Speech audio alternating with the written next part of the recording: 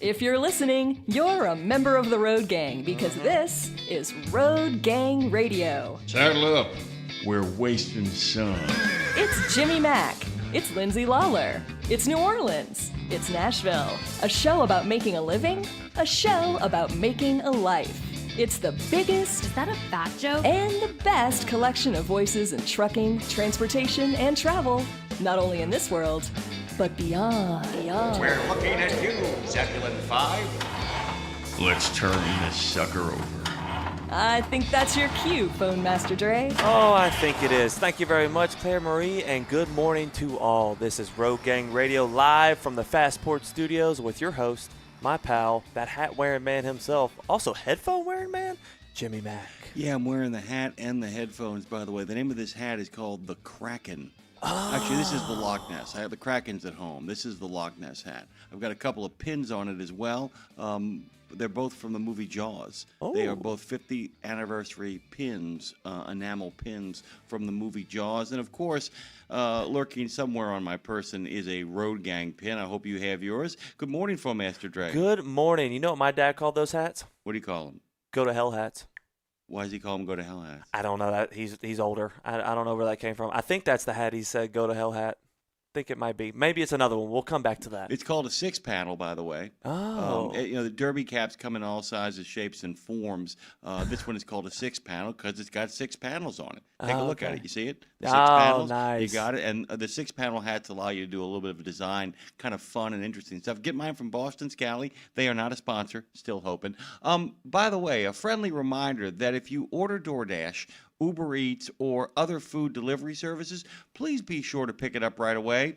Porch Pirates, ARG, as you said, RBs before we started the show, come in all forms, including furry and four-legged. That was a post. Wildlife officials in Washington shared video of a black bear turning porch pirate to steal a package from the front of a resident's door.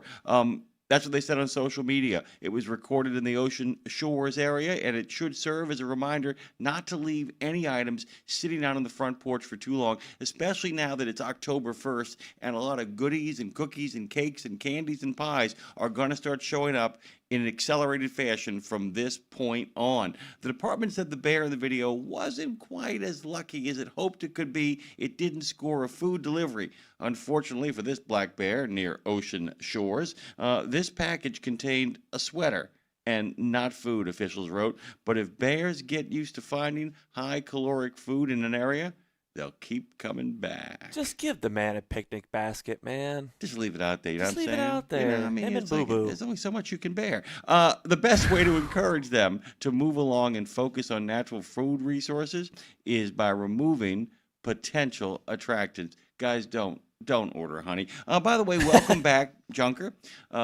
It's good to have you back. Didn't have his phone from Monday to Monday. Now he's got it back. Do you think someone heading over to Chattanooga will get noticed if they have a yellow rig and a pink trailer? A little bit. Weasel might. He sent me a picture today. That's exactly what he's got. It is 30 days from this point on until Halloweeny. 31 days until the Project 61 challenge begins. We're actually doing an issuance on that. We want you guys all involved in the Project 61 challenge. Yeah. Can you reiterate on that again? It's really simple. 61 days. Those 61 days start November the 1st. What our good friend is asking for is people to take the challenge. Project 61, you can look it up. All the information, you can take the pledge, you can sign up for it. Awesome stuff. I expect you to do it, Trey. Ooh, you're in good shape. I'm looking into it. You should be able to do it backwards. And by the way, today is day 1 of the great sugar crash out for me and my mom. What we're doing, my mom and I, until Halloween. Tom Bray's always said this, guys, and we'll get to all the intros and the openings and all that kind of groovy stuff. This is important. Tom Bray has always said that people say, I don't know what happened. I gained 15 pounds over Christmas. No, you didn't. No, you didn't. There's a starter pistol. It's called Halloween. And then Halloween, of course, means you eat all that candy. You go to a big party. And then you got to get rid of all that candy. And you can't throw it away because you're wasting money. So you eat all the candy for a week after that. And then the slow picking and snacking and choosing begins as the lead up to Thanksgiving occurs. And then you engage in the day before Bloodbath and the day of Bloodbath. Oh, I got to keep my strength up for Black Friday. And then you eat for Black Friday. And then, by the way, suddenly it's December and the race is on. Goodbye, Mr. Belt. New year, new me, man. New year, new me. So New Year, you chow down. Yeah. Oh, and by the way, in case you didn't know it, well, the playoffs have started. I can't say no to the chip dip. I can't. And suddenly, it's the end of the Super Bowl. The Chiefs have once again either broken your heart or made you incredibly angry, and you decide that the whole world is against you, especially Taylor Swift and the dude Kelsey that catches passes. And you go, what happened? I gained 15 pounds over Christmas. And you let the new you down. You let him down, or her. Yeah, you let him down. No, you let the new you down. Maybe the new you was going from a her to a him. Who knows? The possibilities Touché. are endless. Look, guys, leave your heart at iHeart. Yep. Have the audacity to listen on Odyssey. Hey, you know what you could do? You could yak it up on the tube of you and say good morning to Earl and Joan Noble. You could say good morning to Forrest. Our good friend Trucker Boaston is out there. The Paranormal Pie Man is always saying, yo. Daryl says, good morning, Road Gang. You could be yakking it up on YouTube. Or maybe you could pivot and be live on Live 365. Live your best life over there. Be free. Be free and be a free floating radical on RadioNemo.com. Or perhaps it's later on in the day, like our good friend Ice Princess, who starts a little bit later but listens to the whole enchilada with the burrito on the side. You can listen to all of it afterwards on your favorite podcast platforms, including iTunes, including Spotify, and yes, you can even find us on Pandora and by connection, the other platform. I'm not kidding. Go to the other platform sometime and just type in Road Gang Radio on their search engine if you still have the app, because this is Road Gang Radio. Yep. You can forget the lies of Zebulon 5. You can forget Grease Monkey Charlton and his desperate attempts to displace late-night host extraordinaire Remo Davis. You can forget all of that stuff because this is the Wednesday edition of the greatest live transposed show in the known universe. The greatest pre-produced show in the known universe. Trucking with a White will resume its regular duties tomorrow, Thursday, and Friday, every Tuesday, Thursday, and Friday on RadioNemo.com. And you can be part of the action, and you can mix it up in the thick, and you can join the gang at 615-292-6366. Like the man said, 615-292-NEMO. And as Dre said at the top, so did Claire Marie, all of it broadcast and recorded at the Fastport Studios at the historic Edgar Degas House, only moments away from the birthplace of trucking radio, WWL 870 AM, right down the block on Rampart Street. By the way, speaking of Fastport, they're the reason why we have a studio, and they're out there and they're solving America's toughest recruiting and workforce challenges. They're doing it through research. They do it through technology. Most importantly, if you know BB the King, our good friend Brad Bentley, and Gina Harrison, and Dave Harrison, and all the folks at Fastport, they do it through people. From registered apprenticeships to veteran readiness, you can learn more at fastport.com and nationalapprenticeship.org. We want to give, once again, and we're going to keep on talking about this because we want you guys voting. When you go to the Transition Trucking Driving for Excellence Awards, just type it in on the Googles, transitiontrucking.org. You can do that too. We want to give a special congratulations to the finalists of Fastport's Transition Trucking Driving for Excellence. You met them on Monday. Charles Jones Jr., Macy Matisse, and Mark Scriven. All of those interviews, by the way, and all three of them. If you want to get a better sense of who you're going to be voting for, how you're going to get involved in the public voting part of this, go give a listen to all of their interviews. Great Americans, all three of them. Very different individuals, and yet all share a love of country, a love of family, and a love of friends, and all of them hoping to win that Kenworth T680 brand spanking new truck with all the bells and whistles that a great American like these three men and women all deserve. A couple people calling in here. We'll get you guys queued in as soon as we possibly can. A couple of other things to talk about because I want to point out that Fastport's Transition Trucking Driving for Excellence, they give that award away the same week as we have Wreaths Across America's Laying of the Wreaths at Arlington National Cemetery. This is the beginning of our journey in that direction.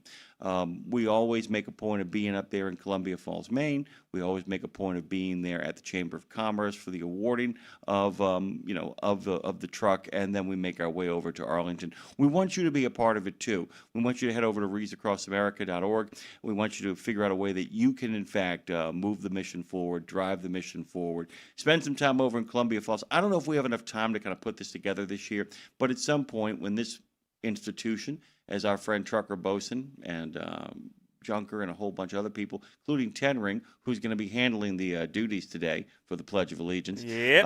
And you can too. We got a couple from a couple of kids as well too that we're going to get set up and get that rocking and rolling as well. We want you to be a part of the show, and I would like to maybe at some point have a conversation about getting those Road Gang, radio jackets going, and maybe getting a bunch of us to really kind of help move the mission forward for Rees across America, so that we can all meet, a whole bunch of us meet there, like the Pharaohs. Remember the Pharaohs from American Graffiti? Yep.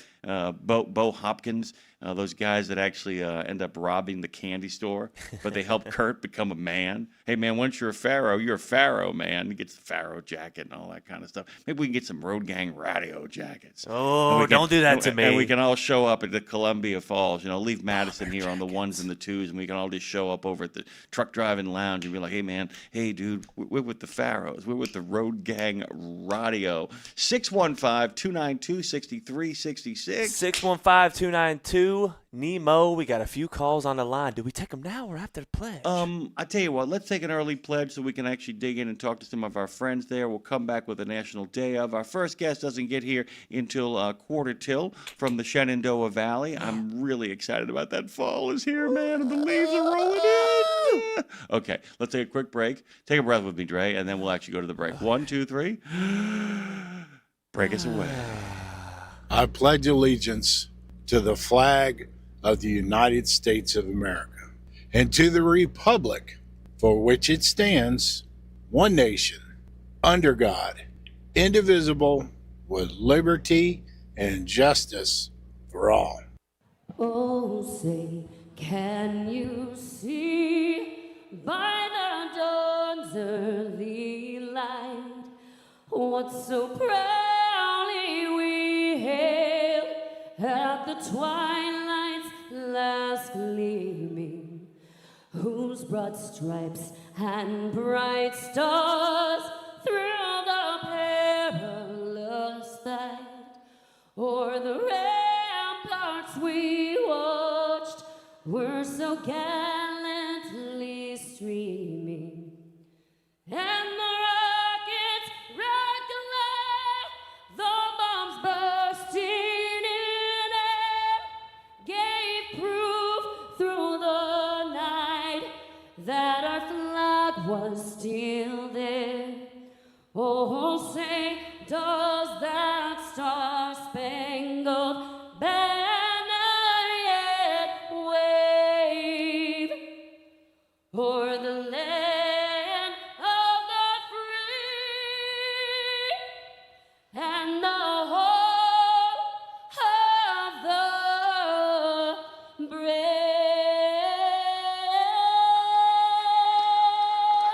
It's a good time for a cup of Java with Pastor John, brought to you by the Bennett family of companies.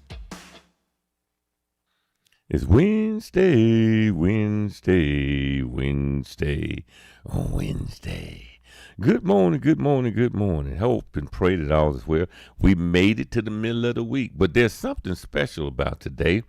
Today is the first day of October, so we're in the first day of another month. But we're also in the middle of Hump Day. That's the Wednesday. Hey, I want to share something with you I found in John chapter 15, verse 15. It says, "No longer do I call you servants, for the servant does not know what his master is doing. But I have called you friends, for all that I have heard from my Father I have made known to you." Jesus just tells his disciples, he's just telling us as well. He says, number one, guys, I want to make sure that y'all understand something. He said, you started off serving me. You started off doing all these things for me. He said, but now that you understand what I came here to do and what I'm trying to get you started doing, he said, now that you've got that, I have to call you something higher, which is a friend. And I want to share this with you, ladies and gentlemen. I want you to think about this. You don't disclose who your intimate, you don't show your intimate details to people that are not connected to you. And what Jesus just did for us is he just told us, he said, share with those that you know that you can call friends. I don't use the word friends when I look at John 15:15. I'm going to tell you how I use it. Now, this is not me rewriting the Bible, but this is how I use it. I use this term in John 15:15, where he says, "No longer do I call you servants, for the servant does not know what his master is doing." But I always use this term when he gets to the B part of that. He said, "But I have called you friends." I say, I call you family. For all that watch this, I just say it this way to people. I say, I don't call you a friend, I call you family. Because when I call you family, that means that you have gotten into the intimate circle. And that's what Jesus is telling us. You are family. And I want you to think about what that means. When you become family, there becomes some additional access to me, and there becomes some additional blessings from me. Don't miss that. The access is more, and the blessings are more, all because we changed it from, watch this, servant to friend, and I take it from servant to family. So family, I love you, and there's absolutely nothing you can do about it. God bless you, and please, please, please be safe out there and make it home.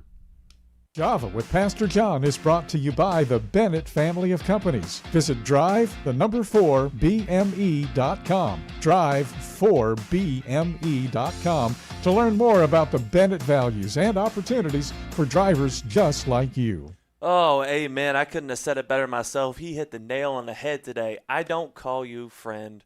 I call you family, Jimmy. Top of the morning, familia. By the way, those are the words of the RadioNemo out there in the midst of the chat. Good to have you. Good to have you, Bruce, as well. Good morning. Hashtag RGR. Headed to the gym. Outstanding. Get it!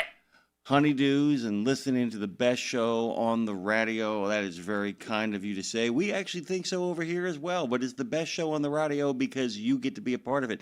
Big shout out to Ten Ring. We're going to open that up too, by the way. I love it when you get a couple of kids to actually say the Pledge of Allegiance, but if you want to get your voice in there and cut us a little something and send it over to weekends@radionemo.com, we will clean it up and we will make your voice a part of it. By the way, an Irish actor from Limerick had a knack for a powerful trick.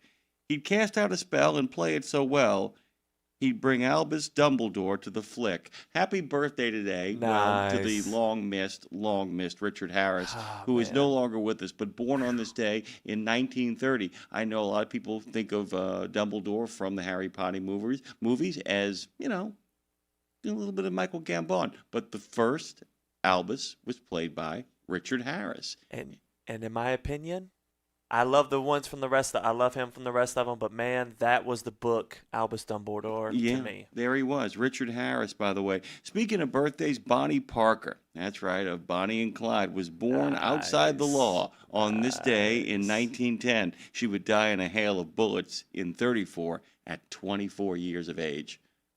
Yeah, that's right. Bonnie Parker was 24 when she died on that dusty road. Crime do not pay. Nope. It might get you in a movie, but it paid for Faye Dunaway. It paid for Faye Dunaway. It didn't pay for Bonnie Parker. Her family didn't see a nickel of that movie. So don't be thinking, I'm going to get myself famous, getting a Warner Brothers film. I'm going to gain 15 pounds over Christmas. Don't do that, by the way. It's also Go Sober for October. You like that? I like it. I didn't make that up. I wish I had, by the way. But Go Sober for October. If you're struggling with the drink these days, if you got a little bit of an issue, by the way, it's also a great way to lose weight. This is the first day of the Great Sugar Crash Out. KK and Jimmy Mack, my mom and I are going to do a big sugar crash out until the 30th of October. And then on October 31st, we're going to take a little break. We're gonna open up the floodgates on the sugar a little bit. We're gonna really do a crash out. My mom asked me. She said, "You're pretty good at doing those things. You've been working out. You've been keeping up with your workout. What do you say you and I take a run at this? Really do a cutback on carbs and sugar and see what can happen?" I said, "I'll give it a go." So we're gonna give it a shot. You should too, by the way. You should do the Project 61. You should do Rees Across America. You should do it all. I promise you. You'll be like, I'm busy. I got so much going on, but I feel deeply, deeply connected to the world of trucking and the world around me. I'm going to do the walking, and I'm already got a little, well, not a head start. Yeah, I guess like a 2-day head start on the Sober October. I chilled out since Monday because the only thing I like to drink, as Chowder knows, a good old Coors Banquet. I had a little too many, and I'm getting a little something there. I need to chill out. I need a breather. I want to do something really fun here. Do it. Okay, guys, if you're doing Sober for October or the Project 61, Andre Thibodeau's got a 2-day head start, which is more than he needs. Yeah. Veins in my neck. With any luck, he's already found the grail. He'll disappear. He'll blend in. You'll never find him. Who do we got on the phone? Oh, you'll find Trucker Bozeman in Missouri. He wants to give you a safety announcement. Safety announcement from Trucker Bozeman. What is going on? Give us the good word. My guy. Good morning. Good morning. Hey, I got a 4-year head start on you, Dre. Dolan likes an overachiever, okay? But yeah, I'm proud of Trucker you. Bosun's got a 4-year head. He's got a 4-year head start. Jimmy's got 30 years on you. How about that? I got a 30. Actually, I heard you. I got a. What is it? I have a 27-year head start on Trucker Bosun, which is more than I need. Yeah. I got veins in my neck. What's going on, man? What's going on? So, all this weekend from now until Sunday, if anybody's traveling around the Four Corners, Arkansas, Missouri, Oklahoma, and Kansas, be very aware of motorcycles all this weekend. Because there are going to be about 150 to 200,000 motorcycles a day coming to Northwest Arkansas this weekend for the Bikes, Blues, and Barbecue Bike Rally. Nice. And it is going to be a madhouse. So be extra aware to look out for those two-wheelers all weekend long down here in the Northwest Arkansas area. Hey guys, if you're in the Northwest Arkansas area, one more time with feeling, have some motorcycle awareness since Bikes, Blues, and Barbecue is coming to an Arkansas near you. That's really good. That's good info right there, man, by the way. That's good info. It's also good for people who actually have a bike and want to make a choice. Dre turns to me this morning, Trucker Bosun, and he goes, hey, my I heard him say something about motorcycles. Oh, man. It was a great comment. He says to me, in the background. yeah, when he says to me in the background, he says, you know, my girlfriend's sending me naughty pictures. And I'm like, dude, I don't need to hear that. He's like, yeah, she's sending me motorcycles. And I'm like, oh, come on, dude. Yeah, because she's like, man, I could get behind riding one of these. And she sends me a Honda Shadow. Or no, it was a Honda Shadow or a Rebel. I think it was a Rebel. Right. She's like, that's my cup of tea. It sounds like you're asking me, dude. I have no idea. I'm not looking at your text messages. I'm looking up. I'm looking up because I'm asking the Lord. But, dude, she's sending me pictures of that. And I'm like, oh, don't talk dirty to me at work, okay? It's just me and Jimmy. That's not the way to do it. That's not appropriate. Yeah. This is a family show. My first motorcycle, Dre, I got a Rebel 450. Nice. When I got to my first duty station in Norfolk, Virginia, I went to a motorcycle dealership, and I bought an 87 Rebel 450. It had like 62 miles on it when I bought it. Oh, nice. Can I ask a question? When you bought it, did you cry more? Oh, God. Yeah, come on, man. Oh, Come on, the Rebel man. Yell joke was stale. Listen, I got to tell you though, I went to an American swearing-in ceremony for a bunch of immigrants from Venezuela and Honduras, and you know who did the live feed of it? Billy Idol swore everybody in, Trucker Bosun. He literally goes, he said, I did it last year. You should do it this year. He said, I figured the rebel, the greatest rebel of them all, needed to join the original rebel cause. Say it with me. And he just had everybody raise their hand, and they all did it, man. You've never seen people beaming in smiles except with a craggly face, spiked blonde hair, maniac Brit leading them to American citizenship. America. All right, Trucker Bosun, what's the rest of the day look like? Heading over to Delaware, Ohio. Deliver load over to the Kroger warehouse. Got to do what you got to do. I'm in a nice little drive the rest of the day. Got to do what you got to do. Richard Harris, King Arthur. Oh, a great King Arthur, by the way. And this Sporting Life he's terrific in. He's also got a great cameo in Patriot Games with Harrison Ford. I tell you what, let me let you get out of here. I got to do a really quick news thing, and then I got to shuffle off into a break. We have time to go to the phones when we come back on the other side, Drake, because the guest doesn't show up until 7:45, so we're good news. Trucker Bosun, thank you for the big heads up. Bikes, Blues, and Barbecue coming to an Arkansas near you with a big heads up from our friend Trucker Bosun. Get out of here. Get out of here. Everybody be safe. Be safe, be well, be good, by the way. Dre, I'd like to slide a little bit into the news here before we actually take that break. Can we do that? Man, I guess, listen, if you want to do that, twist my arm. All right. Breaking news! The Owner-Operator Independent Drivers Association, you may have heard of them, applauded the U.S. Environmental Protection Agency for holding California's Clean Truck Check program in check. Those are the words of Mark Schwimmer, not me, over in Landline. That informal comment submitted on Thursday, September 25th, OIDA supports the EPA proposal to disapprove of California's heavy-duty inspection and maintenance regulation to the extent it applies to out-of-state vehicles.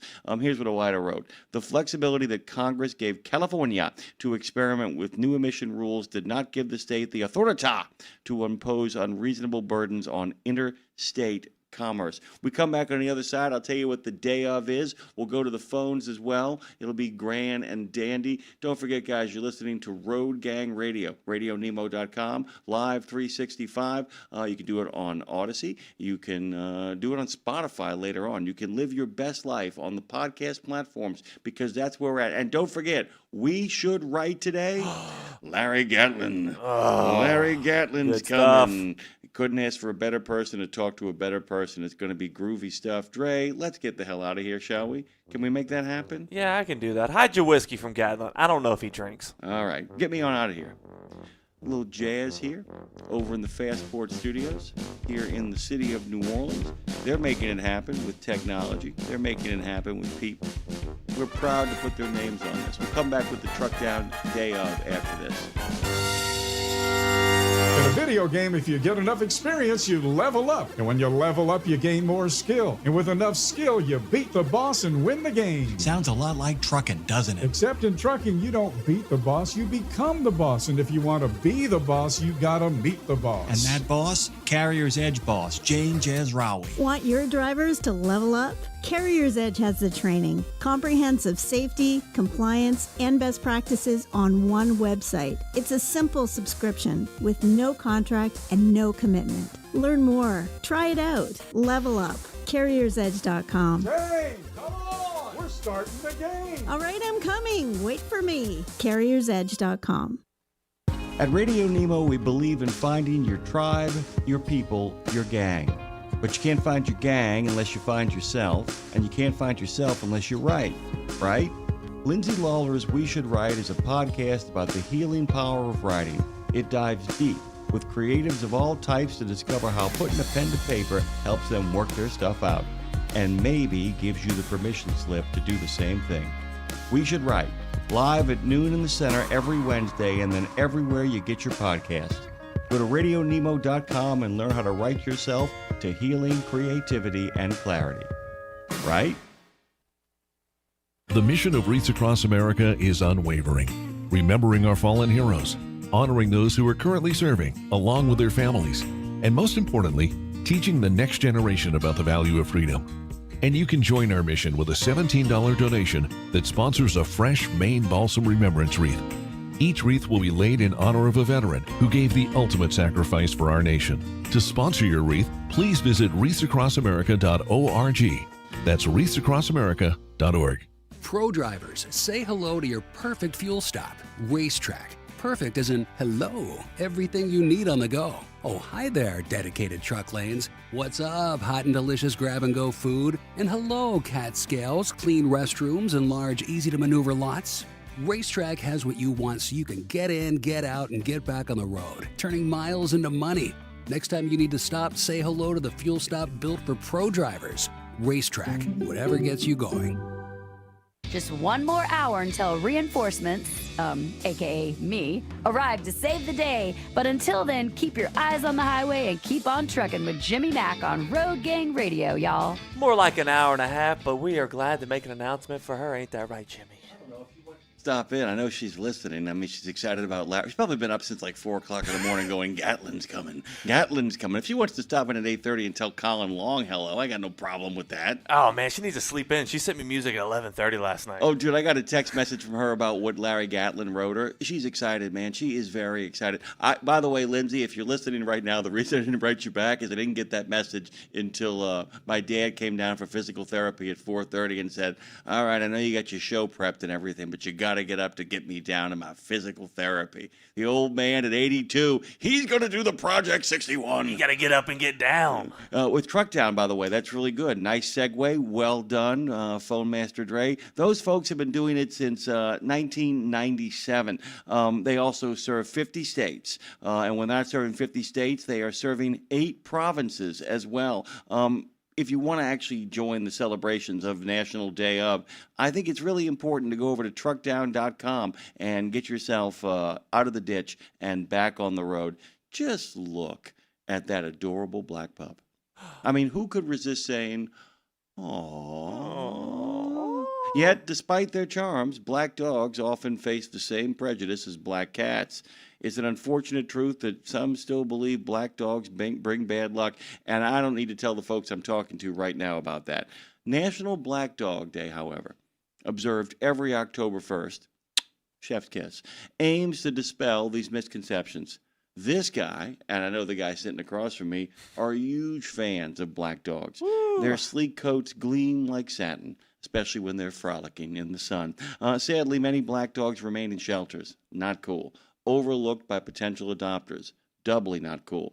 Today is the perfect opportunity to show these wonderful dogs the love and attention they so richly deserve. Look, Tara's got the chocolate labs covered. Yeah. You need to get yourself a black dog. Dude, look, happy National Black Dog Day to Scoot, a.k.a. my other dog, a.k.a. my girlfriend's dog. That beautiful little pit lab mix is borderline mentally challenged, but we love her. Borderline mentally challenged. In fact, on this October 1st, remember, there's a lot of rural and urban legends about the black dog. I know. The black dog on the road telling you it's time to go. Don't forget, though, their real origin as a urban or rural legend, actually, as the cemetery protectors of innocent children preyed upon by demons. When a baby would die in the Middle Ages and they would bury it, there were always concerns. People were superstitious. I didn't get it adopted. I didn't get it baptized. It might get shuffled off to hell. They'd put a black dog. They would have a black dog would guard the cemetery. That's cool. Isn't that cool? Yeah. That's righteous, man. Like a dire wolf? Yeah, I mean, like some kind of like Cane Corso or something, you know? I mean, like a big old dog, big old dog in the cemetery. I'm talking about this because it's October 1st, all kinds of groovy stuff. But when that dog would die, they'd bury it in the cemetery next to any of the children. So the dog was always there. So when the demons would come, you know what would happen? What? Is that where the song Led Zeppelin sang from? I hope so. Yeah.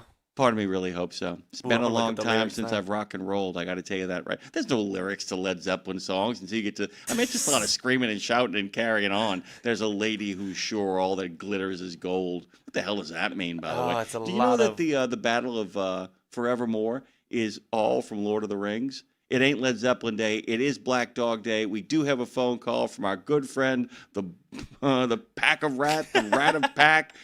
Packin' Ratten von Stein. He almost called you a black rat. Yeah, what's going on? What's going on? Hey! What's happening? I survived. I survived Snoqualmie Pass. Ooh, what was that like? How was that? How was maneuvering that? Tell me about Snoqualmie Pass. It was raining and it's pitch dark out here because it's like 5:30 in the morning here, so it's pitch dark. So, but I survived.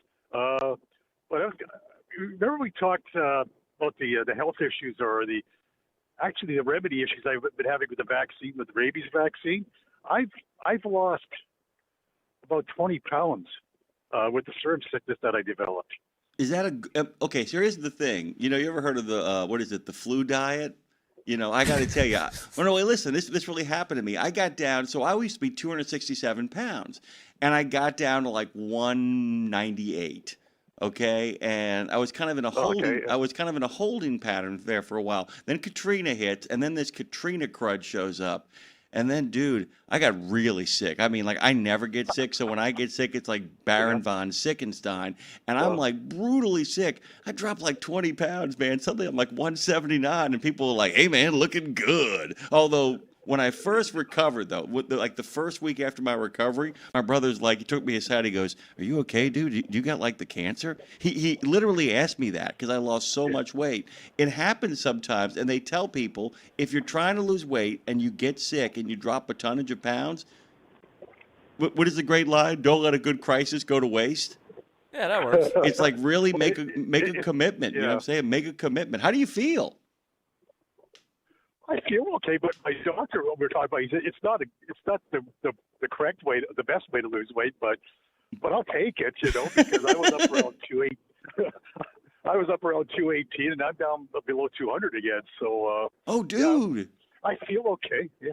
Dude, I'm proud of you, though. I mean, it's earned. You got yourself down there, and now, like a little sick, did the trick. I mean, that's all I'm saying. That's all I'm saying. But the thing is, I didn't do anything to get down to lose that weight. It's just the circumstances, I guess. Well, I know, but the thing is, this is what I always say: never let a good crisis go to waste. So you went through a terrible. Yeah, absolutely. And by the way, I'm going to say this right now: you made a commitment to your health. You weren't like, I ain't going to get no shots for this. I'm going to get lathered up and die. So you did what you were supposed to do. Okay, you did what you were supposed to do. So why not be like, hey, I did what I was supposed to do. I walked through the valley of death. I got out the other side, and figure out what you should do the great sugar crash out with us. We're gonna do a crash out till the 30th. Let's just lay off of it. I'm not. Okay. Dre's not gonna do it. No, I can't do that. But if you don't, but Dre, go ahead, Pack Rat. I was gonna say I have to give up Mountain Dew then. Hey, man, give me a mountain with nothing to do is all I say. Come on, brother. You can give up this Mountain Dew. 30 days of no Mountain Dew. The 30 days, no Mountain. Be a mountain don't. Okay. I have cut back on Mountain Dew. I haven't had one in about a week or so. So I guess I could get by. Listen, dude, they have Baja Blast Zero Sugar. I don't want to hear any excuses. Okay. There you go. Just a little aspartame, baby. A little aspartame, I mean, that's what you turn into the black dog, get a little aspartame going on there. No, but I mean, it's like, why not? Let's just do it. And then you can have one on Halloween. We'll actually crack open a cold one. You will crack open your Mountain Dew, and I'll crack open something that's like sugar induced or something. I don't know. And I'll have a beer. I'll work on it. I'll give it some thought. Give it some thought. Any games you're looking forward to this weekend? Oh, I don't know. I don't even know what the schedule is, but of course the Bills now they're 4-0, and the Eagles, are they the only two teams that are 4-0 so far? The only two teams that are 4-0 left. I always say that you really can't. I hate the idea of the first two games of the season. The Saints under Sean Payton with Drew Brees were infamous 1-2 and 0-2 starters, and then be like, the Saints have now won 9 in a row. The first two games don't mean nothing. The first 4 games give you a pretty clear idea where things are going, especially down here in New Orleans. We know exactly where we're going. If the Saints were a college team, they'd be headed to the toilet bowl. That's where they'd be playing. Valid statement. I mean, that's the absolute truth. But it's going to be fine. Like I said, it's all going to be fine. And I think your Bills are the team to beat. I think they're the team to beat. Although they're certainly looking that way. Yeah. Yeah. Although our friends. Go ahead. Yeah. I heard a rumor. I'm hearing this being tossed around. Do you think Kirk Cousins could be on the move? They overplayed their hand. The Falcons, in typical fashion, overplayed their hand. They should have moved him when they had the chance, and now there's a whole bunch of people on the move. Maybe we'll see where he ends up. We'll see where he ultimately ends up. I was thinking the Bengals, like Burrow's going to be out for a while. Yeah, and they've really got nothing to replace him with. Yeah, Browning just isn't doing the trick. They might move him. And the thing is, the Falcons would be willing to move him to the Bengals because it doesn't put them in harm's way. It doesn't mean they're competing against them. Yeah. It's that simple. It's that simple. We'll keep an eye on that. That the Cousins thing is what I'll keep an eye on. We're working out to have Mike on again. I swear to God, the thing with Mike is that Mike is so busy, but as you probably have noticed from listening to this show, so are we. Trying to find places to put, I can believe it, yeah. Trying to put people into this lineup schedule has been just crazy. Like this morning, because of the Shenandoah interview we're doing in about 5 minutes here, we got a little bit of room to play with here. We don't have any time on this show. So we're going to get Mike on as soon as we possibly can. Pack Rat, I got to do one more news thing. By the way, keep on losing weight. Just don't do it with rabies shots, okay? Okay. I'll keep that in mind. All the best to you, man. Okay, Jimmy Mac, Dre, all the best. Oh, what a good dude, by the way. Hey, Dre, we're going to do one more pivot to the news again. What do you say you give me some news music before we get our next you guest? listen. Yes, listen. I'm listening. Listen. Okay. A new Kansas truck stop plans to host as many as 1,700 commercial vehicles a day after the site is completed in 2007. That's the word from CDL Life. Company Prairie Brand LLC held the groundbreaking ceremony for the new Kansas truck stop and travel plaza on Monday, September the 30th. The site, by the way, is located at U.S. Highway 75 at the 150th Road off-ramp in Jackson County, Kansas. According to WIBW 13, the 12,000 square foot facility will feature gas and diesel pumps with the customary convenience store and quick serve restaurants. The truck stop also plans to have ample parking for the truck drivers with amenities specifically for truckers. There are also plans for EV charging stations. Any opportunity we get to get more parking out there, any opportunity to give you guys another place to stop with some down-home cooking, I'm absolutely in favor of. Although I do have a warning for you, and our friend Forrod can tell you about it too. If you ever see a truck stop called the Hurry Up and Wait, do not go there. You got to trust us on this. And we're going to be talking about some spooky stuff over the entire month of October. It is the spooktacular season that's come upon us. By the way, our good friend Lisa Morton, the six-time Bram Stoker Award winner, is actually going to be here on Halloween. We've got some great Halloween programming, including the Salem Witch Museum, which will be here tomorrow. We got some great stuff today as well. What's going on, Dre? Dude, your wife sent me some killer spooky music. Unbelievable stuff, huh? Yes. I can't wait to hear it. I can't wait to dig into that. A whole bunch of stuff headed your way. Don't forget, guys, over the course of the show, after Robert Braswell takes his leave, Colin Long will be here. It's a really great lineup. And then Lindsay, of course, as she always does, is going to join us at 9 in the center, 10 in the east, over here at Road Gang Radio. Thrilled to have her on board, as always. She's really excited, by the way, because We Should Write, which will be at noon in the center, 1 in the east, actually is going to be talking to Larry Gatlin. Yes. Really excited, of course, the Gatlin brothers. Don't forget the Braz is going to give us another edition of Tech Talk today. In just a little bit, he's bringing Jerry Hubble. They're going to be talking vehicle visibility. Vehicular visibility, vehicle visibility. Education Station, by the way, is welcoming Al Hanley of Transforce to discuss the CDL research and development group they've got going on over there. And we got a bit of a blast from Dave's past. Jody White, son of country artist Tony Joe White. Claire booked him, by the way, because Dave used to play Polk Salad Annie on the Road Gang. By the way, he's got some stuff coming out in October. A lot of good stuff, a lot of groovy stuff we're going to be talking about, including some brewery stuff with, Tony Joe White. Jody White, son of country artist Tony Joe White, is going to be here in the second half of the show. And then we're going to end it all. That sounds terrible, doesn't it? Not a bad way to start October. We're going to end it all. I'm over it. Creature feature horror host Al Omega is dropping in to set the mood for Halloween. That's cool. So we're going to have a whole bunch of great stuff. It's a Terry Taylor kind of month. We're going to be doing a lot of good stuff. Let's take a quick breath here, come back on the other side, and we'll talk with our friends from the Shenandoah Valley.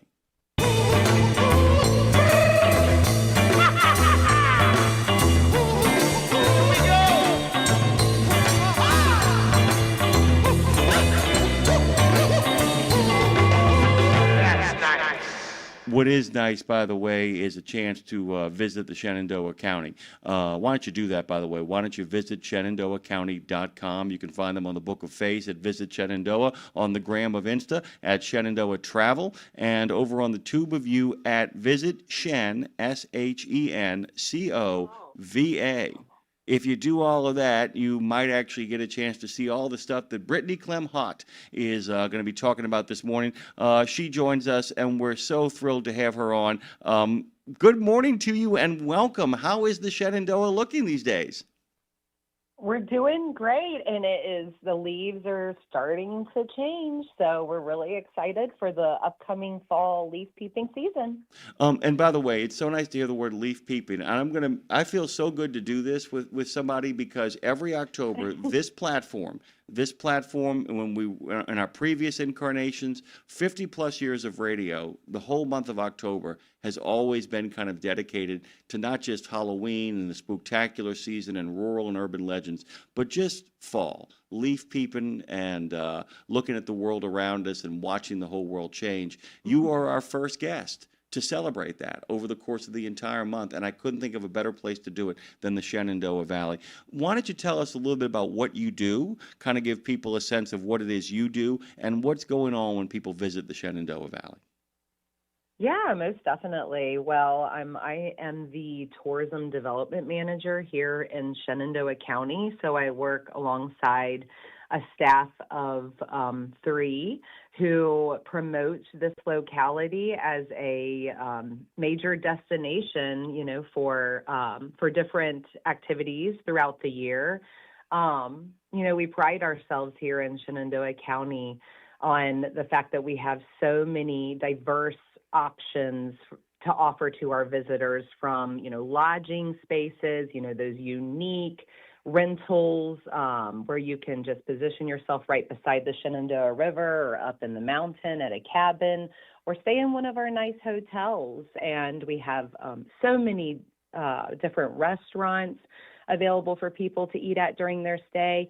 And we have so many unique attractions here in Shenandoah County, from the American Celebration on Parade Museum to the Shenandoah Caverns, to Seven Bend State Park, where you can get your walk and recreation in, to just our 8 wineries that we have here. We can just kick up your feet and have a glass of wine and enjoy the scenery. So, we have such a diverse amount of offerings here, and we're so beautifully positioned between Massanutten Mountain and North Mountain in the George Washington National Forest. So, you can kind of get that opportunity to come enjoy the leaves and enjoy the season, but without having to really fully submerge yourself in the very busy destinations that people typically flock to. It's pretty much like a calmer place to visit that offers all of the same beauty that some of our other neighboring destinations have. And by the way, guys, I want to show you when people actually do what our guest does for a living. When Brittany Clem-Hott does this, the copy we got from them is absolutely spectacular. Giving you a break from the hustle of 81, your business, and the business of the interstate, while still being able to make progress to your destination. Nicely said, lovely in its execution. Thank you. And I also wanted to ask you a strange question, but when I explained it, everything you said, by the way, appeals to our friends out there. Many of whom lead incredibly rich and varied lives. Is just out of curiosity, if you don't know the answer, it's okay. How is golf over there? Are there any golf courses, public golf courses that people can hit? If the answer is no, that's fine. There's plenty of other stuff to do. But do you know of any public golf courses? Oh, totally. For the golf lovers out there, we have 2 beautiful golf courses in Shenandoah County, and I didn't mention that earlier, but so many recreation opportunities here. To our west, we have Bryce Resort Golf Course, which also has a lot of other nearby amenities, from pickleball to ski slopes to scenic lift rides, just all the things for the whole family. So let's just say, you're interested in golf, but the rest of the family is like, I don't want to spend all day on a golf course. They have a lot of extra options for them to enjoy too. And so everybody's happy. We also have the Shimvali Golf Course, which is closer to Interstate 81, and it's just in Newmarket, Virginia, the historic town of Newmarket. And the backdrop, the beautiful Massanutten Mountain backdrop, is out of this world at that golf course, especially this time of year. They have a driving range and just, a very golfing friendly, from beginner to expert course that's welcoming to all experience levels in golf. So we definitely have a wealth of it. And actually, if you're a local here, we have a local celebrity that we call Noah Shenandoah out of our office, and he's currently working on a wonderful promotional video called the Noah Shenandoah Cup, which is completely a golfing theme. And so that's something to look out for on all of our social platforms, because we're really excited about being able to show how the golfing community is very much a part of Shenandoah County. So if that's your interest, we've got it. By the way, and everybody who listens to this show knows of what I'm going to say right now.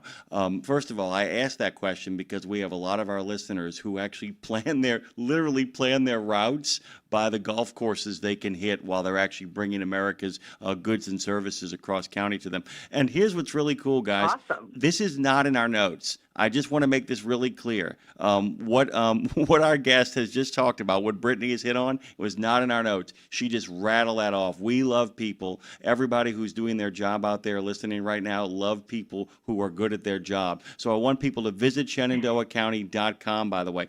There's a lot of history there, too. We got a lot of big history buffs. You've already alluded to it. A regular contributor on the show, Peter Stark, the adventurer, wrote a beautiful book called Young Washington about his early days and his days in the wilderness as well. So if anybody wanted to do a history tour to really kind of dig into the cradle of American civilization, really in many ways is kind of located in the Shenandoah Valley, is it not? Most definitely. And next year we're celebrating the 250th anniversary of the American Revolution alongside Virginia as a whole. But we have a huge list of events that are taking place throughout Shenandoah County throughout the year, and we'll be putting that up on our website as well to enjoy, to really highlight our American history. And then, of course, all of our towns, they have their separate historical character. We really love that we can reference Shenandoah County's towns as like a string of pearls. You hop off 81, you can start in Newmarket or Strasburg, depending on which direction you're going, and you can see that uniqueness as you travel through each town and the historical character that each one has. And each one of them has historic walking tours, and museums scattered throughout. And then even off the beaten path, there's so many, preserved historic structures out there to discover. And we're having a lot of fun putting together a agenda for the upcoming year to really expose those. So stay tuned on that as well. By the way, for somebody who actually was born in Bethesda, Maryland, and then raised in Virginia by a father who just fell in love with this area of the world, this is one of the great four seasons areas of the United States. The Mid-Atlantic area is just spectacular when it comes to like actually getting four seasons. And I did mention leaf peeping. I will say right now that the area of the world that our guest is talking about, along with certain portions of Maine and the route from Franklin, Tennessee to Chattanooga, is one of the great leaf peeping experiences of all time. Tell people what they can see in regards to the changing of the colors. Yes, so something that we really love to promote in our area is we have a large tree canopy, and right off of 8, you're literally right in the middle of the North Mountain and Massanutten Mountains. And so you see color all around you, but we really like to highlight our unique perspectives and give people suggestions on how to enjoy that, either from Route 11, traveling through the small towns, or on a return visit, or if you're able to just pull over and stay for a little while. We have the historic Means Bottom Covered Bridge. That was built in the 1890s. It is the longest existing covered bridge in the state of Virginia, and it's painted red, and it's just nestled amongst the beautiful trees, and just a wonderful sight to see that's just really simple and right off 81 to enjoy. We have hot air balloon rides here for the adventurer or any of the adventurous family. If they want to see it from a unique perspective, we actually have hot air balloon rides here in Shenandoah County. We have the Woodstock Tower, which is kind of central in Shenandoah County. Once you get to the trailhead, it's just a short walk to be able to get up high and see the 7 bends and all of the colors surrounding the 7 bends of the Shenandoah River. We have swinging bridges, and that's really neat to be able to stand in the middle of a swinging bridge and look down and see the reflection of all the colors on the Shenandoah River, and it just kind of amplifies that experience, and we love that. Of course, you can always just relax at a vineyard and kick your feet up and look at the trees surrounding the vineyard. Not every destination has open space vineyards that also incorporate trees to look at. And then, of course, just scheduling a visit here, whether it be at a short-term rental, cabin out near Bryce Resort or a nice little cottage nestled beside the river. You can stay a while and completely take advantage of all of these amenities and these unique perspectives to see the fall color. Really quickly, by the way, there's so much we could cover, so much to talk about. Just for fun, though, can you tell us about the home of Liberty Kebab? Yes, so Liberty Kebab is at the Liberty Station truck stop in Mount Jackson. And so they specialize in halal cuisine and pride themselves on quality meats. And it's quite a unique place to visit if you're in the truck driving community. And so you gotta go check it out. So when you're looking at all of the truck stops that are available, we have two here in Shenandoah County. We have the Love's truck stop in Toms Brook, which offers a lot of space, and that's nestled right between Strasburg and Woodstock, Virginia, where there's a lot of restaurants and a lot of things going on our northern end of the county. But then you have the Liberty gas station a little bit further down 81 coming from the northern area where you can experience this unique cuisine and also just take a rest. I just wanted to kind of let people know before we're almost out of time here, Brittany. Brittany's worked in the restaurant industry, in local government marketing and public relations, recreation and tourism. And by the way, you are the driving force behind many special events. This is my question, the one that I asked for me. What do you guys have planned for Halloween over there? What are some of your you got anything spectacular going on in the Shenandoah Valley, in Shenandoah County? Sorry. Yes. We definitely do. Of course, we have a lot of our community events in each town that are fun to take advantage of. But one destination I really want to highlight is our American Celebration on Parade. And they have a haunted house attraction. So it's think haunted house, but much bigger scale, haunted parade museum, where we turn off the lights, we put spooky things around each corner and completely transform this whimsical museum into a very scary, not knowing what to expect around every corner space. So if you're into scary experiences, this one is very unique and something that you're not going to find anywhere else, because it's literally set in a parade museum, and the people behind it are quite the craftsmen and artists themselves, and they get really into it. And then, of course, if you do have some people in your family that aren't too excited about the spooky adventures, they do have a lights on experience for those that might want to experience this scary feature, but kind of take some of the edge off. So they do have a few opportunities there as well. By the way, we're going to have you back on. We're out of time this morning, Brittany, and like I said, I could go on, but I want to get you back on to talk about agritourism, wellness travel, outdoor recreation. Oh, please. There's a whole bunch of great stuff that really kind of plays right into the wheelhouse of a lot of our listeners who have made a commitment to being out and about in America and to kind of taking care of themselves. You are welcome back anytime. If I was going to ask you to recommend me one place to eat, and you can come back and do it a million times, but one place to eat right now, where would you tell me to go? Well, I'll just tell you about the place I went this morning. We have the Flour and Water company here in the town of Woodstock, and the reason I love them is they have all of the most delicious breads and pastries. There's a French trained chef that's in there, pastry chef, and two sisters actually run the front of the house and do some of the cooking in there as well. And so they have a really unique family story, but some of the most delicious items. And tonight's pizza night, so you got to look out for some of their daily specials as well. But they have the best coffee, the best pastries, the best pizza. I would say definitely check that out first, and then of course come back for all of the others too. As an ambassador to the city of New Orleans, I will return the favor. If you ever come down here, go to Toast on Gentilly Boulevard. You'll have a great time. Thank you so much. You're welcome back anytime. Best of months.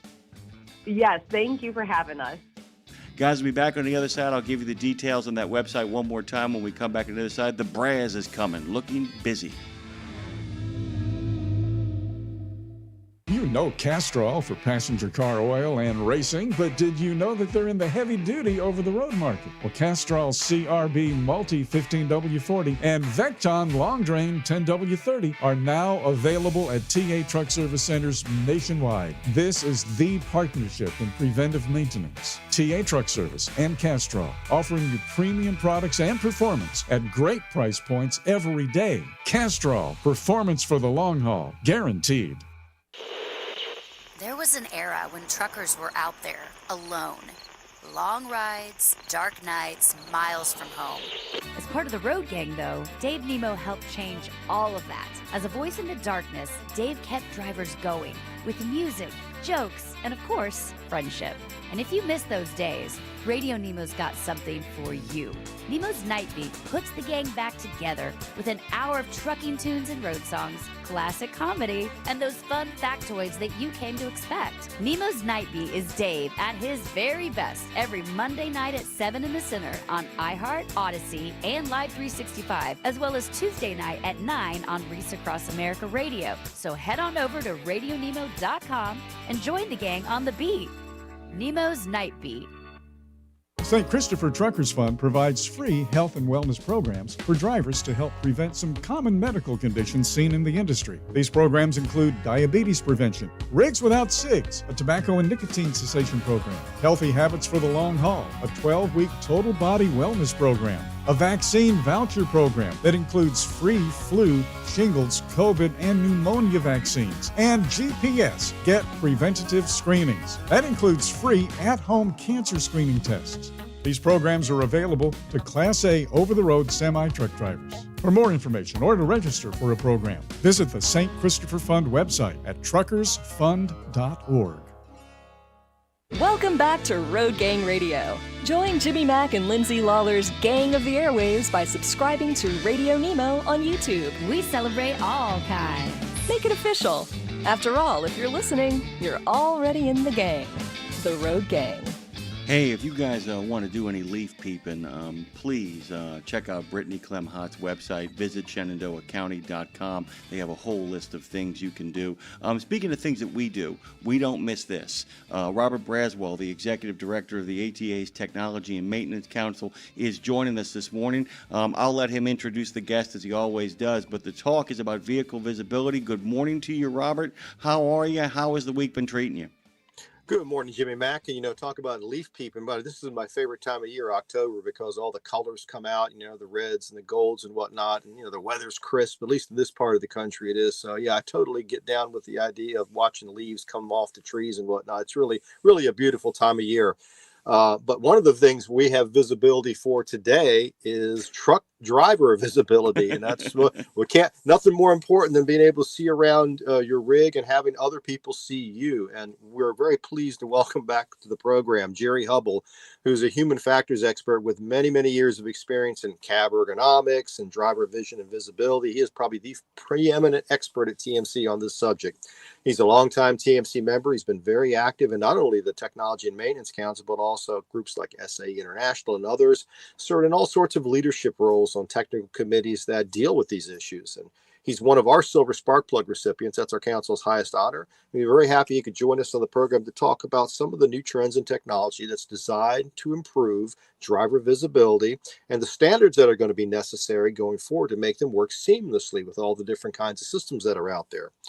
But before we get started, each week we like to make a special offer available to our listeners. This week it's our TMC Preventive Maintenance Inspection Manual for technicians. We're offering it for the special price of just $25 plus shipping and handling.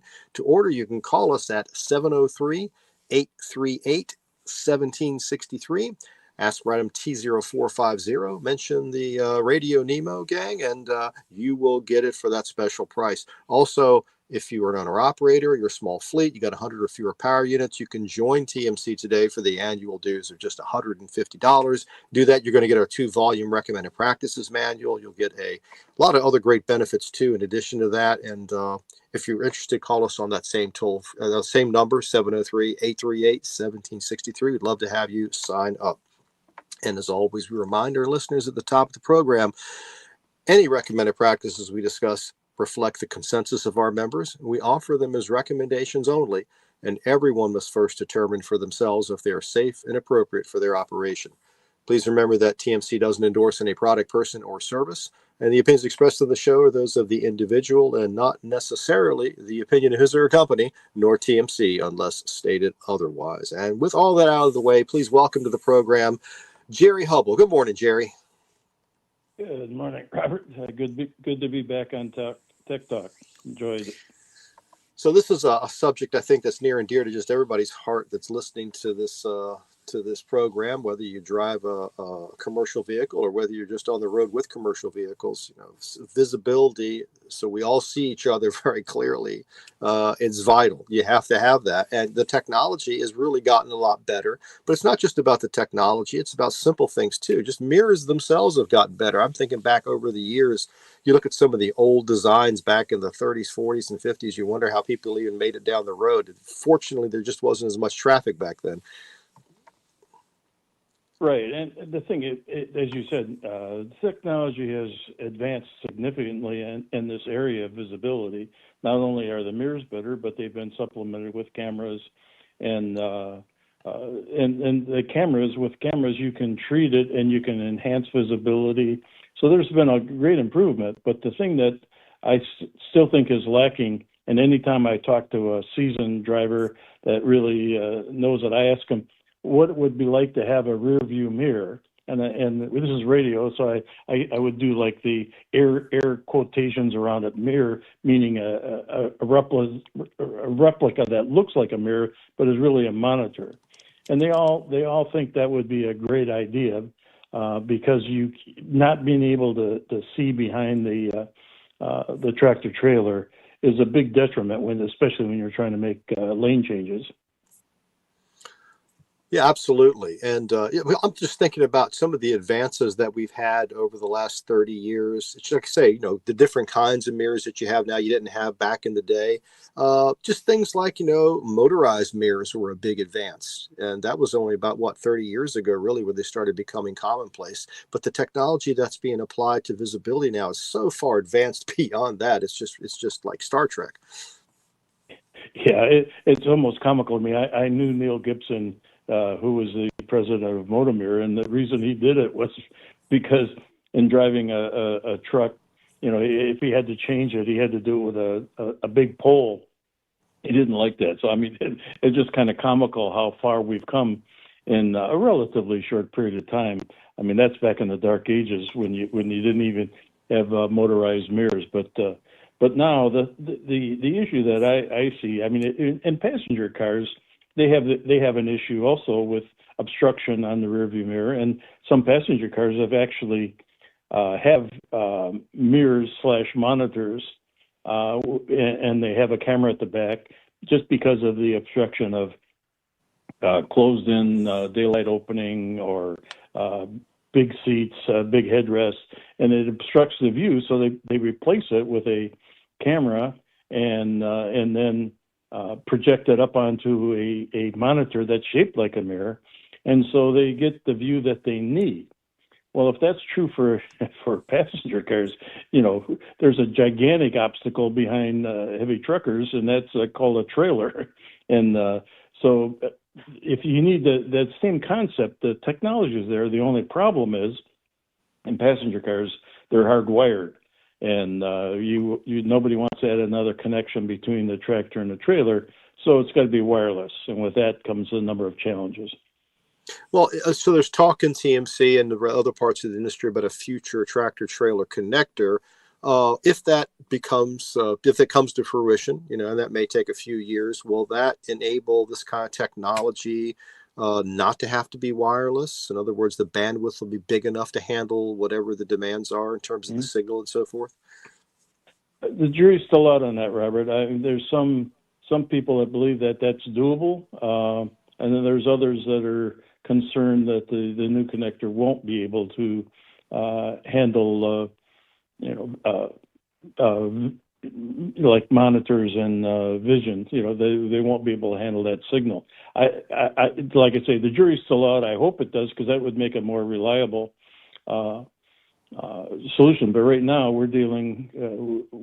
our task force is working on the assumption that it needs to be wireless, and therefore you need a very robust system to communicate the signal between the trailer and the tractor.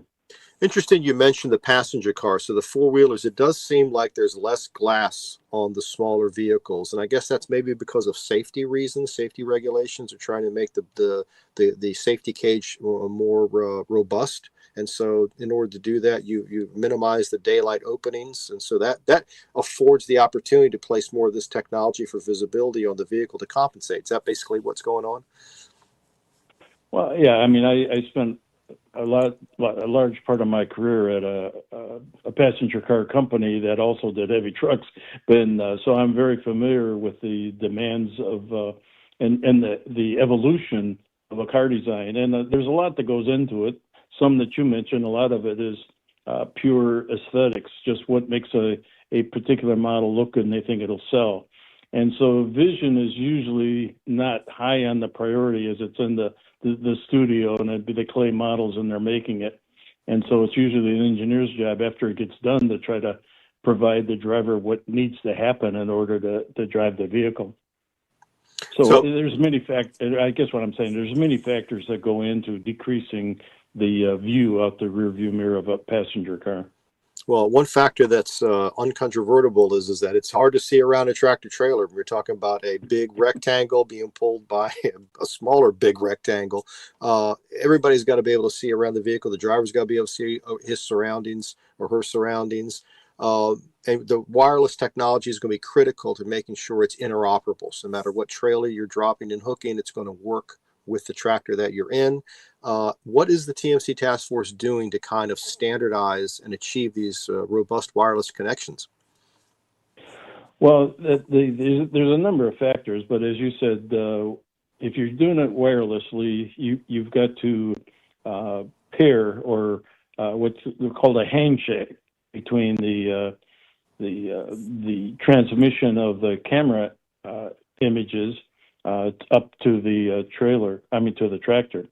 And so that wireless transmission needs to be paired, and that pairing process is sometimes can be complicated. And so what the task force is trying to outline so that the fleets would know how to spec it and what to look for is that it needs to be as simple as possible. And the task force has actually seen a proof of concept demonstration that the pairing was done in such a way with a technique that the driver was just doing his normal routine of connecting up the trailer, airing it up, and by using that process to trigger the pairing, he's not having to do something special, or so we call it passive pairing.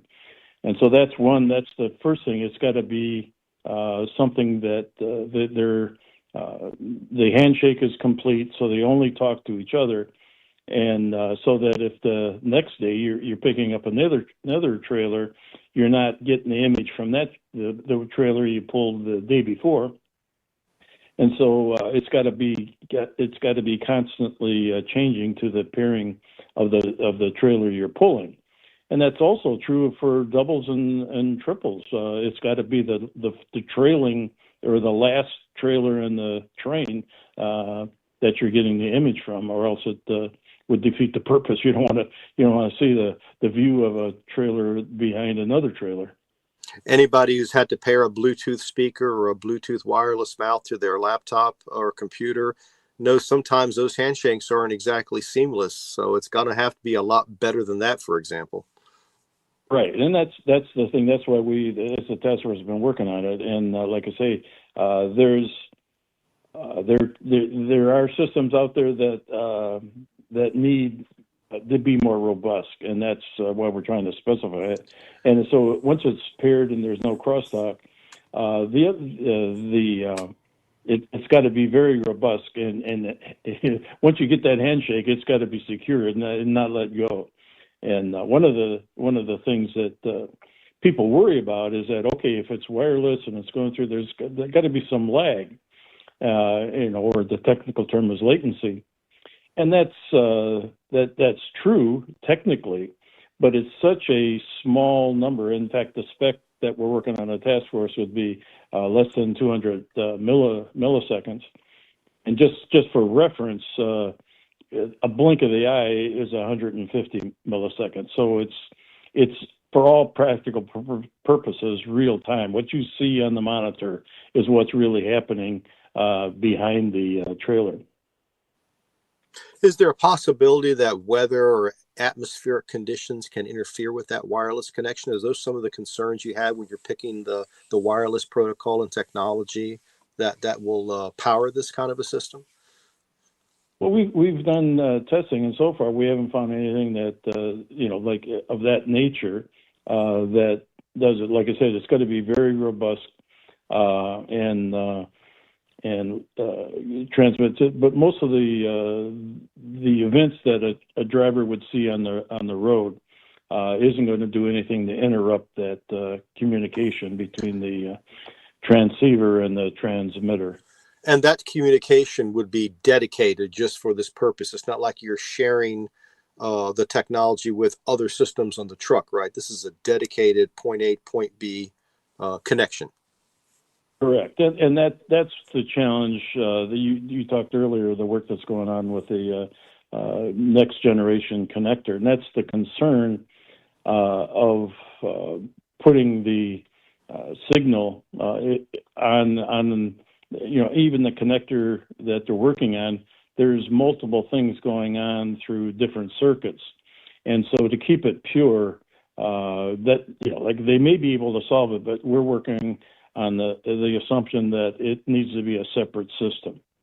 And it needs to be standardized. And as we know, there's not exactly an agreement on standardization for the next gen connector, maybe some time before right. that happens. Often what happens is in Europe or other parts of the world, in the commercial vehicle sector, the manufacturers are a little bit ahead of we are in North America on some of this technology. Is that the case now? Are there wireless visibility solutions going on in Europe or maybe in Asia that maybe we can look to as an example, or are we pretty much there on the cutting edge? It's a mixed bag. There's some work that's going on in Europe. A lot of because of the length requirements, there's not as many tractor trailers, certainly not doubles and triples like you see in the United States. A lot of times they have what they call a truck and a pup. And so for trucks, obviously you can hardwire it like you do a passenger car, and that kind of solves the wireless issue. And then if you do a trailer, like a truck and a pup, the trailer part of it, it's pretty much the same as what we're doing here. So I'm not aware of any unique solutions that they're doing in Europe. We try to monitor it, and we have people on the task force that are monitoring that. And so far, we're not aware of anything that's revolutionary that would help us. So if the technology was adopted, and I'm going to call it 360 visibility, that's not really a precise term. We don't use that so much anymore. But some of the main benefits I think for this technology would be backing first of all, wouldn't it? Yeah, obviously, backing a heavy truck into a dock is a challenge in and of itself, especially at night. There's no backup lights that are on the car, so it's dark, and so being able to see, particularly if you got infrared, we can make an infrared, and it really is remarkable how helpful it is in backing. So that's an obvious benefit of the camera at the back of the trailer. But in my opinion, the major benefit would be able to judge when you can clear a vehicle when you're passing them and know what's going on back there. When you right now a driver that's passing somebody, it's very difficult to know when it's okay to pull over. So most of them overcompensate and make sure there's a gigantic gap between the rear of the trailer and the vehicle that they're passing. And because if you're judging even with the cameras and the enhanced vision, it's really difficult to judge that distance. So camera there and knowing that your trailer is ahead of the vehicle that you're passing would be, I think, a major benefit. You're listening to Tech Talk with TMC. We have Jerry Hubble here with us.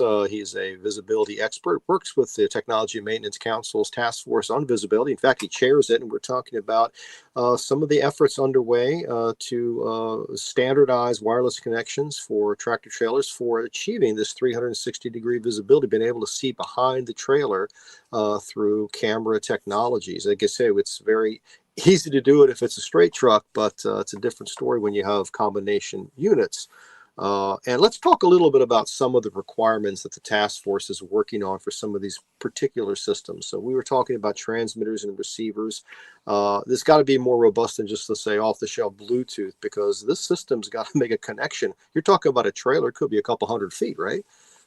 Right, and that's the specification. We're saying it has to be maintain a connection over 150 feet to be sure that it covers all of the possible combinations where it may be applied in the heavy truck world.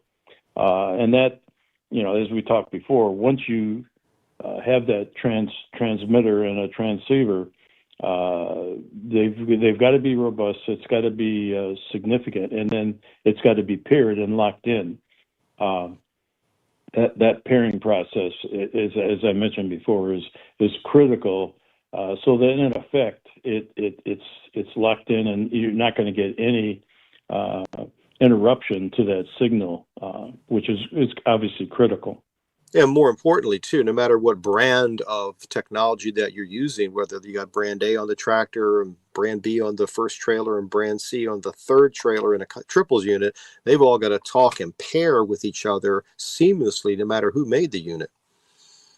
Right, and that is a very significant challenge, as everybody in the industry wants to sell their particular product, and they always talk distinctives. And as you know, in TMC, we work hard to make sure that things are universal and we're not trying to sell any particular product or make. It's just it's the technology that's important, and so that's where the task force is gearing in, the technology definition of what's required to achieve this seamlessly and robustly.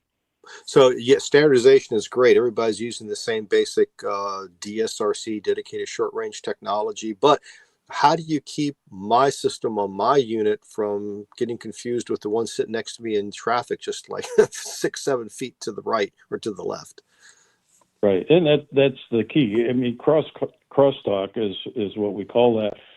Is obviously something that can't be tolerated, whether it's in the like I said, in the yard of the fleet, and you were on trailer A yesterday, and you're on trailer B today.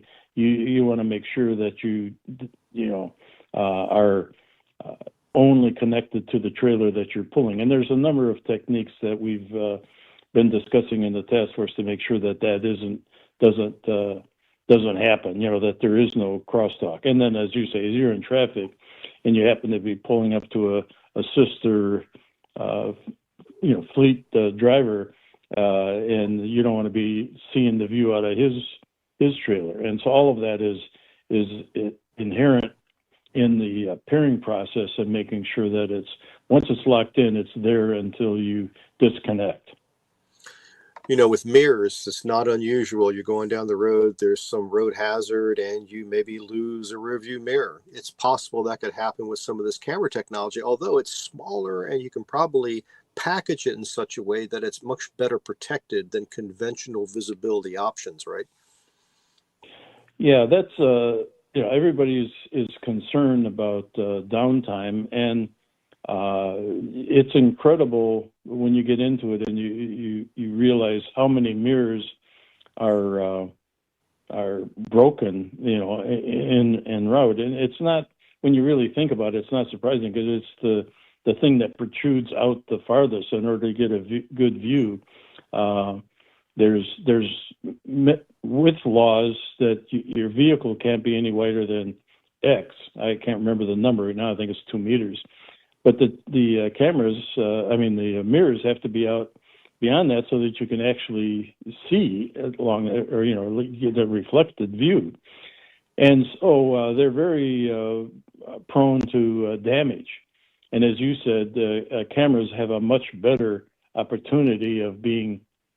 You can put it right on the surface, and then by monitoring and managing the image, you can you have much more flexibility than a mirror that's just really reflecting a direct one-to-one image.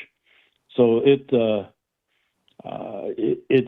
better. Obviously, that's a concern, but that's a concern that is much less with cameras than it is with the traditional mirrors. But there's no doubt, whenever there's technology, things do break, things do fail. How do you plan as an engineer for that redundancy in the system? So let's say you do lose a camera and you can't see behind the vehicle. What's the plan B for a driver in that situation? Well, the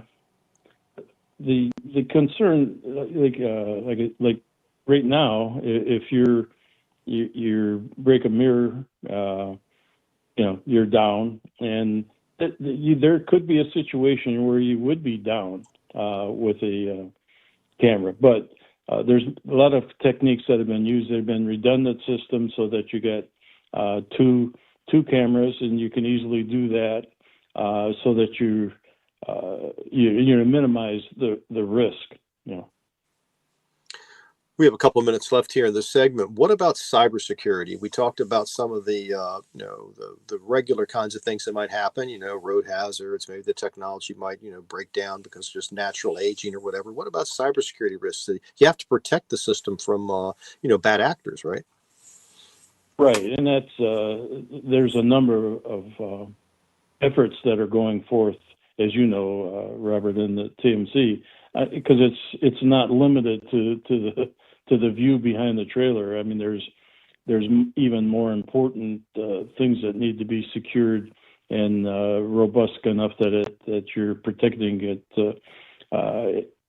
hacking and terrorism, and control of the vehicle, et cetera. And so we're monitoring that, and we will add that to any recommended practice, making sure, make reference to the work that's going on in other task forces on cybersecurity. Forward-facing cameras are very popular with drivers, so this is an opportunity to have that same kind of technology at the back of the trailer. I would think that would be very popular as well. It has a great opportunity to say, document for the driver, when a crash happens. We know most of the time it's not the commercial driver that's at fault. It's usually the actions of a four-wheeler. This will help, with accident investigation and all of that. Right, and it's adding to it, as you indicated. There's dash cam technology that are on many trucks, and it records and documents, even if it's not used for the driver. It's recorded so that if there's an event, you can download the information and see the view in front of the trailer. Some of them you actually have the view of the driver, so you can document that the driver was doing his job. He wasn't on his phone or something else.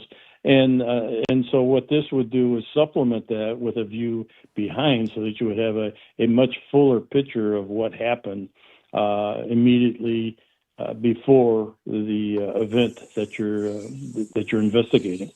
I'm just thinking of all the data centers we have to build to capture all this data and store it. That's another subject for discussion, but not on this Tech Talk with TMC. We've run out of time with this segment, Jerry, but thank you so much for joining us. Look forward to having you back on the program really, really soon. Okay. Thanks, Robert. Good to be here. And with that, we're going to take it back to the studios there at Jimmy Mack in New Orleans. Thank you, Robert. Well done, as always. Quick, give us a preview of what we got coming up next week. Well, next week we're going to be joined by Mike Rowland, who's going to be giving us some expert tips on if you're interested in adding electric vehicles to your fleet. How do you deal with the issue of infrastructure? The electric vehicles are easy to get. The infrastructure is another story. We're going to be taking a deep dive into that and how you can overcome some of those challenges on the next Tech Talk with TMC. Thank you as always, Robert. And by the way, people can be great, but they need a grid to be even greater. Thank you so much. Have a great week. You too.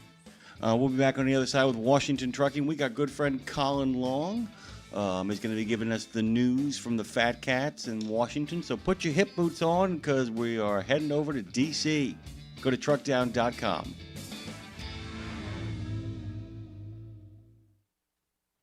From the wee small hours of the morning to the crack of dawn, RadioNemo has been there with you. Whether you've got the overnight or you're the first wheels on the road, RadioNemo's been where you need us to be. Providing the laughs, giving the facts, playing the tunes, and keeping it rolling. We've been your light in the darkness, your first cup of coffee, and a voice of sanity. Semi-sanity, actually. We're all a little crazy here. Crazy for the men and women who keep this country going and moving and doing. Crazy for trucking, crazy for truckers of all shapes and sizes. Is that a fat joke? Not if we can help it.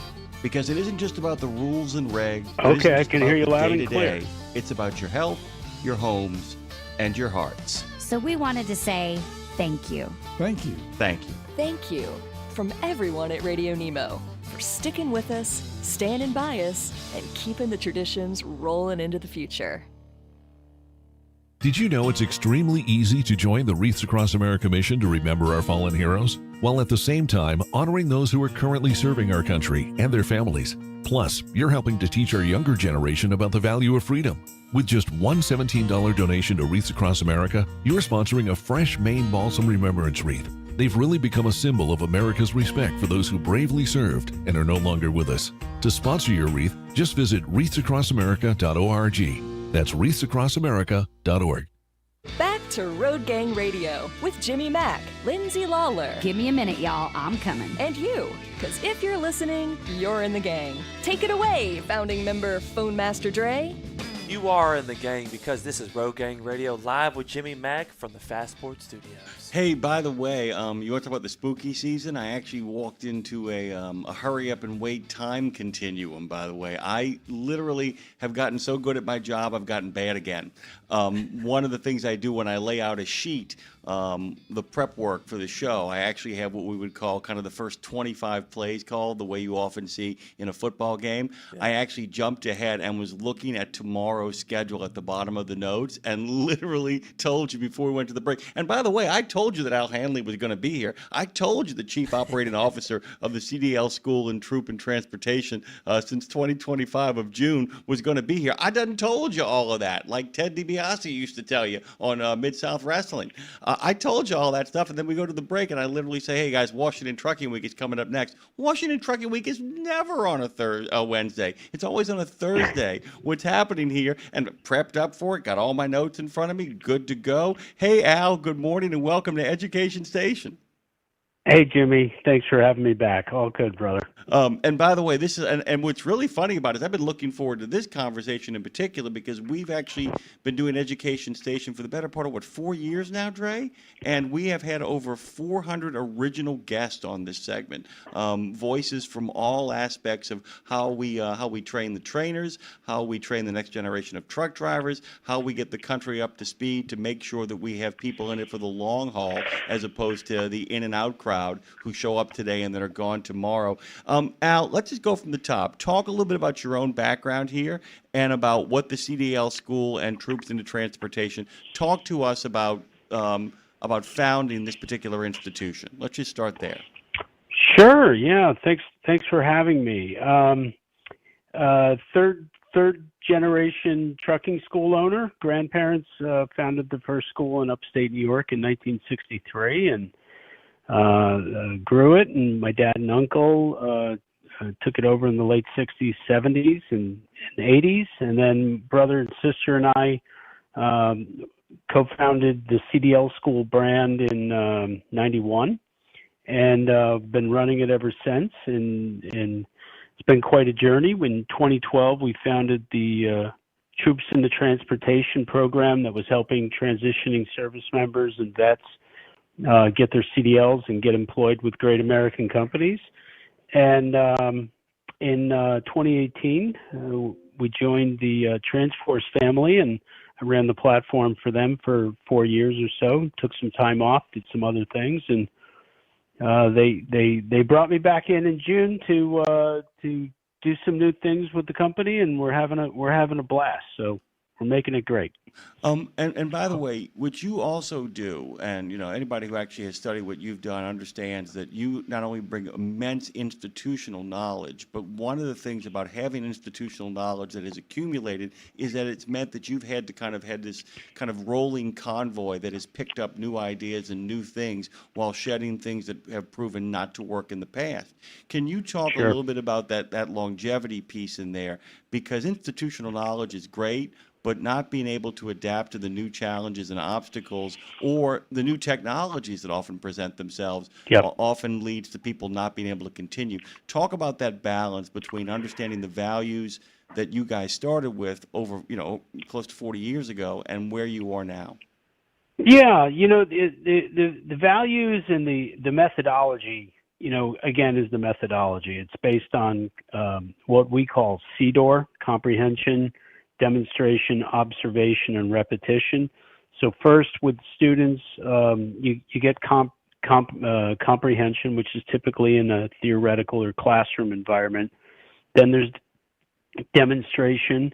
Master instructor demonstrates exercises for them in the range or on the road, and then observing the students doing those, and then practicing with repetition. So, the technology part's really interesting because that's where we're adapting, right? We digital theory delivery, online comprehension delivery has changed in 60 years, right? You used to have to sit in a classroom, the instructor would talk to you for 8-10 hours, no more, right? So we've really explored and exposed to digital theory delivery with online training for that comprehension, multilingual. We have live instructors that do that. And then we also have some traditional in-person. So being able to adapt to different modalities of way you convey that information is important. And then just some other things like with making sure students, before they get to the range, have comprehension of the exercises going in. They have resources they can rely on. Using some simulator technology, using some cool in-cab video and camera technology for the students, so it's really a mobile classroom. You got to always kind of be pushing the limit and be a curious person to see how can I make things better for the student, right? Al Hanley joins us this morning, the Chief Operating Officer of the CDL School and Troops into Transportation. He has actually gotten back in the game. What I was curious about, too, is, one of the things about the new technologies in regards to education is they give more and more people access and they give more and more people opportunity. I was kind of hoping you get a chance to talk about how we prevent access from also creating distance, because one of the complaints about online learning, one of the complaints about that is that there are certain students who actually learn in person a whole lot better. So how do we create an environment with using that technology that allows more people to have access to not let that access also put up a wall of human connective distance? Am I making sense? Yeah, you are. And I think maybe 10 years ago that was a concern. But, one of the things we've noticed, 99% of our students have that powerful supercomputer in their pocket called the smartphone. And what we've done with our content is we've made it video and audio based. It's in bite-sized chunks, so each kind of module is less than 8 minutes. So a student can acquire at the pace that's right for them. Now, we also have a more structured format where it's remote, and again, from their phone or from their computer, they attend for 3 to 4 hours. Some people call them Zoom classes. And then we also still revert for those people that just don't like those two modalities, in person. But we're finding the completion rate of the digital self-paced. Again, we do what's called a hybrid approach where we ask them to attend an orientation kickoff, a check-in. We have a couple of scheduled checkpoints throughout the week. we're finding the completion rates are just as strong in the self-paced mode as it is in the more traditional classroom format. So again, we're very careful about that, right? Because access is important and people do learn different. But at the same token, fortunately, the body of knowledge about how to safely drive and the basic knowledge you need as an operator from a theory point of view is pretty stable, right? Trucks are pretty much the same as they've been for, call it 30 years. So the information they're learning is stable, which helps.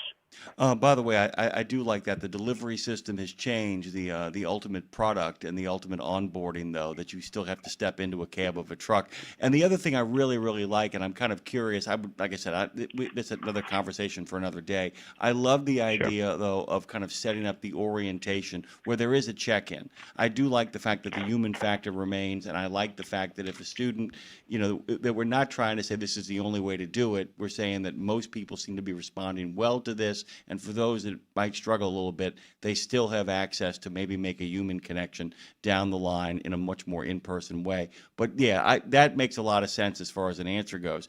There's a lot of people who are beginning to kind of look at different ways of learning, different ways of carving out a profession for themselves. Trucking, for both the military and for a lot of young people, presents some of those opportunities. The problem is not a problem, and you don't have this problem because you represent quality product.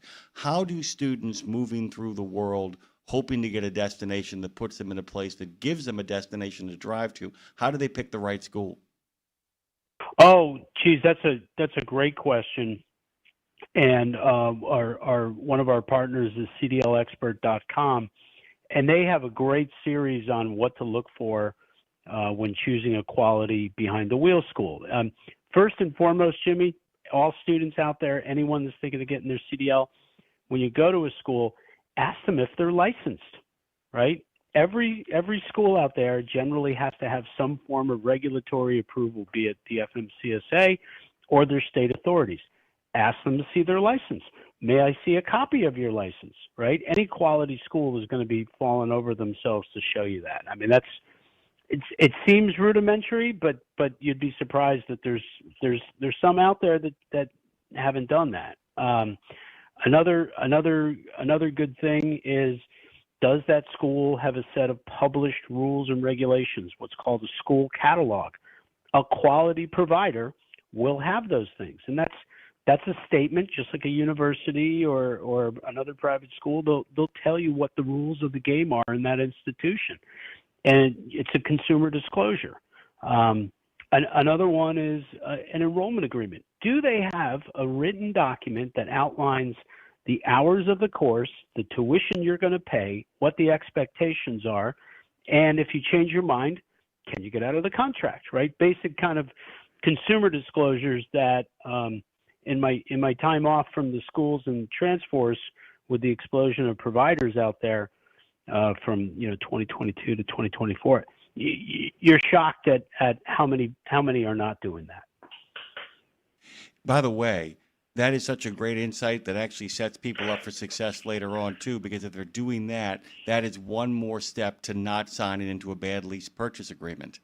That if you learn that lesson right there and then, if you actually understand that you have to actually read the paperwork and do and look at the fine print, if you learn that as an educational model for what the education you want to get is, you are much less inclined, having learned that lesson, to then fall into the prey of what is happening over in some places in California and across the country with these really kind of predatory purchase agreements. I mean, it really sets you up for success. And by the way, pedagogically, Al, it just strikes me that you guys are trying to figure out ways to have the pedagogy present every step of the way, that the methodology for your approach is even on the onboarding process, correct? Oh, absolutely. Look, we don't do it because we have to. We do it because it's the right thing to do, right? You don't want people in there that feel tricked or hoodwinked, right? Because that doesn't make a good student. It doesn't make a good driver. And it all starts on your recruiting practices and just kind of how does the admissions flow work. 100%. All right, follow-up question, by the way. So choosing a good CDL school, and you've also made a real point of saying, do they have an enrollment agreement? And let's just say that everything checks out fine there.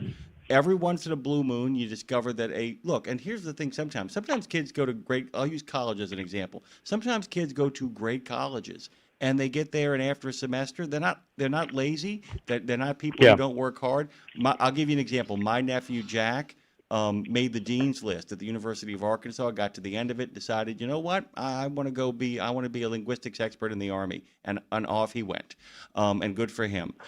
How do we onboard people and tell them, hey, even if everything checks out and the place is legit, how can you figure out it's not for you, or a particular program might not be for you? Yeah. We quite honestly, it's super rare. We do have a high completion rate because we have a great methodology with our training. And, like Mr. Miyagi said, there's no such thing as a bad student. There's only a bad teacher. So we do invest in our staff and our teachers to give them those recipes for success. Not 100% of our graduates go and ultimately drive a truck. We get that. I think they put their CDL to work at some point at some of their career. Maybe it's logistics, maybe it's warehousing. The benefit, I guess, with trade school and blue collars is you're not looking at 4 years to figure out you don't want to be a sociologist or a psychologist. You kind of learn within a 2-3 week period. Yeah, I did it. Not for me. I'm going to look at how to deploy it other ways. So I guess the time risk for students in trucking is a lot lower than some of your traditional. I mean, your nephew's a good example. He probably took some things that he learned and leveraged it and did something more exciting to him. So he had a 6-month investment or a semester investment. So hopefully that answers the question. It answers the question beautifully. By the way, and this brings up the other thing in regards to talking to students out there before they look. And here's the thing. Like you say, the time that is spent here is not a 4-year investment or even a year investment. A lot of times it's a shorter process. But when you're talking to people, the challenges that students face when they come in, what are things that you would remind students of? What are things that any good CDL program would remind students of before they get started? We talk about that orientation, that onboarding, but even before then, how do you tell students, this is the thing for you, and you might be able to parlay this into something else, or I want you to think long and hard about where you are in life and what's going to happen next. How do you approach that? I think that's exactly it. It starts with the admissions advisor and really talking and listening to the person. Why are you interested in this field? Do you know anybody that's in this field? Tell me about their experience, right? That is definitely helpful to know what they know and in some cases what they don't know or what they're guessing at, so that you can level set them with the right expectations. What is the first 6 months going to look like? What is the first year going to look like? And the other thing that I think we do, and I'm sure, again, good quality schools do this, we show them kind of a 4-year career path, right? Where what I've always been, was phenomenal about trucking, and this resonates very well with the veterans and the military folks, because they're structured to look at things like this after their time in the military, is again, show them what that career path, and then educate them on the fact that, 100% of everything you're touching, for the most part, was delivered by a truck. And it touches everything. And it's going to be that way for a super, super, super long time. Certainly, probably my grandkids will still see trucks. So it's about showing them all the potential and making sure their situation, we call it a fact find and we call it a solution. So we have to get the facts and show why or why not transportation could be a good solution to them. All right, I want to pivot here for a second and talk about veterans, by the way. And there's a lot of stuff that, you and I have both, have heard and discussed about this, and a lot of our listeners know this as well, too. But, you touched on the idea of, with any time you're recruiting veterans into the trucking space, the idea of showing them the career path is always a really great recruiting device, because if I know the principle of the objective, Al, then it becomes a lot easier to kind of sign up for what is going on here. But can you talk a little bit about why you believe veterans in particular are uniquely positioned to be great contributors and longtime haulers in the trucking industry? Geez. Where do I start? Look, someone coming out of the military, whether it's a 4-year, 8-year retiree situation, right? They're taught to be resilient. They're taught to use their initiative when appropriate. They're taught to overcome obstacles, right? They're taught to solve problems and not rely on somebody to solve it for them in a lot of cases, within guardrails.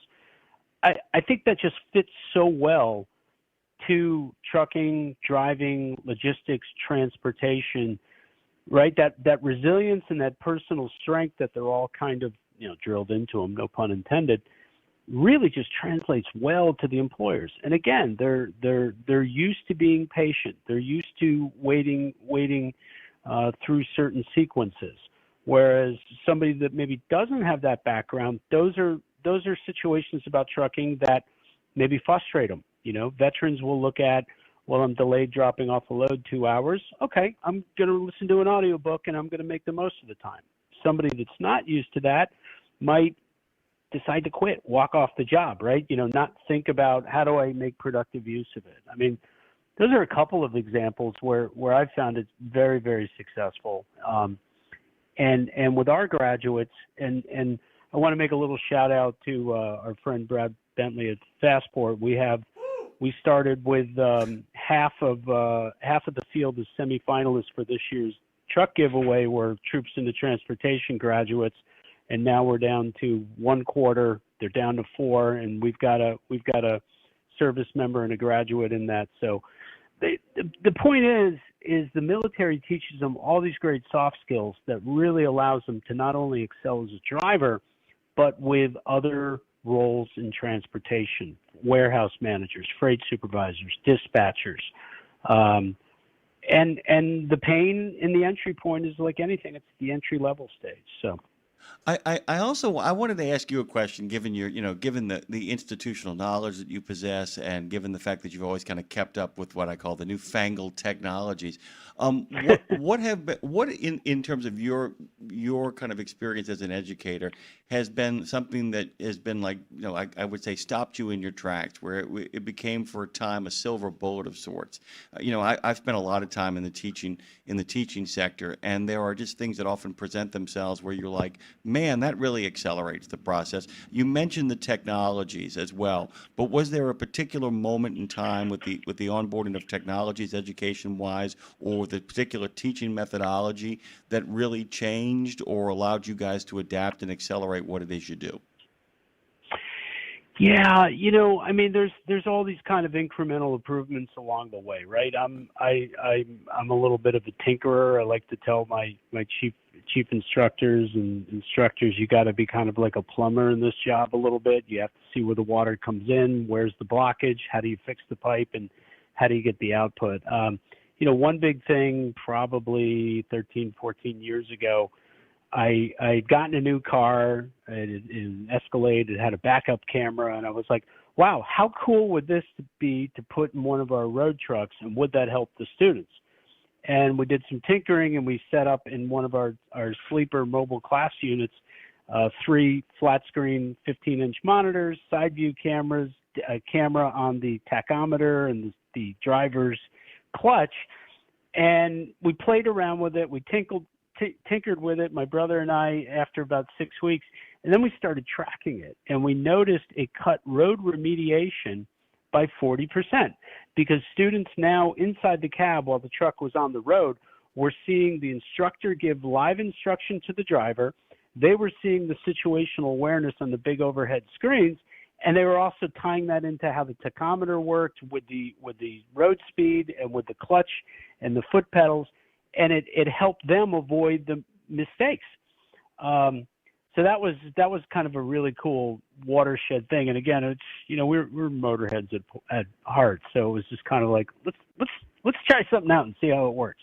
That's one example, Al, you'll love this. My dad always loves to kind of wax philosophically about the history of America. And at one point he told me, he goes, hey, man, you know, we invented the garage. He loves to remind me of that. He said, Americans invented the garage. He said, basically, somebody had the crazy idea, what if we took the barn and smacked it alongside the house and we could just kind of screw around with stuff? And he said, if you want to be a real American, he said, a real American is always futzing around either in a mechanic shop or in their garage trying to kind of get things right. I drive my producer crazy, by the way, on a regular basis, just to say, I want to change something today. I want to tweak something today. And that's kind of the gig as an instructor, isn't it? Yeah. You're always looking for the edge, right? You always want to optimize. You want to do it better. You know, and again, I think you're absolutely right. I think that's innate to the American psyche. Compared to other cultures that maybe are a little bit more structured and hierarchical. I think we are innovators. I think we do like to optimize and just kind of push the limits and always try to do better next week, next month, next year. That's, you know, I think your dad's spot on. Yeah. Yeah, the other thing he loves to do, and my mom, by the way, is a long-term teacher, and she always loved to say there is nothing better than learning something while at the same time teaching a student what it is you're learning. That can be one of the most thrilling experiences of all time when you're on board in a new program or a new piece of technology, and you're like, I have no idea. Let's figure this out together. And I think it opens the student up, actually, to further collaboration and being more willing to listen. That a teacher who's willing to say, I don't know, let's go find out that answer together, is a remarkable thing. I mean, you must have had that experience over the time you've done this. It's curiosity, right? It's you got to be curious. You got to want to seek knowledge, and I think, you know, that's just the key. And anything in life, any business, right? CDLexpert.com. I want you guys to go over there and enter the promo code NEMO2025, straight shot, and you will save on all of those programs over there. If you go to the Tube of You, where we are, by the way, and lots of people are commenting over there, by the way, go to youtube.com / at CDL Expert. If you go over there, you'll see all the other great stuff that's going on. What's happening this weekend? What are you doing for fun this weekend? You got anything coming up? You know, I'm down here in South Florida, so I think we might get a dry stretch finally. It's that time of the year, and thinking about some golf. Thinking about a little golf on Saturday. Really fun. By the way, we just got finished the first guest of the morning. We make sure on October 1st we get at least one leaf peeper in the room, and we had the folks from the Shenandoah Valley Tourism Office talking about all the great leaves that are changing. But down here in New Orleans and down there in Florida, you know what we call fall? Less humid. That's what we call it, right? Dry air. You got it. You got it. It's turning. There's that little nip in the air this morning. It was 75 this morning when I had my coffee at 6:30. So the nip is there. Al Hanley. Al has joined us this morning. So thrilled to have him. He's a chief operating officer over at the CDL school. He is one of the driving forces behind Troops and Transportation. He is back in the game, and he is here in Education Station. You're welcome back anytime, my friend. Thank you so much. Anytime. Always enjoy it. Even as a fill-in, have me in. I'm available, buddy. Thank you, sir. Always good to talk to Al Hanley. We're going to be back on the other side of the break. You know she's coming. Lindsay Lawler is going to be here. Really excited today for the entire programming lineup here on RadioNemo.com. Don't forget that Larry Gatlin is going to be doing We Should Write. I got to tell you guys, she's past 10 episodes now, and it is something really special that's going on over. They are doing it, by the way. You heard her in the background. There she is, the lurking presence that is LaRue. Dun, dun, dun, dun, October 1st, and I'm telling you, there is a nip in the air. Oh, no, wait, that's Lindsay. She's the nip in the air.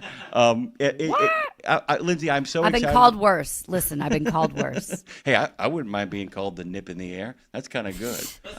I think you can call a guy that. I don't think you can call a girl that. Oh, that's a good point. And you shouldn't call anybody from the island of Japan that either. That'd be really bad. HR. Also that. HR. We'll be right back. Hey, I can hear myself. It's amazing, isn't it? Good morning, Jimmy Mac. Good morning, Lindsay Lawler. Love you. Love you about. Truckdown.com. Get up, get up. Exceptional value and exceptional values. That's Bennett Trucking. A core commitment of faith, family, and freedom has driven Bennett to being the leading provider of innovative, integrated transportation solutions, both at home and abroad. Bennett's values are not just compatible with providing high-paying jobs and unmatched customer service. They're inseparable. If you're looking for an employer or a partner who believes the best business model is being a model citizen, then Bennett Trucking is the place for you. Go to BennettIG.com and find the folks who share your values. At RadioNemo, we believe in finding your tribe, your people, your gang. But you can't find your gang unless you find yourself, and you can't find yourself unless you write, right? Lindsay Lawler's We Should Write is a podcast about the healing power of writing. It dives deep with creatives of all types to discover how putting a pen to paper helps them work their stuff out, and maybe gives you the permission slip to do the same thing. We Should Write, live at noon in the center every Wednesday, and then everywhere you get your podcast. Go to RadioNemo.com and learn how to write yourself to healing, creativity, and clarity. Right? 17 Sapp Brothers Travel Centers are known for great food, hospitality, and mom-approved showers and restrooms. But don't forget the service centers. Sapp Brothers ASE certified technicians can repair nearly any issue in shop or roadside, including axle repair. Dig into your free steak dinner with your oil change. That's a Sapp Brothers tradition to thank you for your business. Tires? Sapp Brothers will beat any competitor's advertised price on tires. And download the Sapp Brothers app for exclusive promotions in the shop, restaurant, and store. Your spot under the coffee pot is waiting for you at Sapp Brothers.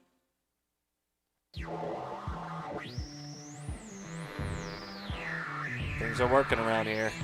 Are they? Are they? Road Gang Radio. Yep. We've talked about making a living. Now let's get a life. It's Jimmy Mack and Lindsay Lawler with the best stories, the ultimate road trip, the concert of a lifetime, and a home when you're not at home. All right, let's fire this.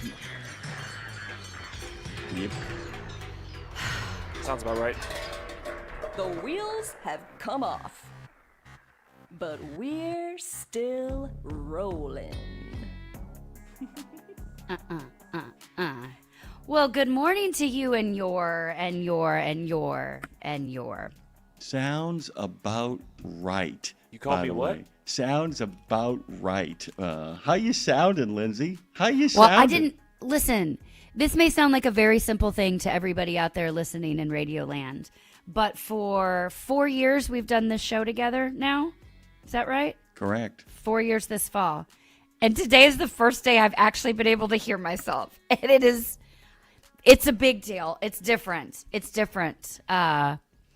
But been winging it for a long time. Not that I can hear myself obviously in my head. Listen, I know when I talk you can hear himself. But you have to wear these headphones to do this show so that obviously I can hear Jimmy and Dre and the music and the callers and the guests, etc. So it's basically everyone's been loud and I've been soft, and it's probably played into my does anyone even know I'm here vibe, because I didn't even know I was here, if that makes sense. It sucks without it. Oh, it makes perfect sense. By the way, Lindsay, you haven't been soft. I'm going to give you a really lovely compliment that Claire gave you when I told Claire what was going on. When I got over there.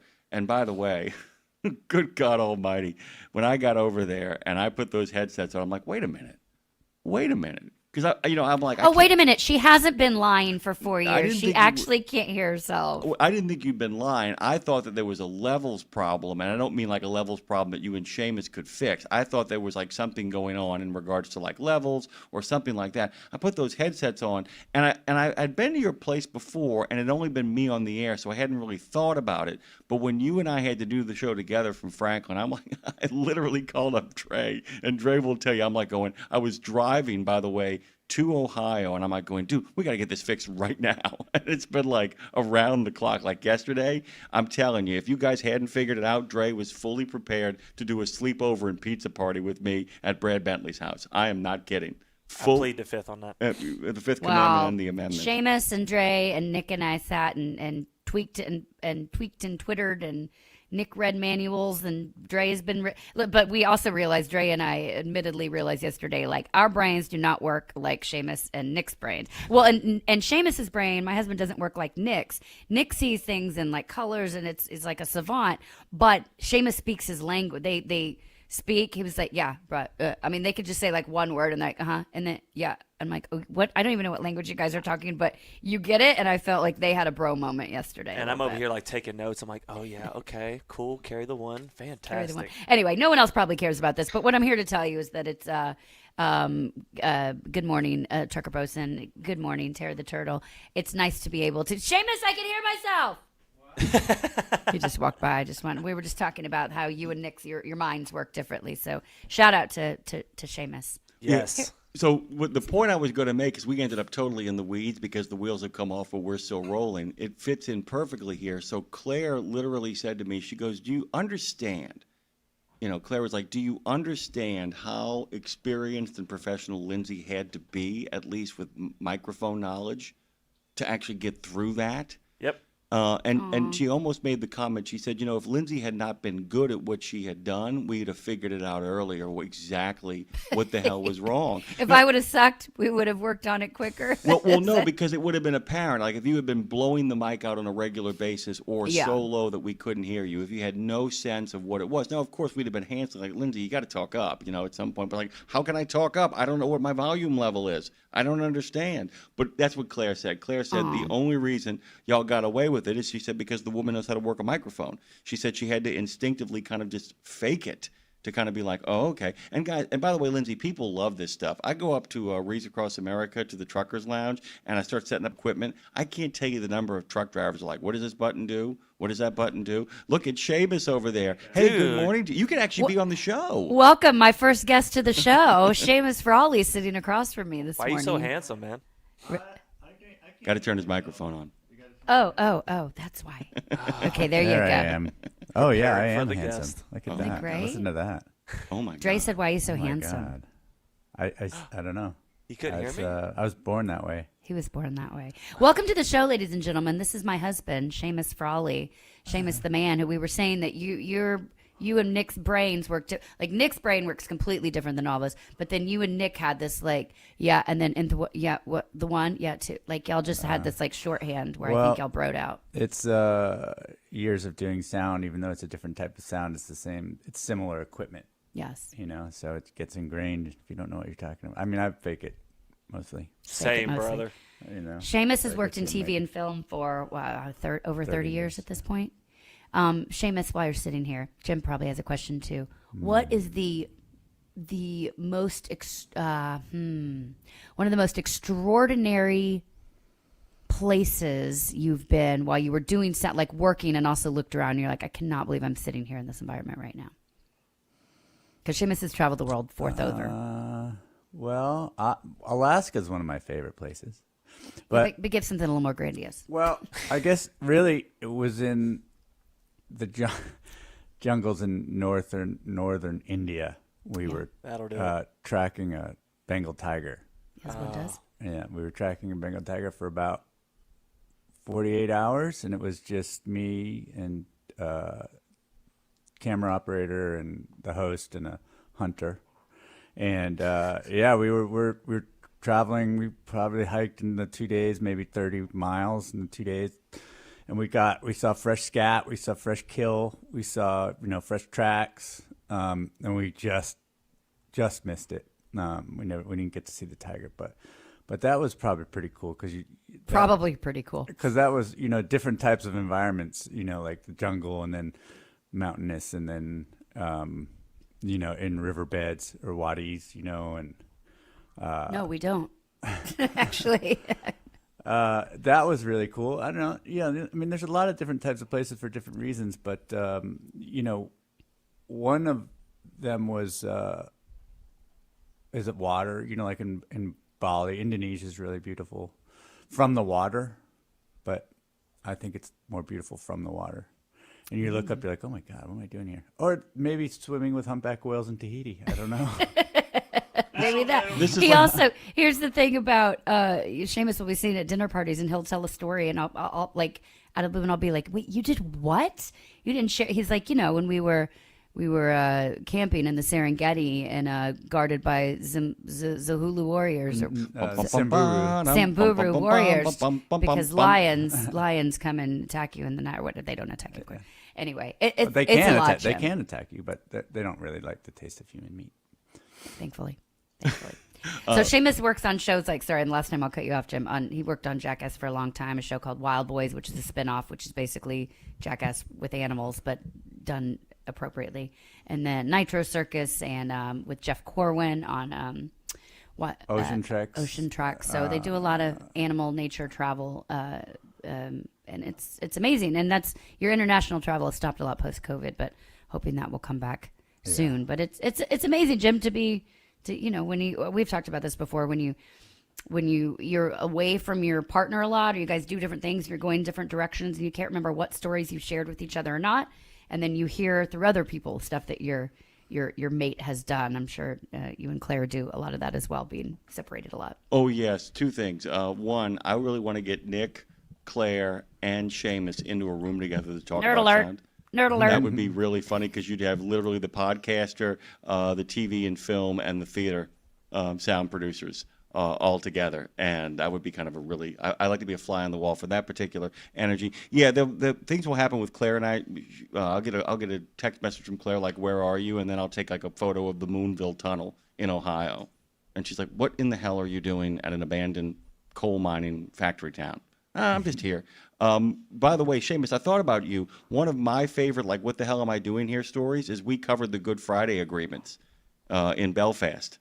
Oh, really? We actually talked to Yeah. a person on the street, and dude, it was the combination of tense and hopeful in the days leading up to Yeah. that, because everybody was convinced it was going to go sideways. There was no way they were going to make this work. There was no way they were going to make it work. And I remember, it's like I think about the fact that so much of what I've covered when I've gone to different places have been city and urban stuff. Mm-hmm. And you and Peter, by the way, it's like, what'd you do? I went to Svengali. I'm just making up names now, by the way. Yeah, and it was so cool. Seamus has been reading some Peter Stark novels now, and so I'm always telling him, like, Peter's going to be on the show today. You have to listen in, and it's neat to. He did a whole show last week, Seamus, about getting lost. It was about how to get lost and why it's important, and it wasn't if you get lost what to do. It's how to get lost. So he was stressing you need to do this, and we had a really interesting conversation that, Seamus, I'm not much of an adventurer, but I'd like to. I am on a daily basis maybe, and life and work. But as far as going out there, but I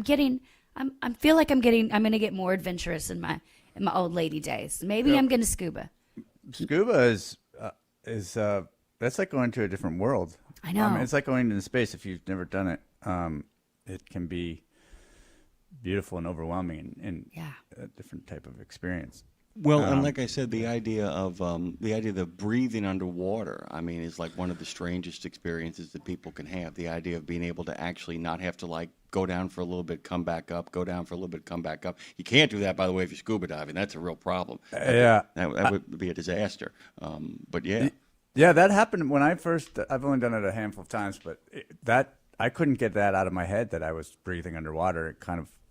I went through my air too fast because I was not hyperventilating, but wasn't controlling my breathing because I couldn't grasp that I was okay to breathe underwater. We're not programmed to do that. But that book no, not programmed. No. But really, that the getting lost. Yeah, that'd be good. There's a book I just started called The Comfort Crisis, which is about. Oh, I'm gonna mess up the word, but it's an ancient Japanese sort of ritual that the samurais borrowed from the Aikido, and it's basically pushing yourself out of your comfort circle once a year, and something that you could probably only 50% finish or do, whether it's climbing a mountain or running 100 miles or whatever. If you're like, oh, well, I know I can run 10 miles, but I don't know if I could run 15 and 20. I don't think so. You need to go for the 20 mile, or like carrying stones underwater for what? Oh, carrying stones What is it underwater. called? A Miyagi. I forget, I gotta look it up. Do you know what term he's trying to come up with, Jim? It's like it begins with an M. I don't know. I want to say Miyagi, but it's not Miyagi. Mr. Miyagi. Yeah. Mr. Miyagi. By the way, that's the second mention of Mr. Miyagi on this show today, by the way. Just a quick shout out to Miyagi. We should try to get him on. He's gone.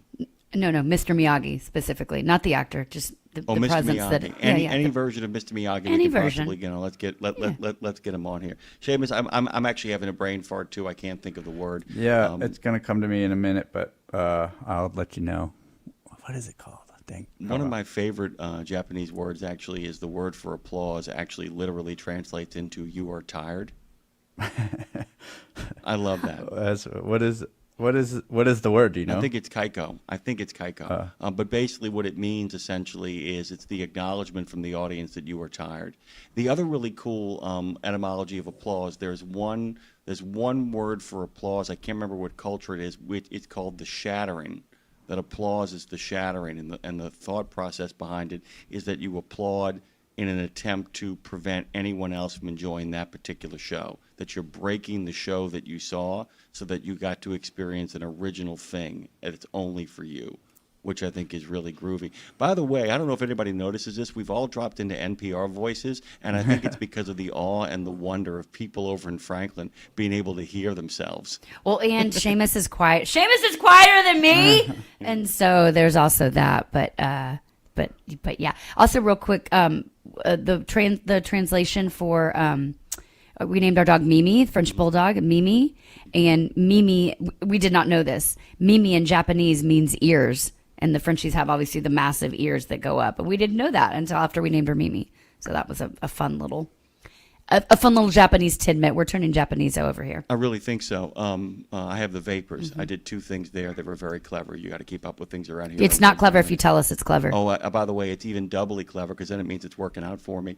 Speaking of etymologies, this is something random, but my dad and I were talking about etymologies. We were talking about the word sheriff. Do you know what the word sheriff, what it actually means, either one of you? It's okay if you don't. I found this out yesterday, too. I wasn't like, this is something new my dad told me. It usually means run to me. One step ahead of is what it means to me. Yeah, no, it's actually shear, S-H-I-R, R-E-V-E, sherev, which means... That sounds like Hebrew. Yeah, it's Old English, by the way, which does have some elements of Hebrew in it.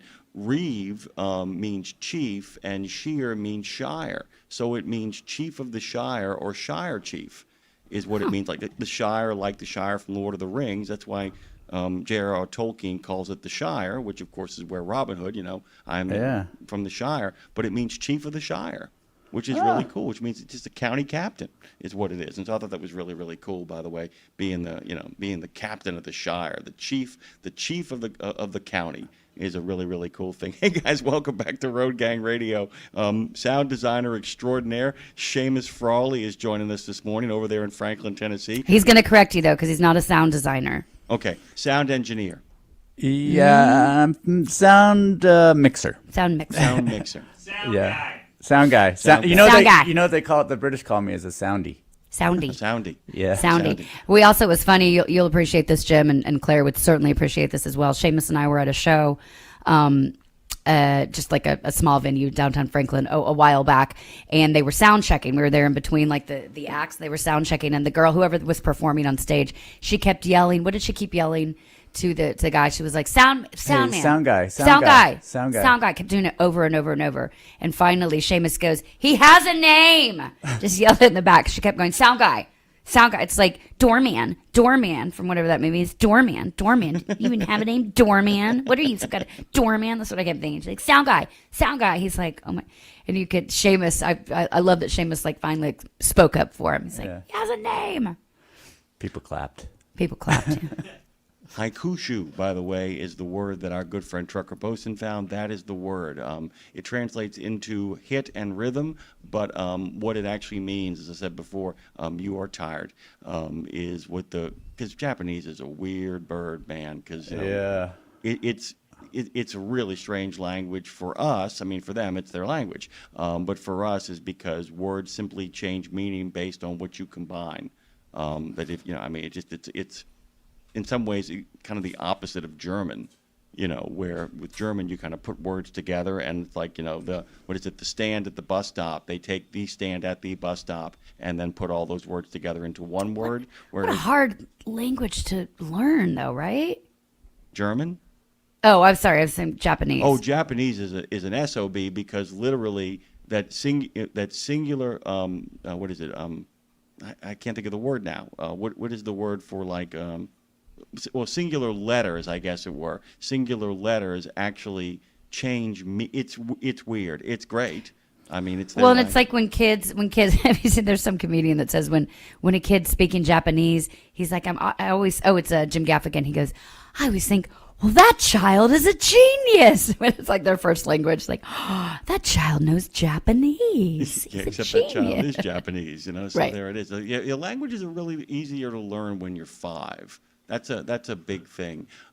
It's weird, Lindsay, too, because you just did something, by the way, letting people know about the technical stuff here. Don't care, enjoying this kind of quiet, joyful moment here. When you turned away from the microphone and shouted, I'm so glad we could welcome you to the nation of shouting off the microphone.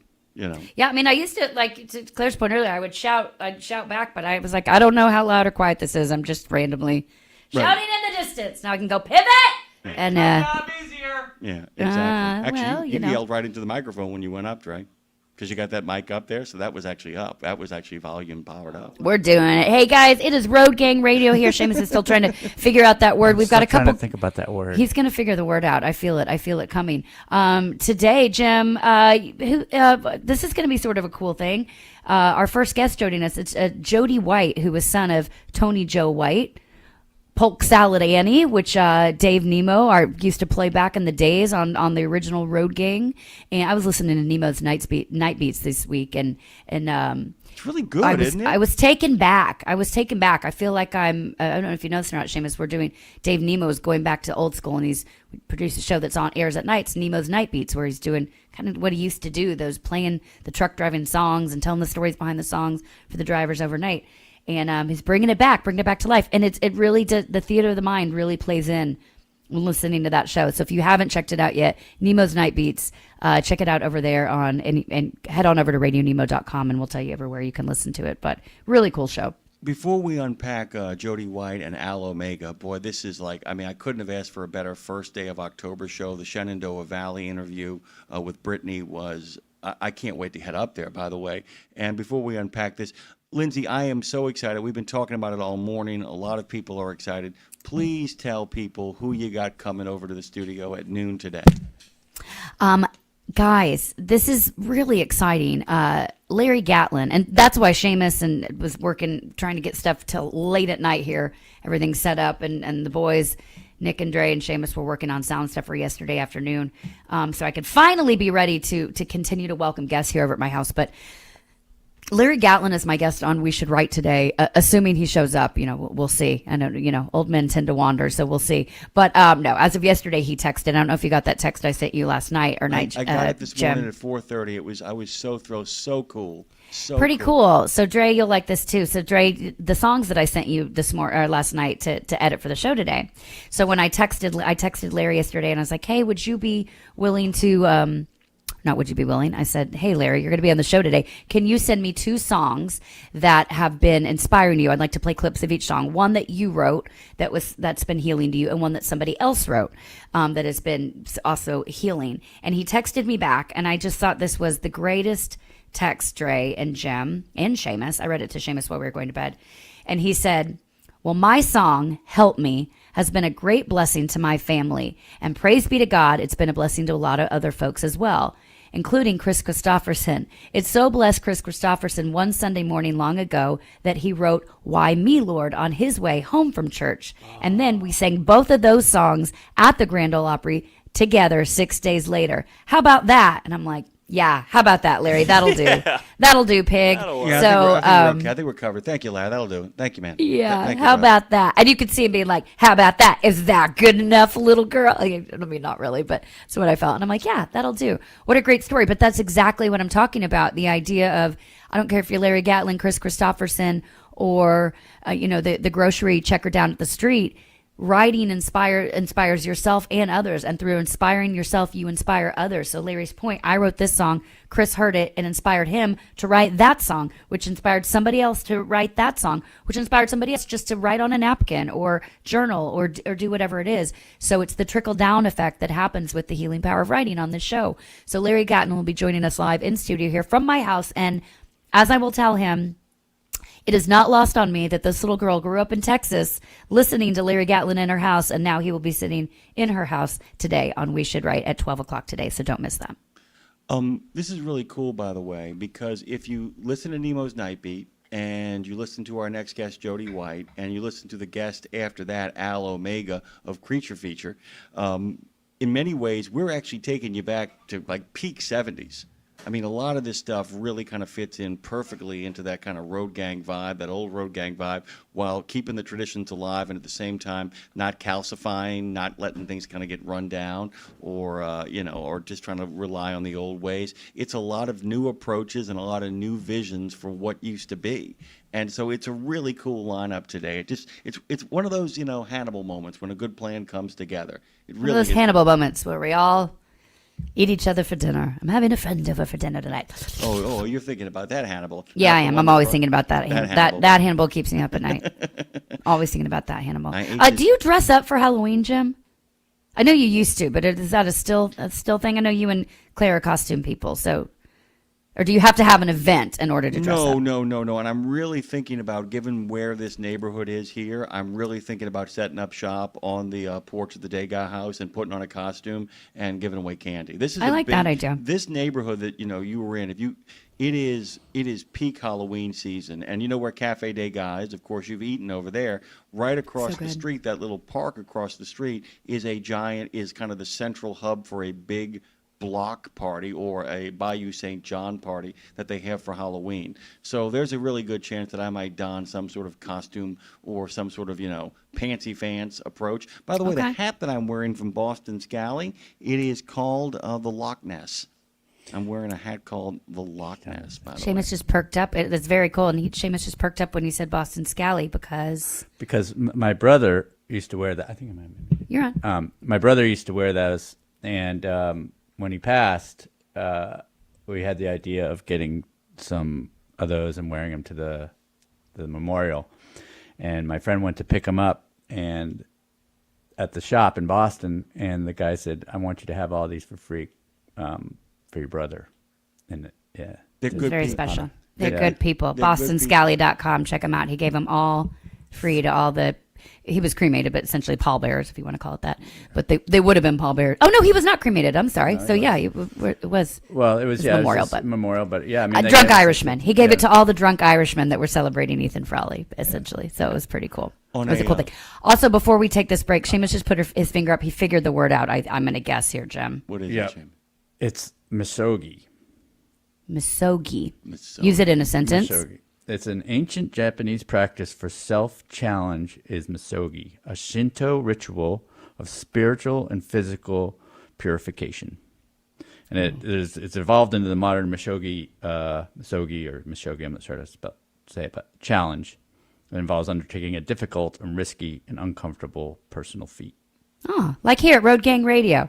Like being a part of this startup. Yay! Just get being it. able to hear your own show. That's a personal challenge. 4 years in the making. I just want to be able to hear myself. Is that too much to ask?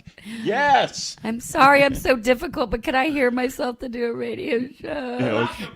I know, I'm sorry. It was really funny. We ended the show and I took the headsets off and I went, I am so sorry. I mean, it wasn't even like, I'm sorry this happened. I was like, I am so sorry. Now, like, but it's over. It's all good. Today's going to be a great show. Jody White is joining us next. He's the son of country artist Tony Joe White. You can head on over to TonyJoeWhite.com to hear all that old school throwback. And Claire booked this because Dave Nemo used to play Polk Salad Annie on the Road Gang. That's why she thought this makes sense. But he's found Jody White, his son, has found old recordings of his father's that he's putting out, which is a really, really cool thing. So you'll hear Cowboy Singer, which comes out just in a couple weeks, which was co-written with Waylon Jennings. And today, Cowboy Singer Lager just brewed for Tony Joe White Supply Co. So that's going to be very cool. After that, Al Omega. He's the Creature feature host. This is right up your alley, Jim. Ooh, scary stuff with Al Omega. Go to thecreaturefeatureshow.com and everywhere you get your socials, by the way. It's going to be a spooky month ahead, but it's also a month full of music and magic. It's Road Gang Radio. Don't go anywhere. We're coming back in just a minute with Jody White. It's a good show. It's a good day. It's a great day to be alive. I can hear myself. You guys are not going to want to know what happens now. You can hear that, She too. has effects. We'll be right back. In a video game, if you get enough experience, you level up. And when you level up, you gain more skill. And with enough skill, you beat the boss and win the game. Sounds a lot like trucking, doesn't it? Except in trucking, you don't beat the boss, you become the boss. And if you want to be the boss, you gotta meet the boss. And that boss? Carrier's Edge boss, Jane Jezraoui. Want your drivers to level up? Carrier's Edge has the training, comprehensive safety, compliance, and best practices on one website. It's a simple subscription with no contract and no commitment. Learn more. Try it out. Level up. CarriersEdge.com. Hey, come on! We're starting the game! All right, I'm coming. Wait for me. CarriersEdge.com. Did you know it's extremely easy to join the Wreaths Across America mission to remember our fallen heroes, while at the same time honoring those who are currently serving our country and their families? Plus, you're helping to teach our younger generation about the value of freedom. With just one $17 donation to Wreaths Across America, you're sponsoring a fresh Maine Balsam Remembrance Wreath. They've really become a symbol of America's respect for those who bravely served and are no longer with us. To sponsor your wreath, just visit wreathsacrossamerica.org. That's wreathsacrossamerica.org. Okay, you've heard the horror stories of how folks have lost their life savings when the market tanks. Is there a way to invest and make money without risk? Believe it or not, yes. Since 1995, Americans who cannot afford to lose their investments have used fixed index annuities. You get guaranteed income and protection from market downturns. It's a win-win for you and your future. And to learn more, dial pound 250. Use the keyword Truckers Wealth to get in touch with them today. We're going where you want to go so you can be where you need to be. It's Road Gang Radio with Lindsay, Lawler, and Jimmy Mack on RadioNemo.com. Oh, yeah. Oh, yeah. Lindsay LaRue is on the scene, lean and mean and able to hear the scene. Good morning to you over there in Franklin, Tennessee. We're over here at the Fastport Studios at the historic Edgar Degas House. Less than a minute and a half Uber ride from the founding house of trucking radio, WWL 870 AM. You can capture a lot of that, by the way, Lindsay, if you listen to Nemo's Night Beat. I knew you got a chance to listen to that last night. Good God Almighty. It's great, isn't it? I was like, I get to sit here and watch him do it, and he and Dre have a real groove going on, don't they? They do, and it takes you back. It's just one more cool addition to making this whole platform around here sound like the road, and that was the whole goal. And so, hey, by the way, it's working. There's a little something for everyone, for driving music to talking about riding is healing, to talking about adventures and roadside attractions and all kinds of things we're doing around here. It's very cool. And the idea that Nemo's Night Beats and that the original Road Gang now can sort of cycle back, have full circle moments of like this next guest who's joining us is really cool. So this next guest is steeped in history through his family, and I'm really excited to talk to Jody White today, especially on Road Gang, where open road meets deep storytelling and music that moves us, Jim. That's who we are. That's what we are. These are the days of our lives. So for those of you who know Tony Joe White, whose sound was like Jim. Now how much did you know of this music? Here's the thing. I didn't know a lot of the entire milieu of it. I knew some of the songs really, really well, but I didn't know the entire the breadth and the body of the work, by the way, which Gotcha. Is one of those things where you think, oh, that's kind of great. That's kind of awesome. That's kind of got that feel of the Road Gang kind of thing. And then you dig in. And then the depth of it. I mean, the idea that there's a real catalog here. I mean, we ain't got to tell Jody. I mean, there's real talent. I mean, real vision, something really unique and very gifted. The 70s in many ways produced. It's groovy stuff. It's groovy. It's groovy stuff. So our guest today is Jody White. If that name rings a bell, it probably should, because he's the son of the late, great Tony Joe White, the Swamp Fox himself. You know him from Polk Salad Annie, Rainy Night in Georgia, songs Elvis covered, Tina Turner cut, Waylon Jennings recorded. I mean, like legends across the board, Jim. So Jody has been digging through his dad's old reel-to-reels and has unearthed this like treasure trove of music from the early 80s, including an album called The Real Thing that's about to see the light of day again. Thank you, Jesus. We're talking unreleased songs, jams, I'll call them, even a co-write with Waylon Jennings called Cowboy Singer. So cool. I grew up here in Tony Joe White on the radio back in Texas. Dave Nemo, our namesake of this station, used to spin Polk Salad Annie, as we've said. So this is a pretty cool full circle moment. Let's bring him in. Everybody, please make welcome to the show our new friend and yours, Mr. Jody White. Good morning. Hello, how are you today? Great. How are you? Thanks for being here. I am excellent. Just working away on making sure everything is in place, because mamas don't let your cowboys grow up to be babies. Yes, came out today on the streaming services. So just making sure all the back end is running properly on that, which of course it's not. Well, no, nothing ever works properly. Hey, let's start real quick from this. Where are you this morning? Where do you call home, and or where are you tuning in with us today from? I am in Nashville. Okay, very good. Well, I am as well, yeah, friend. My office is in Green Hills. Okay, well, you're just right down the street from me here in Franklin, Tennessee. Jimmy Mack is over there in New Orleans with our split studio. So good morning, Jimmy. Say hi to Mr. Jody White, if you will. Hey, Mr. Jody White, by the way. You know, I was thinking about this as I kind of began to move through this catalog of music. And there are certain artists that when you hear them, and I have a picture of Dr. John behind me, and somebody once asked me, well, what's Dr. John's style? And I went, Dr. John. That's his style. That's what he is. And we're talking in Tony Joe's case, this is the same thing, right? I mean, it's one of the most unique sounds that I think a lot of people, you know, there's a lot of people who love it, who have great memories of it, but a lot of people don't realize this is a really incredibly original artist who works on his own rhythm. I mean, there is something truly unique about that. Look, every artist is unique, I get that, but this is almost genreless. It almost kind of breaks through into a whole bunch of different places.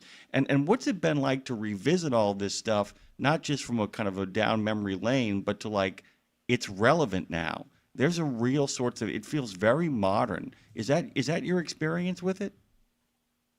Yeah, I think you're right. And I think you hit on 2 points, which with him actually go together. But normally they don't. You said, his sound, which is original to him, which it is. It's like, you hear the way he plays guitar, his voice, or his delivery, and it's just, it's very unique to him. But at the same time, it's genreless. So he played some songs that were country. He played a lot of blues. He played, wrote more pop songs for Tina Turner, wrote ballads for Elvis. Like, it's amazing that he basically dove into every genre,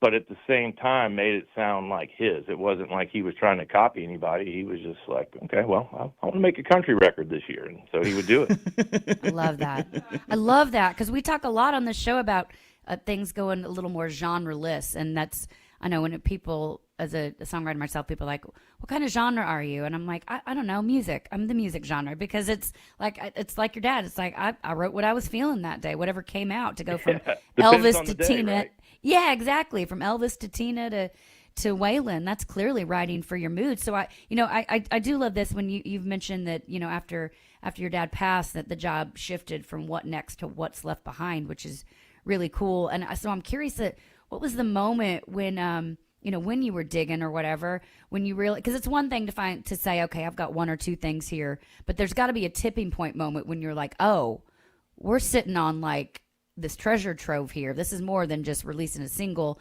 This is like releasing another part of the legacy. When did you feel that kind of turnover? You're like, we've got a real catalog here. It was pretty early in the process. The amount of tapes that he had was somewhat overwhelming, and I didn't know, okay, this is just 100 tapes of the black and white album, or, what really was in there. But then once I started digging through and and transferring and realizing like, wow, this is like, there might be more unreleased music than music he released. Because he was a home studio guy, much like J.J. Cale, playing multiple instruments, using drum machines, just doing whatever he needed to do to get his ideas down. And so being able to dig all of that up and it being stored on reel-to-reel tape just preserves the quality so well. So it's like it was recorded yesterday. Wow. Jody, one of the things that we're talking about a little bit earlier on in the show, and it was about trucking, but it applies to all of what we're talking about. Well, actually, two things. The first of which is the fact that Americans, by very nature, we invented the garage. I mean, we did. We basically said we're gonna take the barn and slap it alongside the house because that was some man who was unhappily married is like, let's get a garage. Yeah, I'm gonna move the barn right next to the house. Is what I'm gonna do. We're gonna get in there and tinker and kind of mess around with stuff. And, this feels so much of the 70s in the sense that it's like, I'm going to mess around and play a little bit of this and play a little bit of that and do this. And what happens in those situations is you get this entire world. We all have that experience of going down to the basement or going down to the garage and having an entire world kind of laying before us. And the idea that you become almost a curator of both a museum and a living monument and something that is active as well, too. So you're engaged in what is almost kind of like not just reconstructing, but world building here, because there's so many kind of separate pieces of this. In putting all this together, have you been able to reach any conclusions? Have you been able to kind of get a sense of, oh my God, this is what my dad was up to. This is really what was being built here, and maybe even he didn't see it. And does that question make any sense, Jody? Because it's been in the back of my mind. Feel free to say no, Jody. It's okay to say no. Too. I have no idea what you're talking about. Actually, it does make sense, and I think the biggest takeaway was that he did what he wanted at that point in time, whatever it was. So, I found a tape that was postmarked 1966 where he had mailed a copy to himself to copyright it. And so I was like, what is on this tape? Like, it could be anything. And so I took that one to, there's a company here in Nashville called Welcome to 1979. So on the things that look a little more brittle and, historic, I try not to touch those, take them to those guys. So they transferred it. And I was like, wow, what is this? It was like his voice was so much higher, and he was on the back porch, and it sounded a lot like Elvis, just the way he was singing and playing, the way the guitar chords were just very simple. The delivery, everything about it was like Elvis. So I went and I spoke with my mom. I was like, Mom, why is his voice so high here? And she was like, oh, that was before he had his tonsils out. I was like, what? She's like, yeah, so he had his tonsils out in like 1967, right before Polk Salad Annie and everything. And so like that gave him his deep voice. I was like, wow, I had no idea. Neither did anybody else. And she's like, oh yeah. So it's crazy because, I'll find those tapes.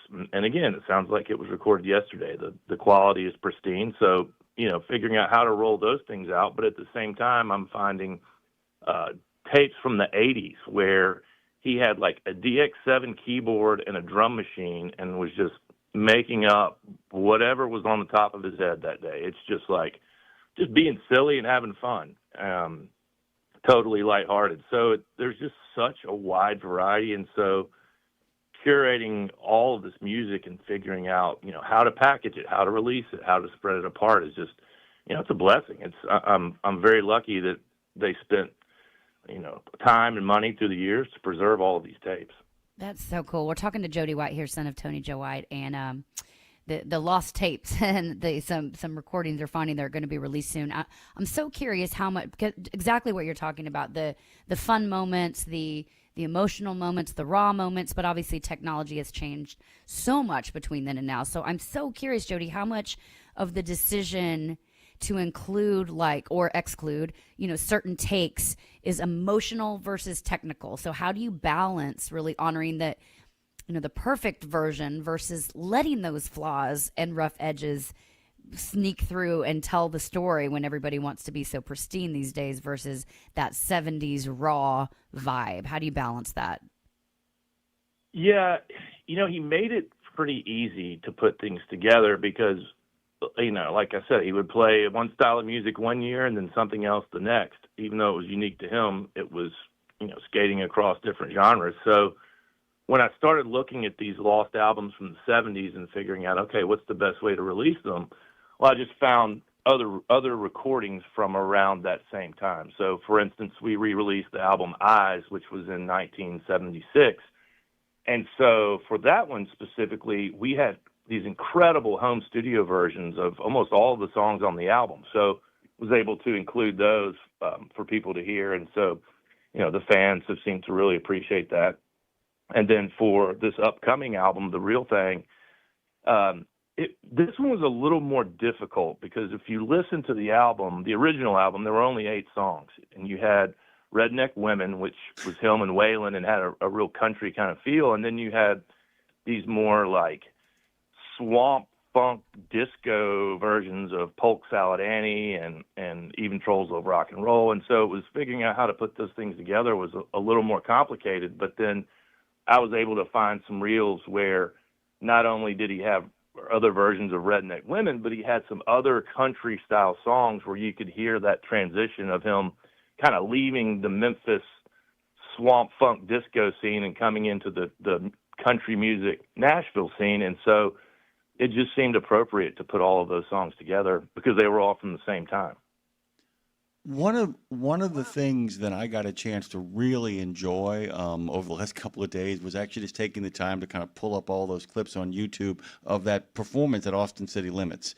And just out of curiosity, I like I said, I didn't do too much deep diving. Does an actual DVD or streaming service actually exist that has that complete performance on it? Because like I said, I got to see all of it, but I saw it in pieces. Does that exist? Yeah. Yeah, it's out there. It's New West releases all of the Austin City Limits concerts, at least all the old ones.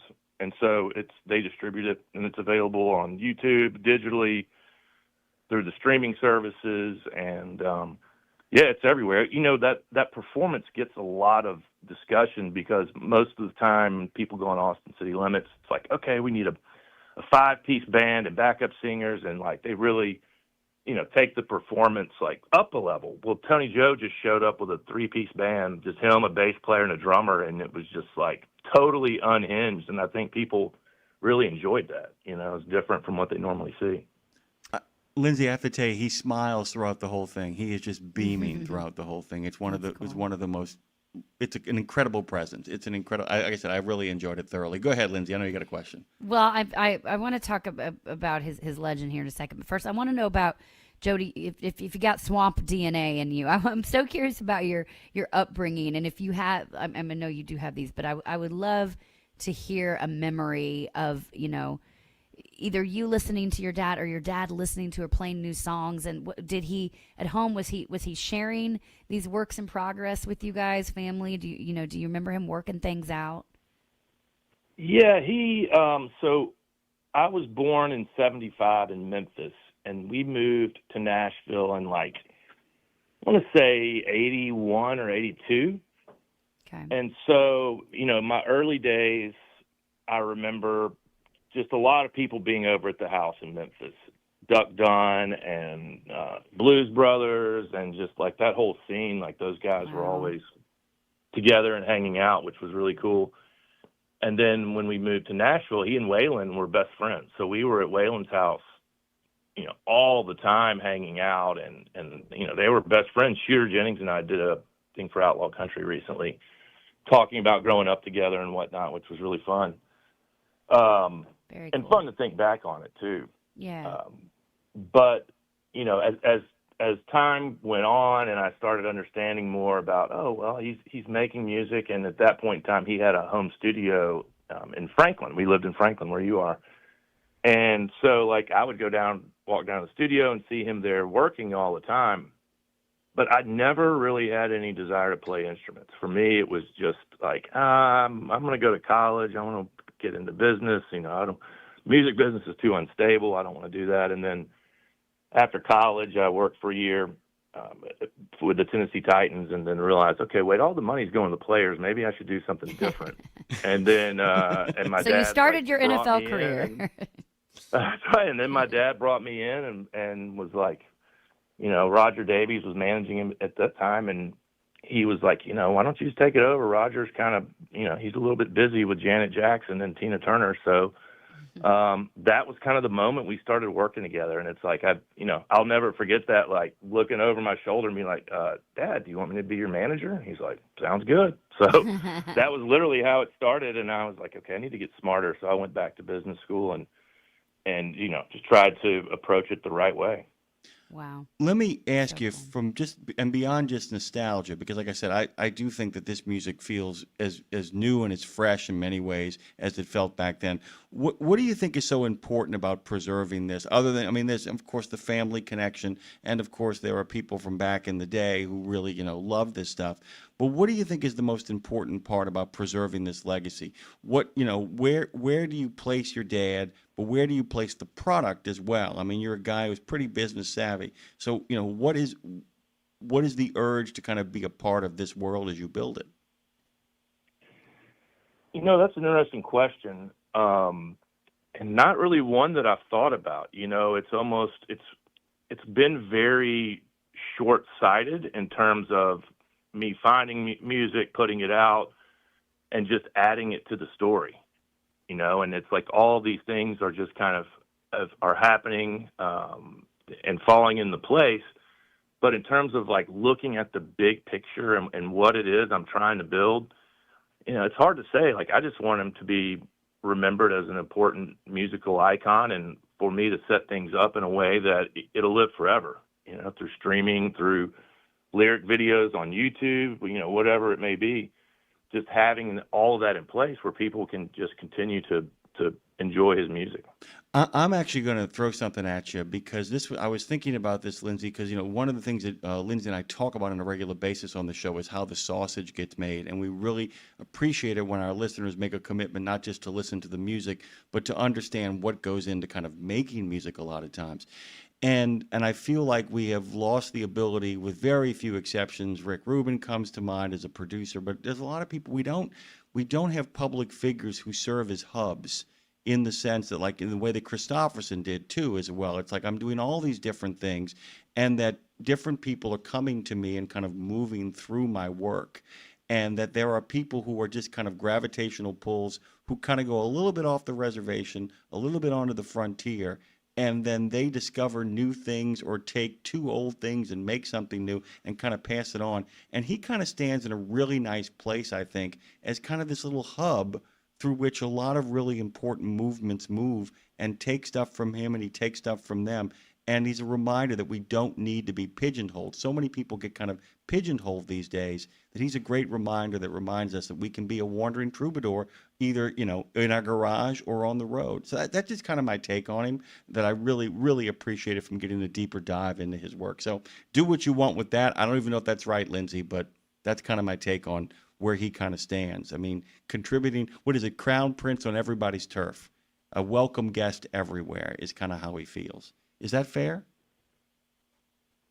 Yeah, I think that makes a lot of sense. And I think that's also what makes my job fun, is that not everybody knows this music. It's not like, oh, we have this Bob Dylan album of these songs that he recorded somewhere. Well, everybody knows what Bob Dylan sounds like. So as cool as it is, because Bob Dylan is a legend and amazing, not everybody knows Tony Joe White the way they know Bob Dylan. So getting to discover a new artist who has a huge catalog is a great thing. And so that's just what I'm trying to make happen.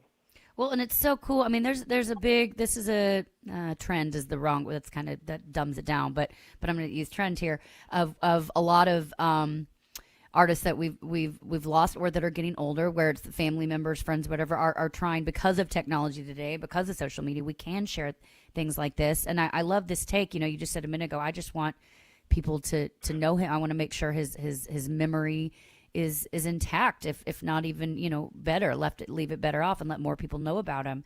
And one of my good friends, Emily, she was married to Mark Volman of the Turtles, who just passed away, and she and I had coffee the other day. She's like, she said, I just want to make sure people remember him. And I feel like I really feel the weight of, and the responsibility of that. So it sounds like that's what you're doing. And So that being said, to remember not only the music but the person, the man that he was. So in all this archival work, you know, you find not only music but photos, letters, memorabilia, and I'm just curious if there's anything non-musical, like personal letters or anything visual, that sort of shifted how you see your father as a man and not just a legend.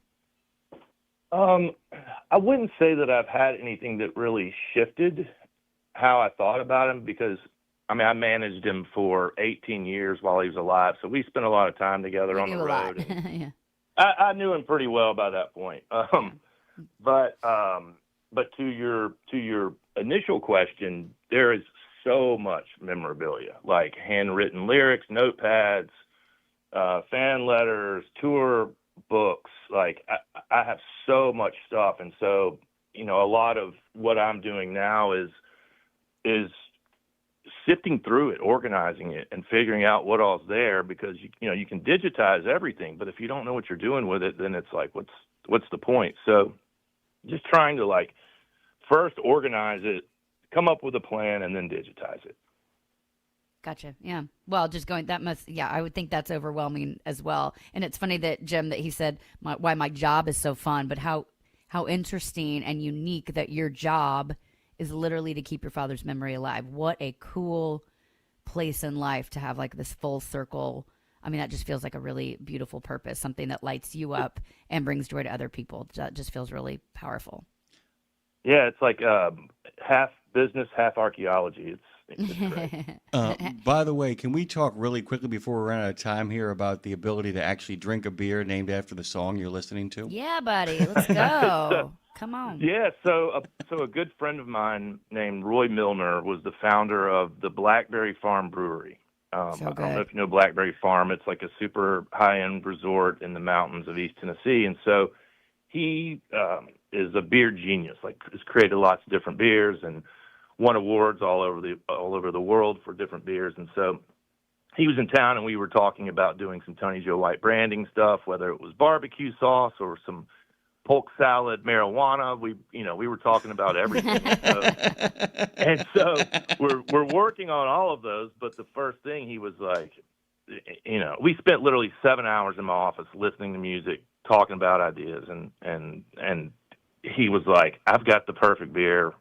Let's call it Cowboy Singer, because that was one of the ideas that came to the forefront. And so that was literally in the spring, and because he owns the brewery and the canning facility, like we already have the beer in cans now, and it's now with Ajax Turner Distribution in Nashville, and it'll be available in bars and restaurants and liquor stores soon.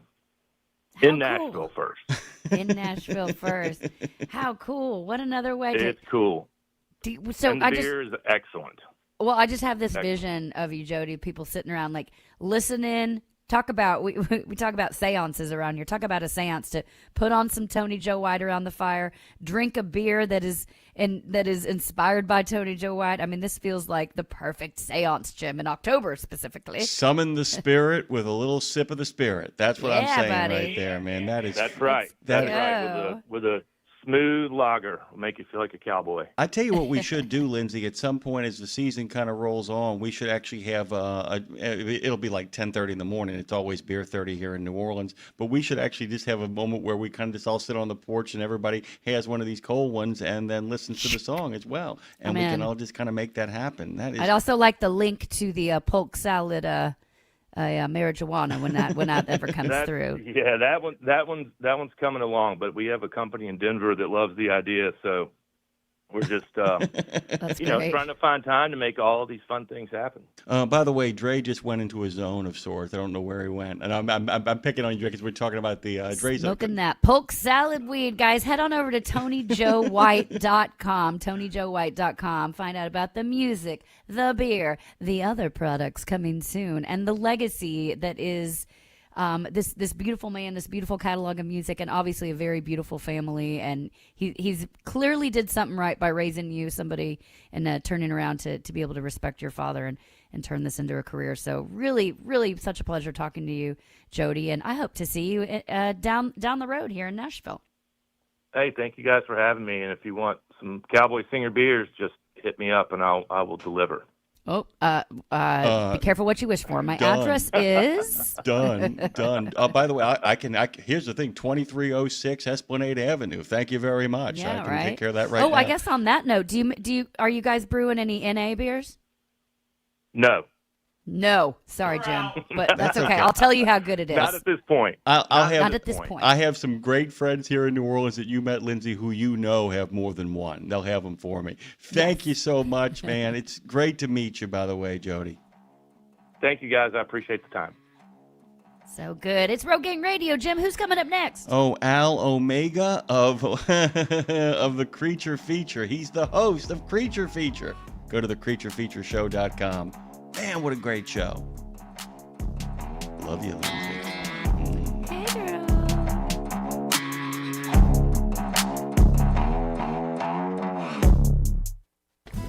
The Soup Nazi says no soup for you, but we've got plenty of alphabet soup for you on Nemo Nation every Monday. You'll know what's going on at FHWA, TCA, ATRI, CARB, NHTSA, NACFE, OVAC, NTSB, ATA, RLA, NMFTA, DOT, CVSA, TXTA, NASTC, NAPTA, and of course OOIDA and FMCSA, and more. Dave, we're gonna need a bigger bowl. Pro drivers, say hello to your perfect fuel stop, Racetrack. Perfect as in hello, everything you need on the go. Oh, hi there, dedicated truck lanes. What's up, hot and delicious grab-and-go food? And hello, cat scales, clean restrooms, and large, easy-to-maneuver lots. Racetrack has what you want so you can get in, get out, and get back on the road, turning miles into money. Next time you need to stop, say hello to the fuel stop built for pro drivers. Racetrack, whatever gets you going. You know Castrol for passenger car oil and racing, but did you know that they're in the heavy-duty over-the-road market? Well, Castrol's CRB Multi 15W40 and Vecton Long Drain 10W30 are now available at TA Truck Service Centers nationwide. This is the partnership in preventive maintenance. TA Truck Service and Castrol, offering you premium products and performance at great price points every day. Castrol, performance for the long haul, guaranteed. If someone tells you they need to get a life, tell them to join us here at Road Gang Radio with Lindsay Lawler and Jimmy Mack. Let's seize the day with Phone Master Dre. Ain't that right? Loud. Well, I was going to say loud, but last hour, we're in it. Hello, Lindsay Lawler and Jimmy Mack. It's loud. It's loud. I can hear myself now, so it's loud. Yeah, just a little bit. I love when Claire says, someone tells you to get alive, tell them to join us here. So it's all us people. That means someone at one point told everybody sitting here to get a life. And we did. And we did. So thank you for shoving us in the right direction. We got a life over here. It's Road Gang Radio. Head on over to RadioNemo.com. Find out about all of our offerings, including Nemo Nation, including Road Gang Radio that you're listening to here, including We Should Write, including Dave's Nemo Night Beats. All kinds of fun stuff going on. A little something for everyone. And it's October now, so it's a little something for everyone. If you're into that creepy, crawly, things that go bump in the night, scary, things that keep me up at night, and that's what, unfortunately, for my sake, we have stepped into, the creepy that you know my take on creepy, Jim. It ain't my thing. But I like when you introduce me to people that make me want it to be my thing, like this next guest. By the way, Lindsay, I can't wait for you to get a chance to read aloud the thing that I've written for you to scare the hell out of not only you, but everybody else that you read it to. I can't wait. By the way, happy accidents are one of my favorite things that occurs. And our next guest would tell you that he is a happy accident who often shows unhappy, deliberate acts of awfulness on his show. He became a horror host quite by accident in an attempt to kind of conduct a seance of the 1970s. Love it. To bring a show back, Creature Feature. We are excited to have the host of that show today. He's got a lot of stories to tell. And matter of fact, he wins the award for the most links sent. I want you guys to go to thecreaturefeatureshow.com, The Creature Feature Show on the gram of Insta. You can find him on Threads, same place. You can find him on Facebook at al.omega.3939, over on the Book of Face also at Bay Area Original, and on it goes on the X for the Al Omega Show, TikTok, the original Creature. It goes on and on and on. I'm going to find him on Blue Sky. That's where I like to hang out sometimes. Al Omega, Creature feature host, joins us this morning. How are you, sir? I'm holding my own, which is fun because someone else is willing to hold it for me. Heyo, ba-dum-ching. Love it. Love it. We already like you already, Al. Al, I always have to know. So, full disclosure, the creepy Von Creepstein is not my thing. It is totally Jim's thing. But Jim is always giving me, like, ways to on-ramp me into it. Like, okay, I know you don't like to be scared. I also live in the woods and my husband travels a lot. So, like, being creeped out is not something I seek. Now, that being said, I love entrance points. And I love as a songwriter, I love the storytelling and the creepy. But I want to back up, speaking of storytelling, and I need to know about your childhood because I love looking back from an origin story standpoint. What was it in you as a child that you were interested in, or that trait in you as a child that's like, oh, it makes sense that I would be sitting where I am today doing what I'm doing? Well, in horror movies, oftentimes there is the big black book they're reading incantations from. Yeah. I took notes. Okay. That was just for me. I took notes. Actually, there's a movie called Incubus. No, sorry, not Incubus. Great band. There's a movie, and they have the book, and they're showing all these symbols in it of protection and so forth, and some of which I've never seen before. So a friend of mine and I, we wrote down all these things and made symbols for ourselves so that we could safely watch these frightening movies. And we loved it. Wow. Okay. I just realized what you just said. So basically, you essentially pause the image so you get all the images down that were in the, Robert E. Howard's Unspeakable Acts books, the famous black book, by the way, and kind of committed them to memory to protect yourself so you could enjoy all the awful films you were watching. I get that right? Yeah. I mean, the Necronomicon is usually what they're referring to, but, the Book of Dead Names, Lovecraft. Oh, yeah. I have all of his work. Oh, yeah. By the way, you're at Lovecraft Central, by the way. I just want to kind of let you know you've walked into Lovecraft Central. And and by the way, that erudite nature, by the way, really kind of ties into the show, Lindsay, because while Creature Features springs out of the tradition that gave us, Dr. Demento and Morgus and all that kind of stuff, it isn't exactly the same. This is a show that you took over that you summoned into existence that was a little bit different from the rest of the late night, let's show a scary movie kind of approach. Can you talk about the original Creature feature and why it was a little bit different, how Bob Wilkins kind of took care of it, and why picking up on that tradition is a different sort of thing than just simply putting on a funny nose and going, ooh, scary? Well, as you point out, Bob didn't try to be scary. In fact, Bob wasn't scary. He was anti-scary. Bob would just sit there in a suit and tie and tell you about the movie and tell very dry sort of dad jokes. One of his famous ones are, tonight's movie has the killer robots from Venus. Venus being very famous for its killer robots, just like Switzerland is famous for its watches. And he would just talk about the movies very deadpan and with an occasional snicker. But one of the great things about the original show was that he was approachable. You could write him a letter and he would read it on the air. And that was a great thing about it. If you were somebody that animated something, and of course this is back in the 70s when everything was hand animated, you could send a reel to him and he might show that on the air. If you made a movie, and lots of people did send in bits and pieces of movies they made, and some people actually went on to become filmmakers after that. So he was the starting point for a lot of people in a lot of things. Well, you know what? Elvira keeps coming to mind for me here. Just like you're the male modern day Elvira a little bit in the best ways. But because in the earlier decades before the internet, right? Because Elvira she would talk and like intro the movies, right, Jim? Yeah, I mean that was that was the idea. Yeah, and this is why Mike, do I have my memory wrong? No, you got your memory right. I mean, there's a lot of, like I said, it's a big tradition. Absolutely, like Dr. Demento, Morgus, a lot of other people did this kind of stuff too. Yeah, but Elvira's one that I remember that calls to mind, like as a kid scene. But I make that connection because in the early decades before the internet, a show like yours, Al, it grew through local TV, through fans writing letters, word of mouth, and now you have this instant feedback with social media, but you've got, I mean, obviously a whole nother thing we'll get to on the legal dispute side, but you have this instant feedback. So I'm curious how your adaptation through the digital era here, through taking something old, making it new, but still giving it that old school feel, how is the digital age changing what you're doing and people's feedback of what they want to hear and see and do, while keeping it still rooted in the old school vibes, if that makes sense? No, that makes perfect sense, and it's been kind of an odd line to walk. A lot of the lighting I have, I'm still using Parkans, just like Bob Wilkins would have used for lighting back in the day. Cool. Unlike Bob, I'm using high-end cameras. I think I'm the only horror host in the industry that's filming in 6K.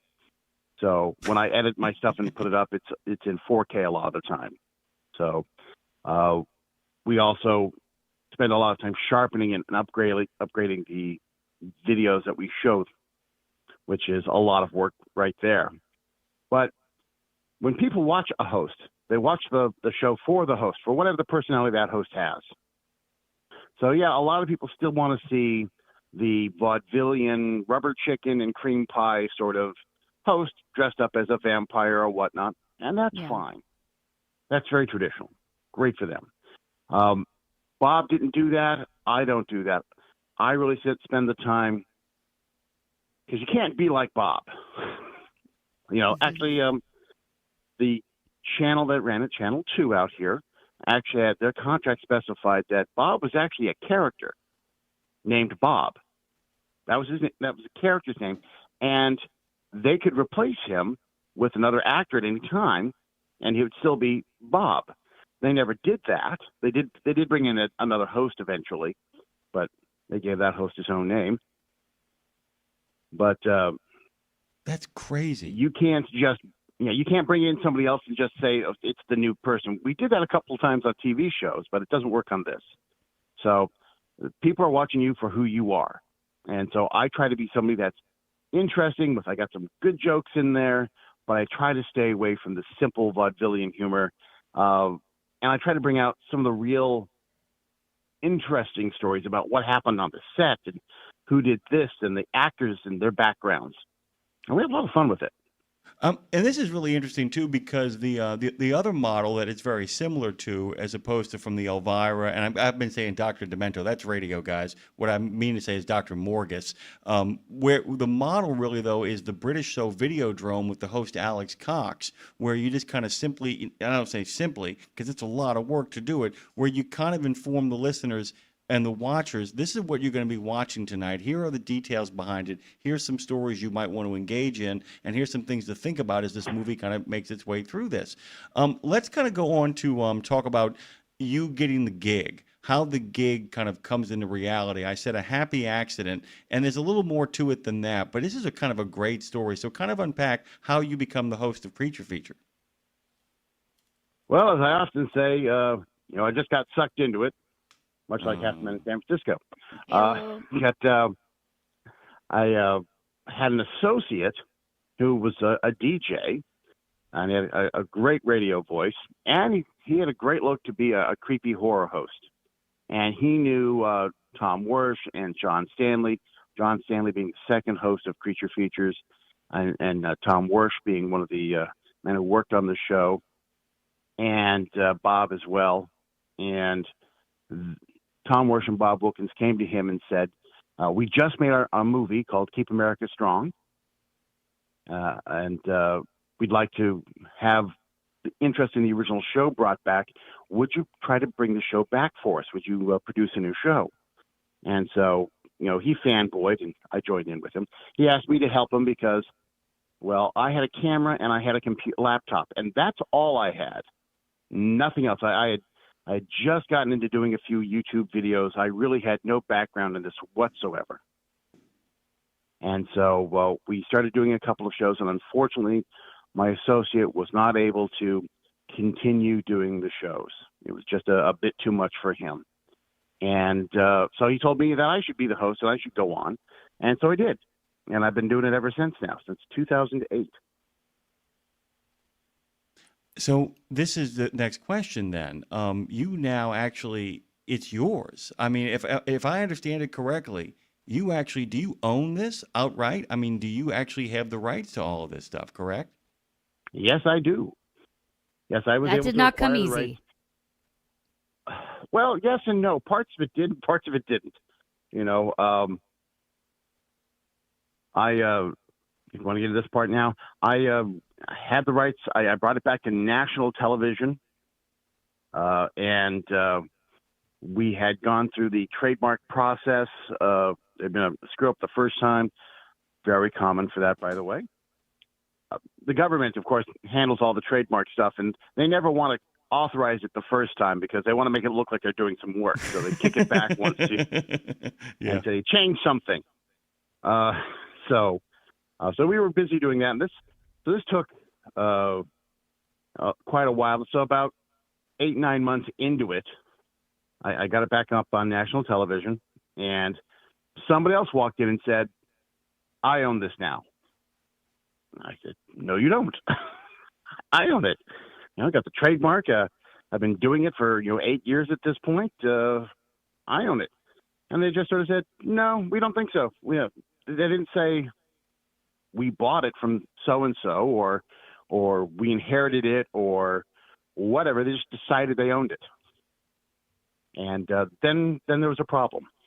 So that got very exciting for no good reason whatsoever. By the way, it's really kind of cool because I know you're a fan of Lovecraft. It's almost like August Derleth with the works of with H.P. Lovecraft, where it turned out that nobody actually owned it, and that Arkham House moved in, but the truth of the matter was it was there for the taking, and you put so much work into it. It's really kind of a great story too, Lindsay, for the stuff that you and I talk about all the time, because he put so much work into this and built this really amazing foundation. And then once you proved it was viable, people tried to take it away from you, and you were able to make sure that all your hard work actually paid off by actually getting it at the end of the day. It's really a groovy story, man.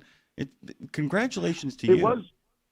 Well, thank you. It was confusing because, one of the things, we have some emails back and forth between myself and Mr. Warsh about this. And of course, one of them said, gee, thank you very much for this because we were so happy. We fanboyed on this. We'd had Mr. Warsh on the radio show a couple of times along with John Stanley and Ernie Fasalius and Scott Moon and the others. And we told them, we wrote, if there's a problem with anything, Mr. Warsh, let us know. At this point, Bob had passed on. Bob passed on very early part of 2009. So, and we told them, if there's a problem with anything, Wilkins can come in at any point and say that they want to change anything, and we'll listen to them. No problem. Well, when this guy came in and said he owned everything, Tom Wersch kept saying, I'm not connected to that guy in any way. And I have nothing to do with what he's doing. Wow. Now, the other person had a lot of money. Lots and lots of money. He spent $5 million just to have a studio to record his show, and I understand. Wow. So, yeah. Well, so go on. I just wanted to pivot here. Like I said, I wanted to kind of people to understand how hard you've worked here to kind of create this brand, to really kind of solidify it, to really put all this in place. I wanted people to make sure, and with that in mind, having kind of established the hard work that's gone into this, I do want to pivot. Lindsay would be so kind. I want to kind of pivot and talk to you about the movies, about what it is you do, about how it is you curate, how it is you pick, and where your gravitational points are. What movies do you prefer? Well, I might get a little kickback to this, but I'm not a big splatter fan. I don't like slasher movies very much. Now, I understand some of my fans do, and I do show them. I've shown some really gory slasher movies, but they are not my forte. I really like a lot of the movies from about the 70s. And, of course, some of the classics from the 60s, but the early 70s really had the taste to it that I like. So Spit on My Grave and things like that were great for me. I'm also a kid at heart, and I love movies where the kid's the hero or something like that. And so I often show movies where kids are the hero, or movies that are a little more child-oriented or young adult-oriented. And, of course, we like to show movies for the child that's in us all still. We just did Minutes from Space from 1957 a little while ago, which was a couple of episodes of Rocky Jones Space Ranger stuck together. So that was fun. I like they say I'm a kid at heart, so I like movies that I thought I was going to say where kids get killed. I'm glad that's not where he went. That's not where he's going. No. From a Well, no, we some of the splatter flicks, that's exactly what they start with. Yeah, well, I'm glad that's not your favorite. It makes me like you a little bit more. But Okay. The kids being the hero thing, I think that's an interesting angle because it just made me think of Stranger Things, which is so scary for me to watch. But then the fact, to your point, when it's for me, how it balances out, I'm like, listen, if a kid can do it, I can too. So that's sort of like, for me, like, okay, if that kid's not scared of it, I don't need to be scared about it either. But, given that Creature Feature has this fan base rooted in so much nostalgia and local TV memory, I'm curious if you feel that your show helps to, regardless of what films you pick, and we could talk about a few more of them, but if it helps preserve horror history and, rediscovering those lost or obscure films, archiving them, giving your host commentary, because of all that, do you see your role as historian as well as entertainer, a balance of those two? I'd love to be considered a historian. I actually have a good friend that's a historian. A horror And, historian, maybe. Horror historian. Yeah. Horror historian. And like I said, while I would love that to be the case, I'm really more a purveyor of the information. I'm not the book. I'm more like the librarian. I'll tell you where to find it. Oh, that's I encourage people to go out and look and find it, because I don't just show movies that you would say, this is a horror movie or a science fiction movie or fantasy movie. I show stuff that you never thought of as being a horror movie before. But now that you look at it, you might realize it is. For instance, we showed Charlie, which with Cliff Robertson. That's the movie version of Flowers for Algernon. It's a science fiction movie. Oh my God! I don't know if you're familiar with that. Oh, one. I'm very familiar with it. Oh my God, that's Okay. that's really. I mean, I can see where that works. It's basically, the earliest version of what's the movie with Robert De Niro and what's his name? Robin Williams, where the idea of giving the guy the drug and he slowly comes out of his bad situation and then it goes back yes. in. I can't remember. Well, yes, but also remember he's having to deal with all this new stuff, and what's more horrifying than realizing that the wonder drug that you've got ain't so wonderful. It's very We Dr. also J. showed for Valentine's Day. We showed The Girl Most Likely to with Stockard Channing. Oh my God. Oh my God. Now there's a horror movie. Don't piss off the chubby girl. Yeah. They'll come after you. Story of my life. By the way, I want to point out something here too, because it sounds like something else you remember that is really kind of neat is that people always forget that these shows were conceived for young boys and young girls between about 9 and 13 years old. It was a chance for them to stay up at night and watch something spooky and have somebody kind of take them through it as well. And it sounds like that you kind of remember that it's for kids of all ages, that the format itself, even what Bob conceived, is really for kids of all ages, right? Oh, definitely it's for kids of all ages. We try to keep it a bit saucy, but clean enough that the kids can watch it. And what would happen was originally, stations had to come up with a certain amount of their own programming.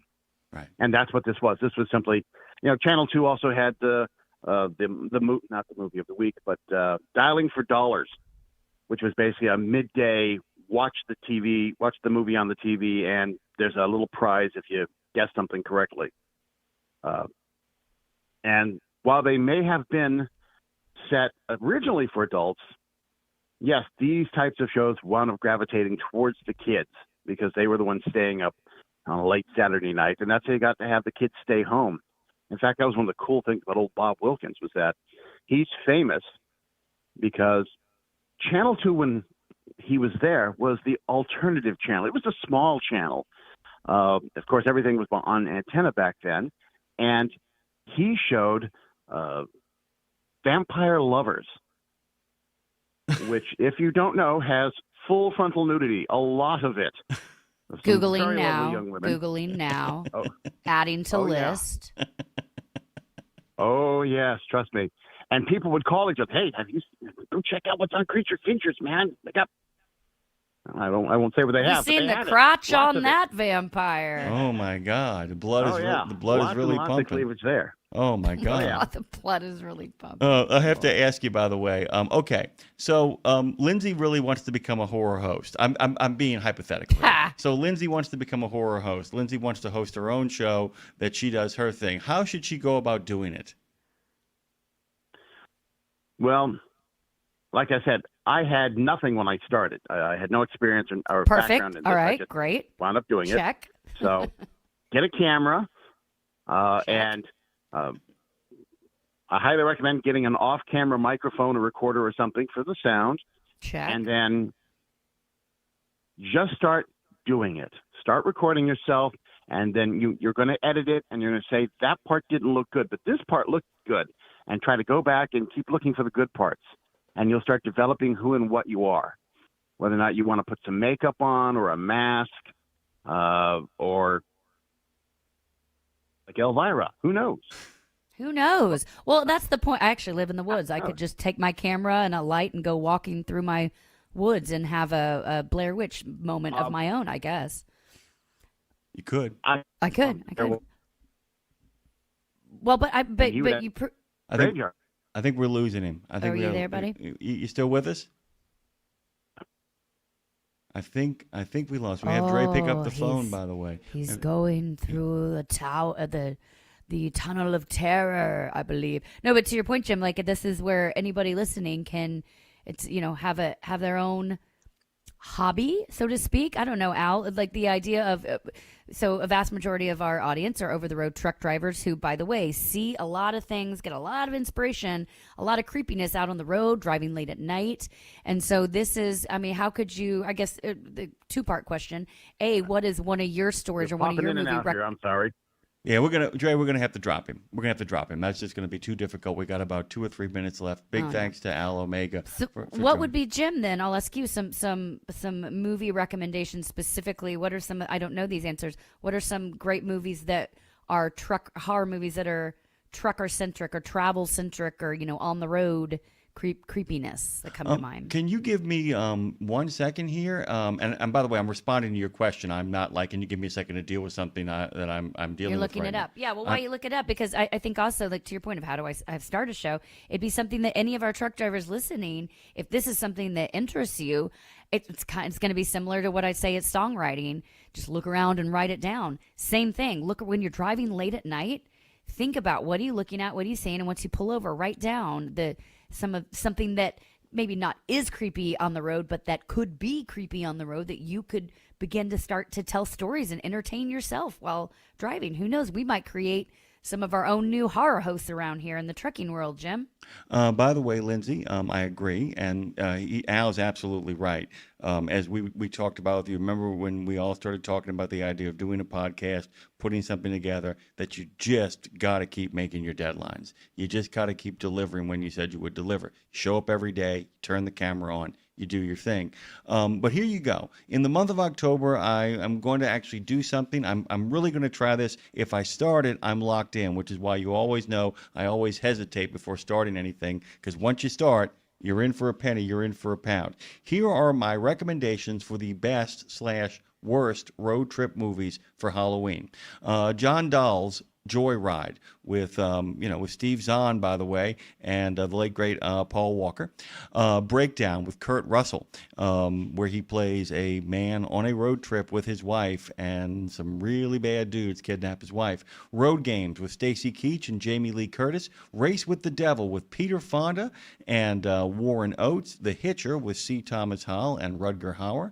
Jeepers Creepers. Where'd you get those peepers? Oh, I'm telling you, man, the opening 40 minutes of that movie is as scary a movie as you will ever see. No Country for Old Men, the Coen Brothers Academy Award-winning film. We could call that a horror movie? A horror film? My God. Go back and watch it again, Lindsay. It is terrifying. And matter of fact, watch reactors watch that film. It is I know it's scary, but I guess that's the thing. There are scary movies that in my head don't fall into the category of horror, and I think that's just anything that's real.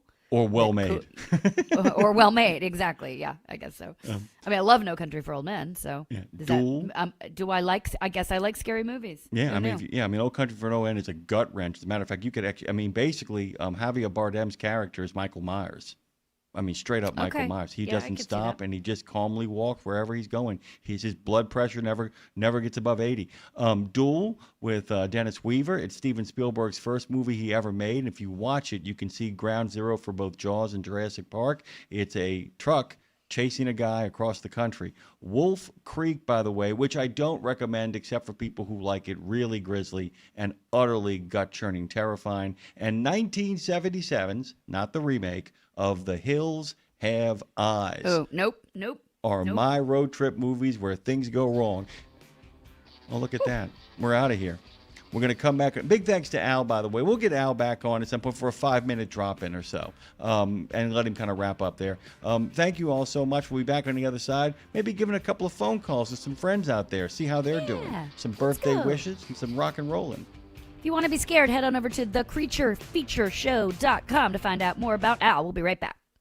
You know Castrol for passenger car oil and racing, but did you know that they're in the heavy-duty over-the-road market? Well, Castrol's CRB Multi 15W40 and Vecton Long Drain 10W30 are now available at TA Truck Service Centers nationwide. This is the partnership in preventive maintenance. TA Truck Service and Castrol, offering you premium products and performance at great price points every day. Castrol, performance for the long haul, guaranteed.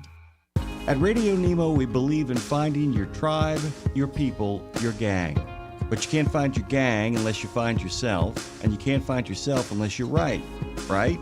Lindsay Lawler's We Should Write is a podcast about the healing power of writing. It dives deep with creatives of all types to discover how putting a pen to paper helps them work their stuff out, and maybe gives you the permission slip to do the same thing.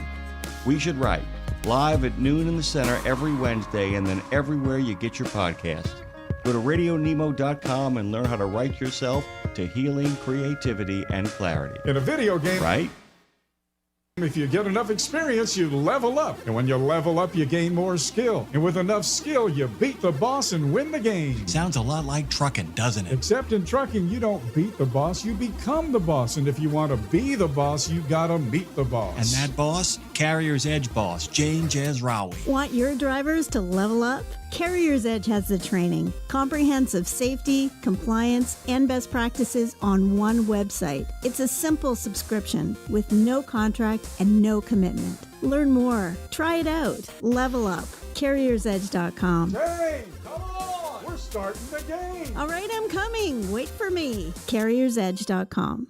Exceptional value and exceptional values. That's Bennett Trucking. A core commitment of faith, family, and freedom has driven Bennett to being the leading provider of innovative, integrated transportation solutions, both at home and abroad. Bennett's values are not just compatible with providing high-paying jobs and unmatched customer service. They're inseparable. If you're looking for an employer or a partner who believes the best business model is being a model citizen, then Bennett Trucking is the place for you. Go to BennettIG.com and find the folks who share your values.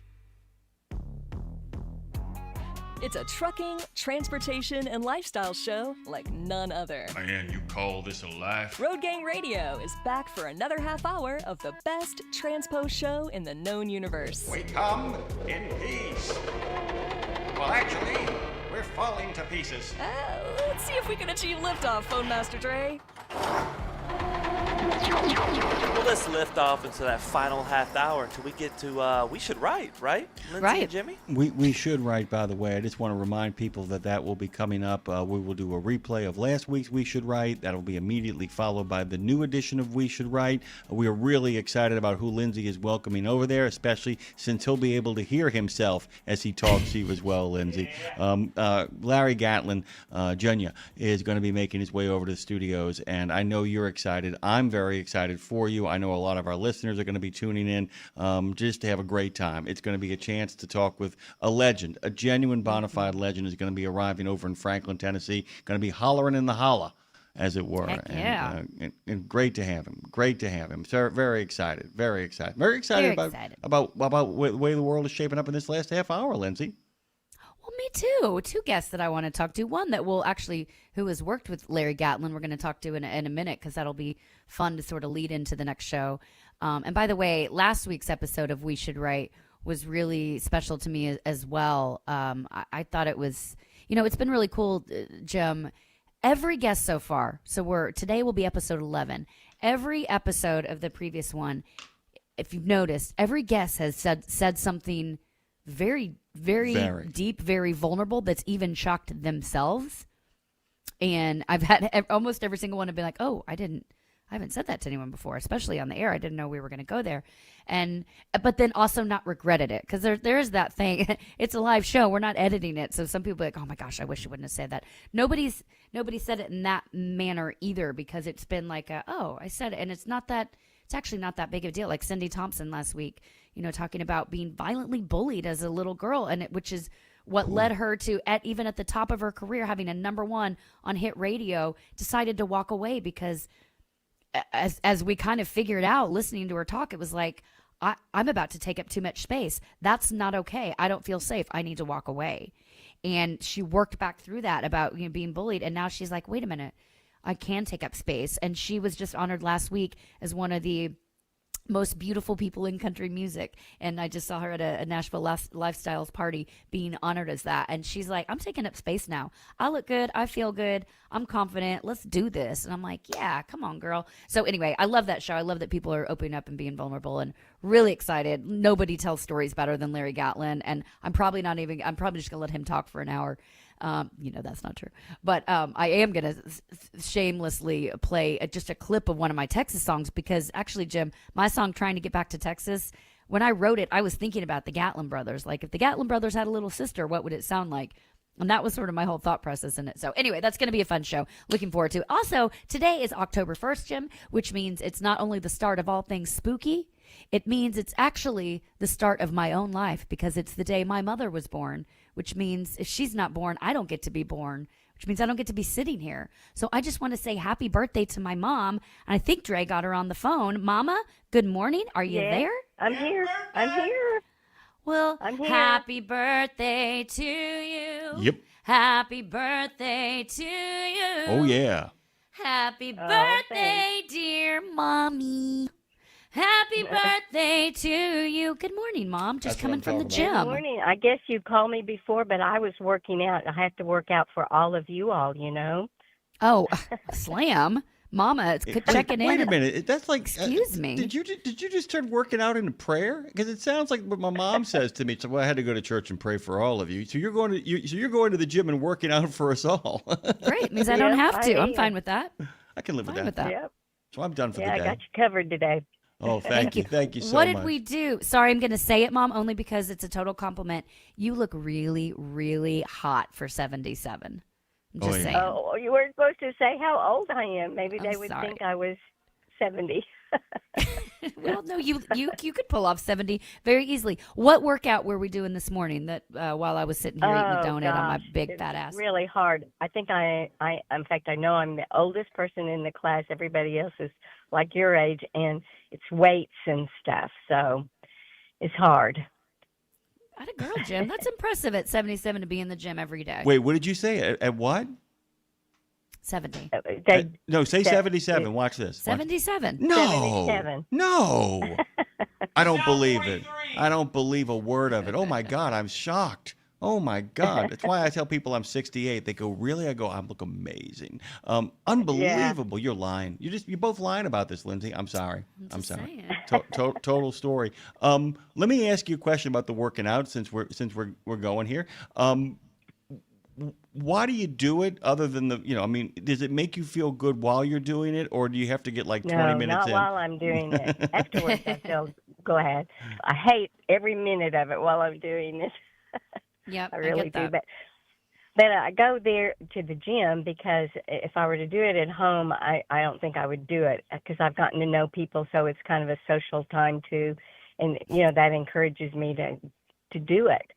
So anyway, well, I do. I go about 5 or 6 times a week. So It's so impressive. And Jim, well, two things at play here. First of all, my mom had years ago, we almost lost her. She had a crazy, not accident, but went in for a little, very long story short, went in for a small procedure, ended up in a medically induced coma for a month in the hospital, and we got her back. But that was, I bring that up because the reason she came out of that is because she was so healthy. She was in shape. She did work out all the time prior. I mean, I remember the nurses even saying that to me, like, this is 50-50 here, but if your mom isn't as in great shape as she is, she probably doesn't walk away from that. So it's a reminder to everybody out there, don't get in shape after the thing. Get in shape before. But also, the best thing here, Jim, when my parents used to live in Dallas, the gym my mom used to work out with at true story, correct me if I'm wrong, but I know that I'm not. They would work out, and then they would go out to the parking lot afterward, and out of the trunk of her instructor's car have mimosas in the parking lot. Am I right or am I right? Yeah, you're right. You're right. Okay. Yeah. So hashtag balance, Jim. Yeah. It's just amazing sometimes how much our parents have in common. If you remember this, Lindsay, my mom went in for a procedure and they ended up nicking her liver. And basically the same thing happened where they said if she had not been in the health that she was in, she'd have died. She'd have died. And this is why it's so important to do this stuff before rather than after. You don't want to roll the dice. You don't want to roll. By the way, I'm glad you do it. With that in mind, I'm very glad you actually make that commitment. What does the day look like? What does a birthday look like for you? It's not very glamorous this year, unfortunately. It's not going to be very glamorous today. Dee had Mohs surgery yesterday on his nose. If you don't know what that is, that's where they go in and it's for cancer. But they take layer by layer and they do pathology after each layer to know whether they've gotten it or not. And so you wait and wait and wait. Anyway, so now he's got this big bandage on his nose. He looks kind of like Pinocchio. We were laughing about that. So we're not going anywhere. We're not going anywhere. But it's all those lies. We're not going anywhere. But we're gonna go over and have an Aperol spritz on her porch later today, Jim, to at least have a clink and a toast where no one has to see them. Yeah. I say get out there, man. Be proud. Wear it with pride. Wear it with pride. Be like, I got my fake nose going on here, guys. Just enjoy it. Enjoy it. I say get out there and embrace the day. Be the nose. Yeah. He's a walking reminder that, perhaps don't go out in the sun with your manila folder wrapped in foil and baby oil on your face, guys. This has been your PSA from Road Gang Radio. Yeah, that's for sure. He did that. He did that. You would think that would go without saying, but apparently it doesn't. Well, Mama, thank you for being born, not only because you're amazing, but without you being born, I'm not born. And so I'm pretty appreciative you're around. Well, you and your sister make our life great. So sometimes. There you go. Sometimes. Yeah.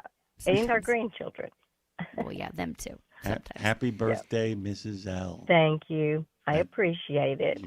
Love you, Mama. Talk to you later. Call you later. Bye. Okay. Bye-bye. Bye. 77, still working out. My dad, 81, still walking, still cocktailing, still telling those great stories. Yeah. Who got up at 4:30 this morning to wake his son up to be like, you got to get up and get me down to physical therapy. Okay. All right, let's go. Okay. I'm telling you, Dave, Nemo, the Lawlers, my mom and dad. If you guys want to walk into your late 70s and early 80s as a youngster, you got to get moving. Project 61 is coming. Make a commitment to do it. And by the way, go ahead. No, by the way, what? Sober for October. Don't forget that as well, too. By the way. Oh, do I have to do that? Not you. Not you. You don't drink enough to really qualify for Sober for October. You actually take it really easy. But if you guys, think maybe you should take a little bit of a break, Sober for October is a really good way to kind of go about doing it. Just saying. Not saying. I'm telling you. You know who's not sober for October? No, sir. My friend Kevin Post. I don't know, maybe his. I don't know. Maybe his. I don't know. We're going to be watching Cowboy football together, and we're going out to dinner together next week. So he's probably not sober for October. But, ladies and gentlemen, one of my dearest friends in the world, he's been on this show before. He was my guest on episode, 9 of We Should Write, which you can go back and hear if you head over to the website. Actually, weshouldwrite.com just goes right over to the RadioNemo website. So check it out, weshouldwrite.com. You can hear all the past episodes. But my dear friend Kevin Post, who I've been making music with, writing songs, performing, laughing, watching Cowboys usually lose together for all of 18 years. He's joining us now because I went to see him play live last week playing steel guitar with Larry Gatlin and 2 other great songwriters last week. They had never worked together before, and I'm going to talk about the magic that is that after I say good morning to my friend and soon to be yours, Kevin Post. How are you? Hi, Lindsay. How y'all doing? Doing good. Hey, say hi to Jimmy Mack, Kevin. Hey, Kay, how are you doing? Hey, Jimmy. What's up, buddy? I am sober right now. It's, we're only a couple hours into October. I'm sober. That may change. I hope so. Yeah. Somebody's got to do it for me. I am going to the airport today, so that will probably change. They have bars there. They have bars there. So he's flying out. So Kevin currently is on the road with Aaron Lewis, who is, of course, the lead singer of Stand. It's been a while, but also has a huge country following and great country songs. A great gig for Kevin. So they're flying out today. You're about to do a Texas run, a couple shows in Texas. Yeehaw. I'm sure that makes you happy, Kevin. Yeah, I'm loving it. I'm flying to Houston. Houston means that I'm one step closer to you. Yeah, okay, so that was my favorite song of the 80s. It was my favorite song. Well, it's definitely my favorite Larry Gatlin song. So let me set this up, Jem. So on Friday night, I went to a very, very cool venue in Columbia. I kept thinking it would be a really cool place for us to do a live radio show from that stage setup, Kevin. But it's called the Mule House in Columbia, Tennessee, and it's an old church that they've turned into a theater. It's beautiful with chandeliers and the balcony and the whole deal. And so they have the stage set up, and it was Larry Gatlin, Gary Chapman, who's an amazing, a Dove Award-winning and Grammy Award-winning gospel songwriter. And then Chris, what was his last name? Wallen.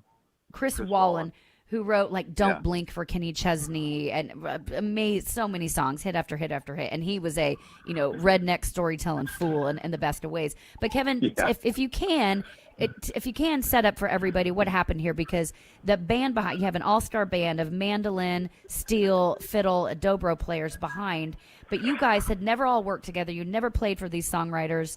They didn't even send you the songs. So you step on stage not knowing what you're doing, and then tell us what happens, because it's magic. It was like magic. Sometimes music is like magic. And I basically just had to kind of play about over half the set a bunch of songs I don't know and were not hit songs or were hits in the genre I don't listen to very much. And so I had to kind of just follow what they were doing and try not to get in the way. And it ended up going great, better than I could have expected. But I was a little nervous about it. But Gary really likes the challenge of nobody knowing what's going to happen. Nobody. He doesn't even know what he's going to play, much less what Larry Gatlin's going to play or Chris Wallen's going to play. And there's 4 musicians just hanging on for dear life. And it ended up being really cool. But you have to really use your ears, listen to what everybody's doing, not get in the way, play something cool every once in a while. And I think my parents were there, and y'all were there. I had friends, I had family, and the feedback I got sounded great. It was fun. Everybody enjoyed it. I think everybody enjoyed the seat of the pants aspect of the show, and of course the comedy stylings of Gary Chapman, Larry Gatlin, and Chris Wallen. They're all very funny. They all have great stories, and it was just 2 hours. Like, it flew by, even on stage. I knew it flew by for y'all. Because it was just very entertaining. It was, Jim. It was very good, and you know that I would have told you if it sucked as well. So it was very good, Jim. You would have loved to have been there, Jim. Well, here's the thing: is the fact that I have a feeling that if it had been terrible, you wouldn't have been like, we should get Kevin on the show so I can tell him how much it sucked. I mean, I would have done that too. You might have actually. Come to think of it, hey, we should give Bob a call. Why? Because Bob was terrible the other night. We should just crucify him for like 15 minutes on the air. We should tell him on the air in front of thousands. Yeah, we should fight, right? Right. I mean, that's really what it kind of comes down to. I wanted to ask you about that too, because so much of playing music for a lot of people now is kind of they use the term set list because it's set. And you're kind of in the middle of this thing where it's like, oh no, brother. It literally, you almost get a sense of what it's like to sometimes be a jazz musician with, Van Morrison walking into the room and going, just play, we'll figure it out. I mean, it's like being on a tightrope, isn't it? I mean, do you feel like you're holding on while you're doing that? I mean, how much tighter do you grip your guitar when that's happening?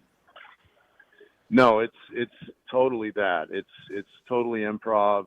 And I think, if you've been doing music as long as I have and we all have, the 7 people that were on stage, improv is a big part of music. And if you have that gear that you can go into, then it's fun, it's enjoyable, and it's enjoyable for the crowd because I think they know it's all improv, and people really appreciate that because there's no AI computer out there that can improvise.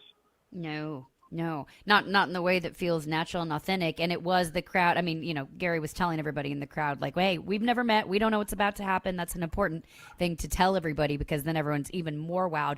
And I'll tell you, Jim, it was the coolest moment when Kevin started playing steel. We were mad. I was sitting with Kevin's parents to my right and my parents to my left. And so you had all this, we were all fangirling over Kevin. But they put Kevin on steel guitar right behind Larry, center stage, but like right behind him. And Kevin's mom was like, they need to move Kevin over. We cannot see him. So anytime Larry would stand up, we would clap. We'd be like, yeah, Larry, move over to the side. We want to see Kevin.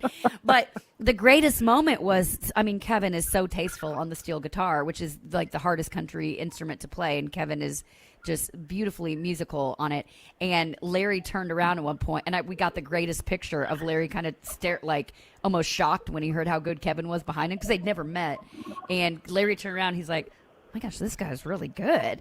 And then he would get up and he'd stand next to him and play. And it was a really cool moment for Larry to be appreciating Kevin as much as Kevin was appreciating Larry. There is, Kevin, by the way, there's nothing better than realizing when somebody really righteous realizes you're equally righteous. It's kind of a cool thing, isn't it? No, it was so special because I grew up a fan of Larry Gatlin and the Gatlin brothers. And I thought when I was a kid, I always thought they were a Western swing band because they had, the lady gets the cowboy every time and Houston. And I mean, I was just a kid. I thought if you did one Western swing or 2 Western swing songs, that's what you did. I didn't realize that they did all the gold in California. I didn't realize they had such a broad stylistic, they crossed all the genres of country music and did them all really well. But yeah, I grew up a fan. So, it's that kind of music is what got me into steel guitar in the first place, is that Western swing stuff. So, Kevin, I'm going to make you laugh. When I was growing up, I remember when All the Gold in California came out, and we were at a 4th of July celebration in Lumberton, Mississippi, and all these people were singing All the Gold in California, and the song ended, and my dad went, do any of you actually know what you actually are saying when you're singing the words to that song? You shouldn't be smiling whatsoever. It is a brutal song. I mean, it's a great song, but it is. It's dark. I mean, the lyric is dark. The music is happy. I love that juxtaposition. Me too. Anytime that happens. Or the other way, like really sad music, but kind of uplifting lyric. For some reason, that always seems to work. Yeah, and in my mind. And it's great because it's so much of the Gatlin catalog that made me think about that, Lindsay. It's so much of the Gatlin catalog where you're like, oh, this is really upbeat. Wait a minute, there's some really serious stuff going on in this work. I mean, it is not without introspection and some real genuine emotional power. Some of the stuff they end up saying in those songs. Just that's my little take on the Gatlins. I'm an expert. What can I tell you? That's it. We thank you for your service. No, it is good, and it's good. Kevin, he's going to be here in a little bit, and I'm excited to talk to him exactly what he talked about on stage that night about how he just kind of walk around, and if you want to write songs, you got to read, you got to think, you got to listen to others, you got to listen to yourself. And then just go write it down. I mean, it's just go write it down, get it out. So I'm excited. I wish you could be here when he's here today. I was hoping you were going to be sitting behind him again at my house playing steel today, but I know you're on a plane because frickin' Aaron Lewis pays your bills. So that's okay, I guess.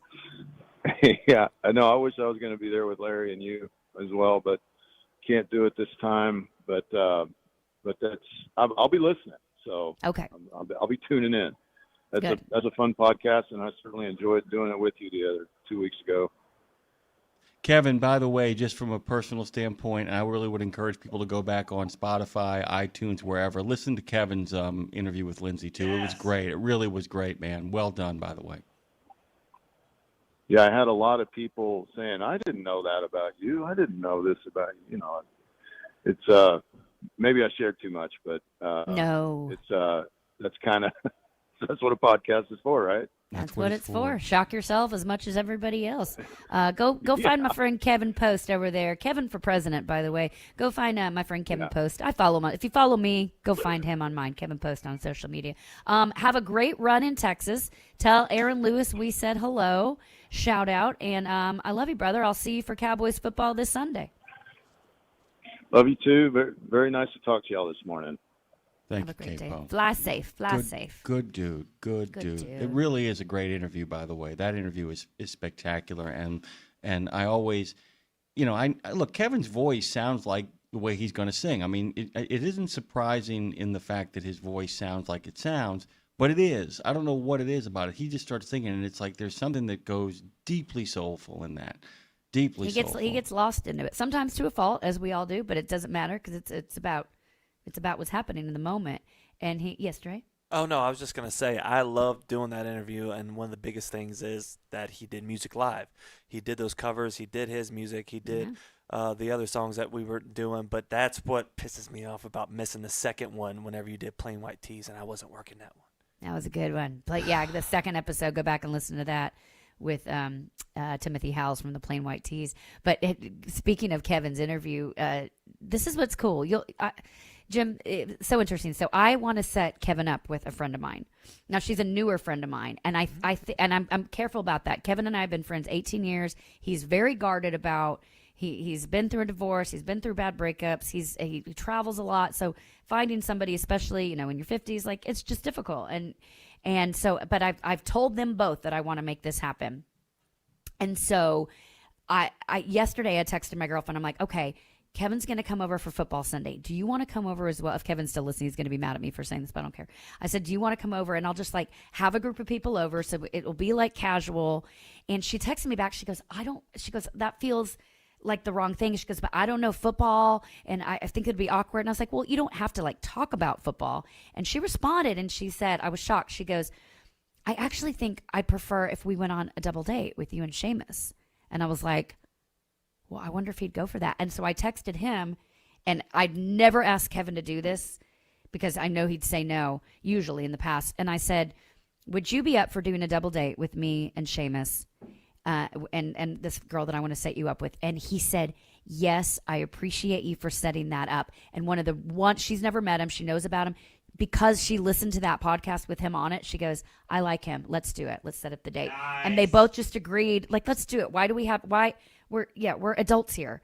Jim, it's why do we have to pretend I'll bet a group and see if you talk? It's no, I think you guys will like each other. If you don't, if nothing else, I know you'll like each other as people. If it's not romantic, why don't we just call a spade a spade? So we're doing it next week, and I'm sort of nervous but excited.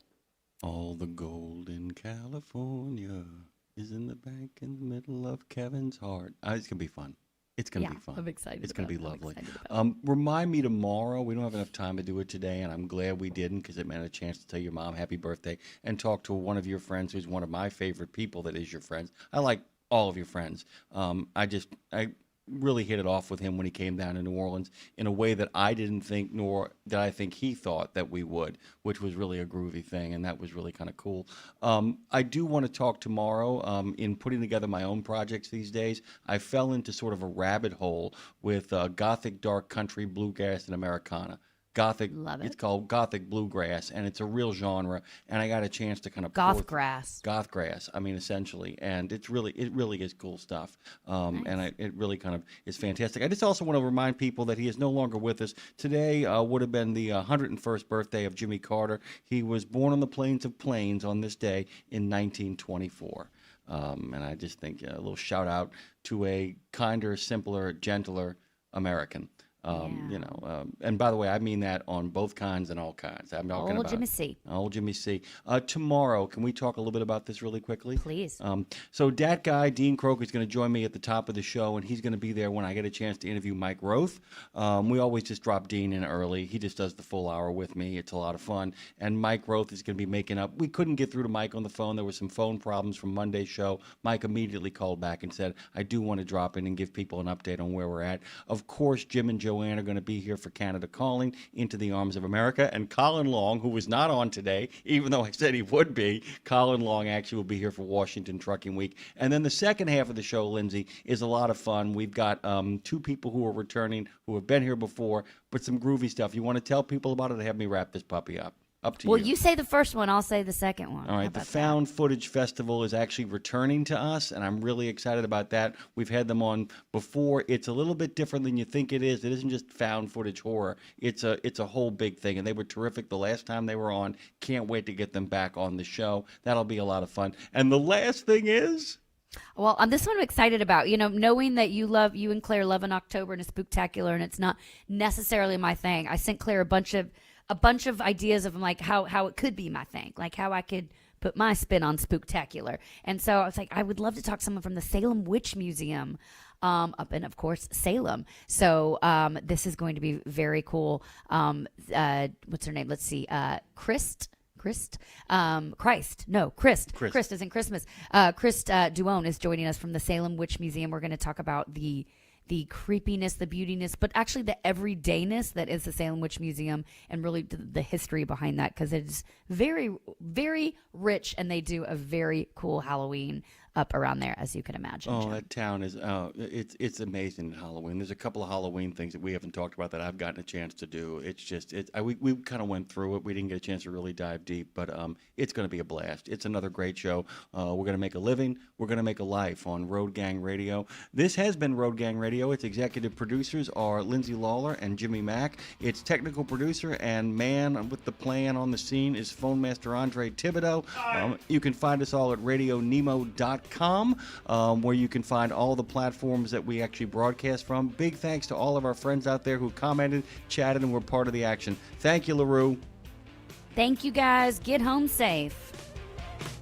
From the wee small hours of the morning to the crack of dawn, Radio Nemo has been there with you. Whether you've got the overnight or you're the first wheels on the road, Radio Nemo's been where you need us to be. Providing the laughs, giving the facts, playing the tunes, and keeping it rolling. We've been your light in the darkness, your first cup of coffee, and a voice of sanity. Semi-sanity, actually. We're all a little crazy here. Crazy for the men and women who keep this country going and moving and doing. Crazy for trucking, crazy for truckers of all shapes and sizes. Is that a fat joke? Not if we can help it. Because it isn't just about the rules and regs. It isn't just about the day-to-day. It's about your health, your homes, and your hearts. So we wanted to say thank you. Thank you. Thank you. Thank you from everyone at Radio Nemo for sticking with us, standing by us, and keeping the traditions rolling into the future. Pro drivers, say hello to your perfect fuel stop, Racetrack. Perfect as in hello, everything you need on the go. Oh, hi there, dedicated truck lanes. What's up, hot and delicious grab-and-go food? And hello, cat scales, clean restrooms, and large, easy-to-maneuver lots. Racetrack has what you want so you can get in, get out, and get back on the road, turning miles into money. Next time you need to stop, say hello to the fuel stop built for pro drivers. Racetrack, whatever gets you going. The Joshua Chamberlain Society is unlike any other veterans organization. It's truly a family, and I know that firsthand from working with them myself. Their mission is to make wounded veterans and families of deceased veterans feel the support and appreciation of their community for life. Our veterans' injuries are permanent, and so is the JCS support. From monetary assistance like paying utility bills or college funds to helping our heroes find purpose, JCS is a family that surrounds and supports the heroes who have sacrificed so much. Learn more and make your donation at chamberlainsociety.org. That's chamberlainsociety.org. 17 Sapp Brothers Travel Centers are known for great food, hospitality, and mom-approved showers and restrooms. But don't forget the service centers. Sapp Brothers ASE certified technicians can repair nearly any issue in shop or roadside, including axle repair. Dig into your free steak dinner with your oil change. That's a Sapp Brothers tradition to thank you for your business. Tires? Sapp Brothers will beat any competitor's advertised price on tires. And download the Sapp Brothers app for exclusive promotions in the shop, restaurant, and store. Your spot under the coffee pot is waiting for you at Sapp Brothers. Well, hey there, it's Lindsay Lawler, y'all, and welcome to We Should Write, a show about the healing power of writing. I'm your host, Lindsay Lawler. I'm a songwriter, a performer, and a longtime radio voice. I'm also a storyteller and a proud advocate for the incredible men and women of the trucking industry. And let me tell you, they've got stories. Okay, so We Should Write is where sarcasm meets soul. It's equal parts vulnerability and absurdity. We talk to songwriters, authors, and creatives of all kinds about how putting pen to paper help them heal, grow, and work their stuff out. Because let's be honest, writing is cheaper than therapy and way more, dare I say, honest. So take a breath. Now, let's get it out. Let's get into it because we should write, right? Welcome back to We Should Write, right? It's a show about the healing power of writing. This is episode 10. Last week, I had my dear friend Kevin Post, who you just heard, who is, he was in The Voice house band for 13 seasons. He's been with Blake Shelton for a long time. He's now out with Aaron Lewis. And listen, it's so weird to be friends with somebody for 18 years and realize, oh my gosh, I've never talked to you about your divorce. Let's do it on a radio show. So that was a fun episode. Go check it out. My guest next week will be Larry Gatlin, of course, of the Gatlin brothers. You know I'm going to lock the door and kidnap him and ask all the deep questions. It'll be fun. But today is the main event, and what I'm so excited about, and I've been looking forward to for several weeks, not only because I love this woman's voice and music, but also because I need cool Franklin mom friends. Yes. Okay, good. Please be my friend. I don't know if I'm that cool. You're cool. Okay. You're cool. You're cool because you're in music. So today on We Should Write, I get to sit down with someone whose story is as unexpected as it is inspiring. Cindy Thompson grew up in Georgia, singing in church, and followed that calling all the way to Nashville. Thank you, Jesus. Oh. And within just a few years, she went from never having written a song to co-writing most of her debut album, My World. That record gave us her breakout single, of course, what I really meant to say, which shot straight to #1 and made history, by the way. Made history. As one of the most successful debuts ever by a female country artist. What have you done with your life? Now, if that's not a sign that she's destined for this, and divine guidance wasn't at play, I don't know what is. But Cindy's story isn't just about fame. That's actually way less important as a byproduct here. It's about courage, I think. And at the height of her success, she walked away to protect her peace, her authenticity, and to build a life on her own terms. You know I love this. In the years since, she's poured her creativity into jewelry design, motherhood, songwriting, and now a beautiful return to music. Thank you, Jesus, again. So she's proof that our stories aren't linear. I believe that they're layered, that they're balanced and full of second chances, third, fourth, fifth, whatever. This is the inspiration. You can keep going, guys. I can't wait to dive into the power of writing, the courage of self-discovery, and the fact that creating multiple dreams within one life is possible. Please make welcome to the show my new friend, soon to be yours, Cindy Thompson. Good morning. Good morning. Man, that intro, I had tears in my eyes. Well, it's your life. Do you remember what you've done? It's a lot to take in. It is a lot, and that was just so beautiful. Thank you for, having that wonderful perspective on it. Well, a perspective is everything, and I think it's really interesting when we hear what somebody else thinks about it. Like, it's hard to know what we think about us because it's usually both the best and the worst, and I don't know what the balance of that is, right? Mm-hmm. And then you hear someone else, you're like, wow. Yeah. That's interesting. Okay, so let's start. I always start the show with a deep breath because I say if not, I spiral out of control. So we'll breathe together. Dre, breathe with us on the count of 3. 1, 2, 3. Okay. Love it. Okay.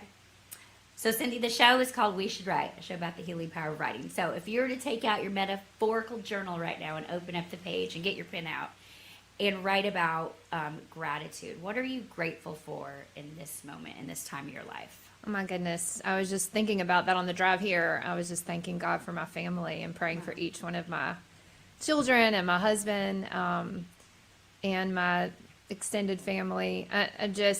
My family, just how much my husband works hard and loves his family and such a wonderful father, and my kids, that they have goals and ambition and they are pursuing their dreams. And so it's just a lot of things, but I'm very, very grateful for my life.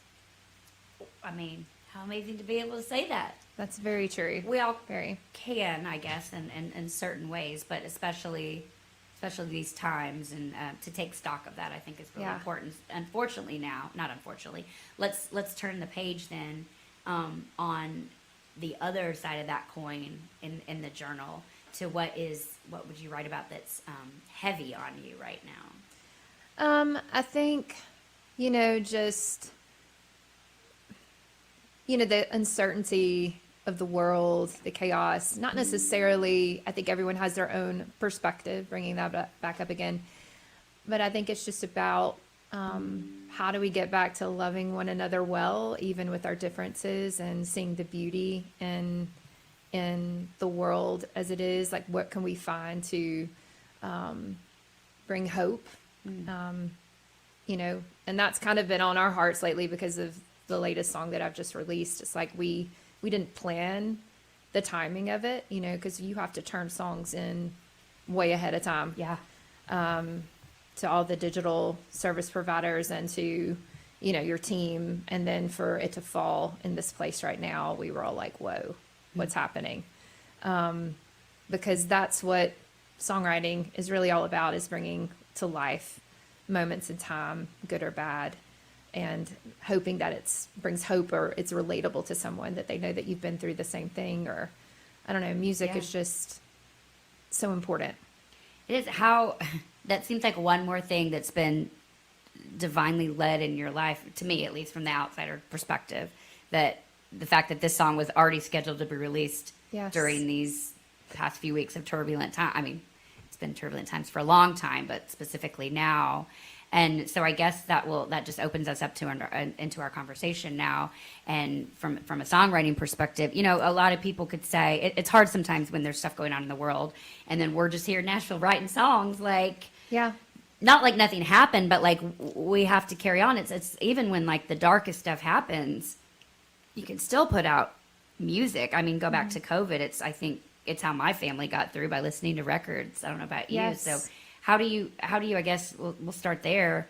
You've always written, even when you stepped away from the spotlight, you always wrote, I think. Yes. Right? Not as much. I really needed to take a sabbatical from all of it, but there were always songs brewing. Yeah. Because of the life I was living. But yes, I never stopped writing. But did it ever, so I guess the question is, does it ever feel, how do you balance, outside of just not listening to naysayers, period, but how do you balance that life of like, I'm gonna keep on doing what I love because it's what gives me purpose, even when ABC is happening in the world? Well, that's not easy. No. I mean, and I won't pretend that it's easy. I think children give you great perspective on that. You have to get up and do the things that are in front of you for the day. But I mean, in general, I just think that it's just a day at a time. I don't know. I mean, I love to write songs, and I love to write sad songs. It's just a natural thing for me. And so, I'm trying to get back to your question, because we're talking about a lot of different things, but like what, I don't know.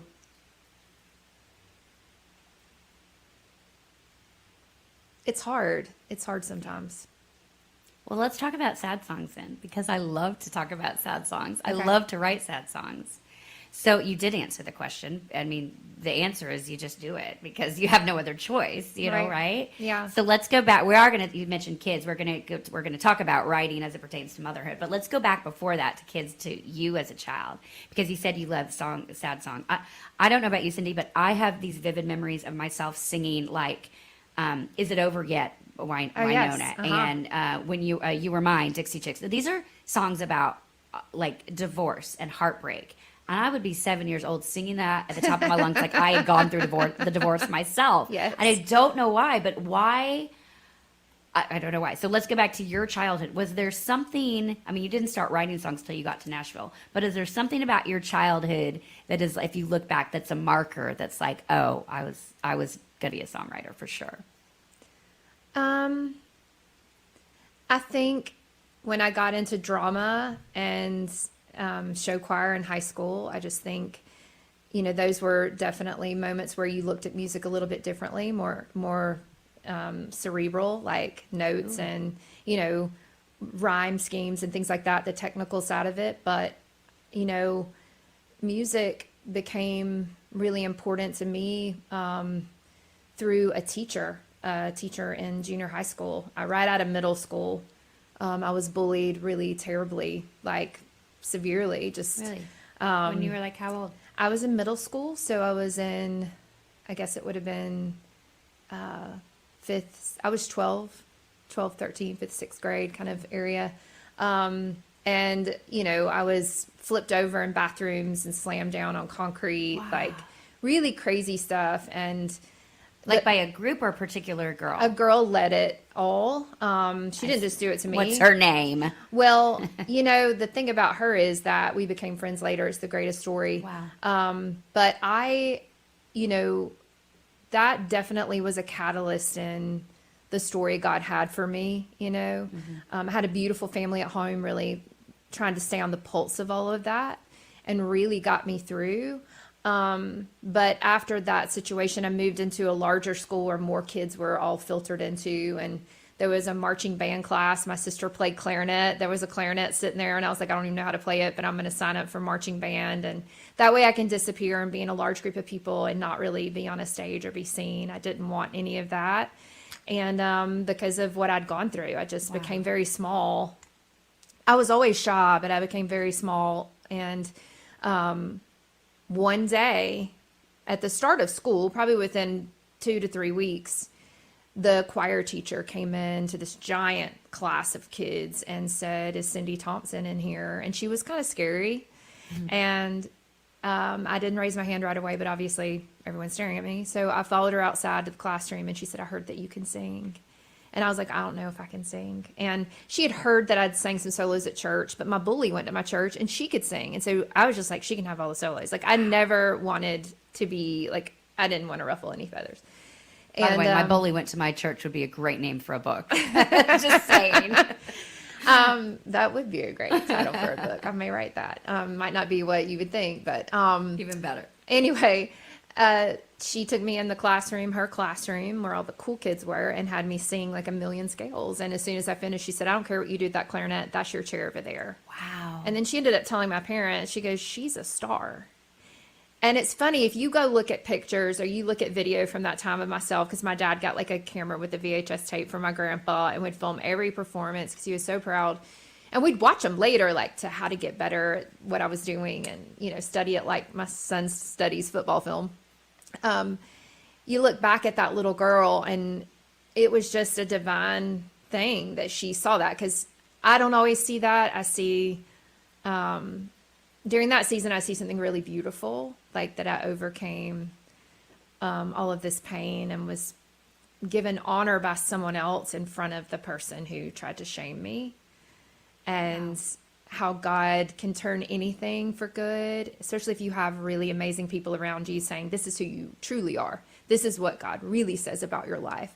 And I had that at home. And so the greatest part of that, and I've had to guide my kids through things like this, is that what it allows you when you're in a particular situation like fame, if you do that well, if you've been through what I had gone through, you start to notice the one in the audience, the one that you just kind of resonate with, that they're not being seen or they're not being heard or they're been mistreated. And so I really took advantage of that time in my life when I became an artist with Capitol and was touring, that it was like God would point out the young girl in the audience or the person in the line that needed to hear, you have purpose, you have value. And so, so I tell that story, but I make sure I tell the other side of it, which is, it just was turned for good. What you do with it. Mm-hmm. Wow, Cindy, it's really powerful. I have a almost 7-year-old, and I'm thinking a lot about, I was bullied as well, not to the extent of you. I mean, I think girls are mean in middle school, period. It just sucks. And I was mean girled. I moved schools because of it.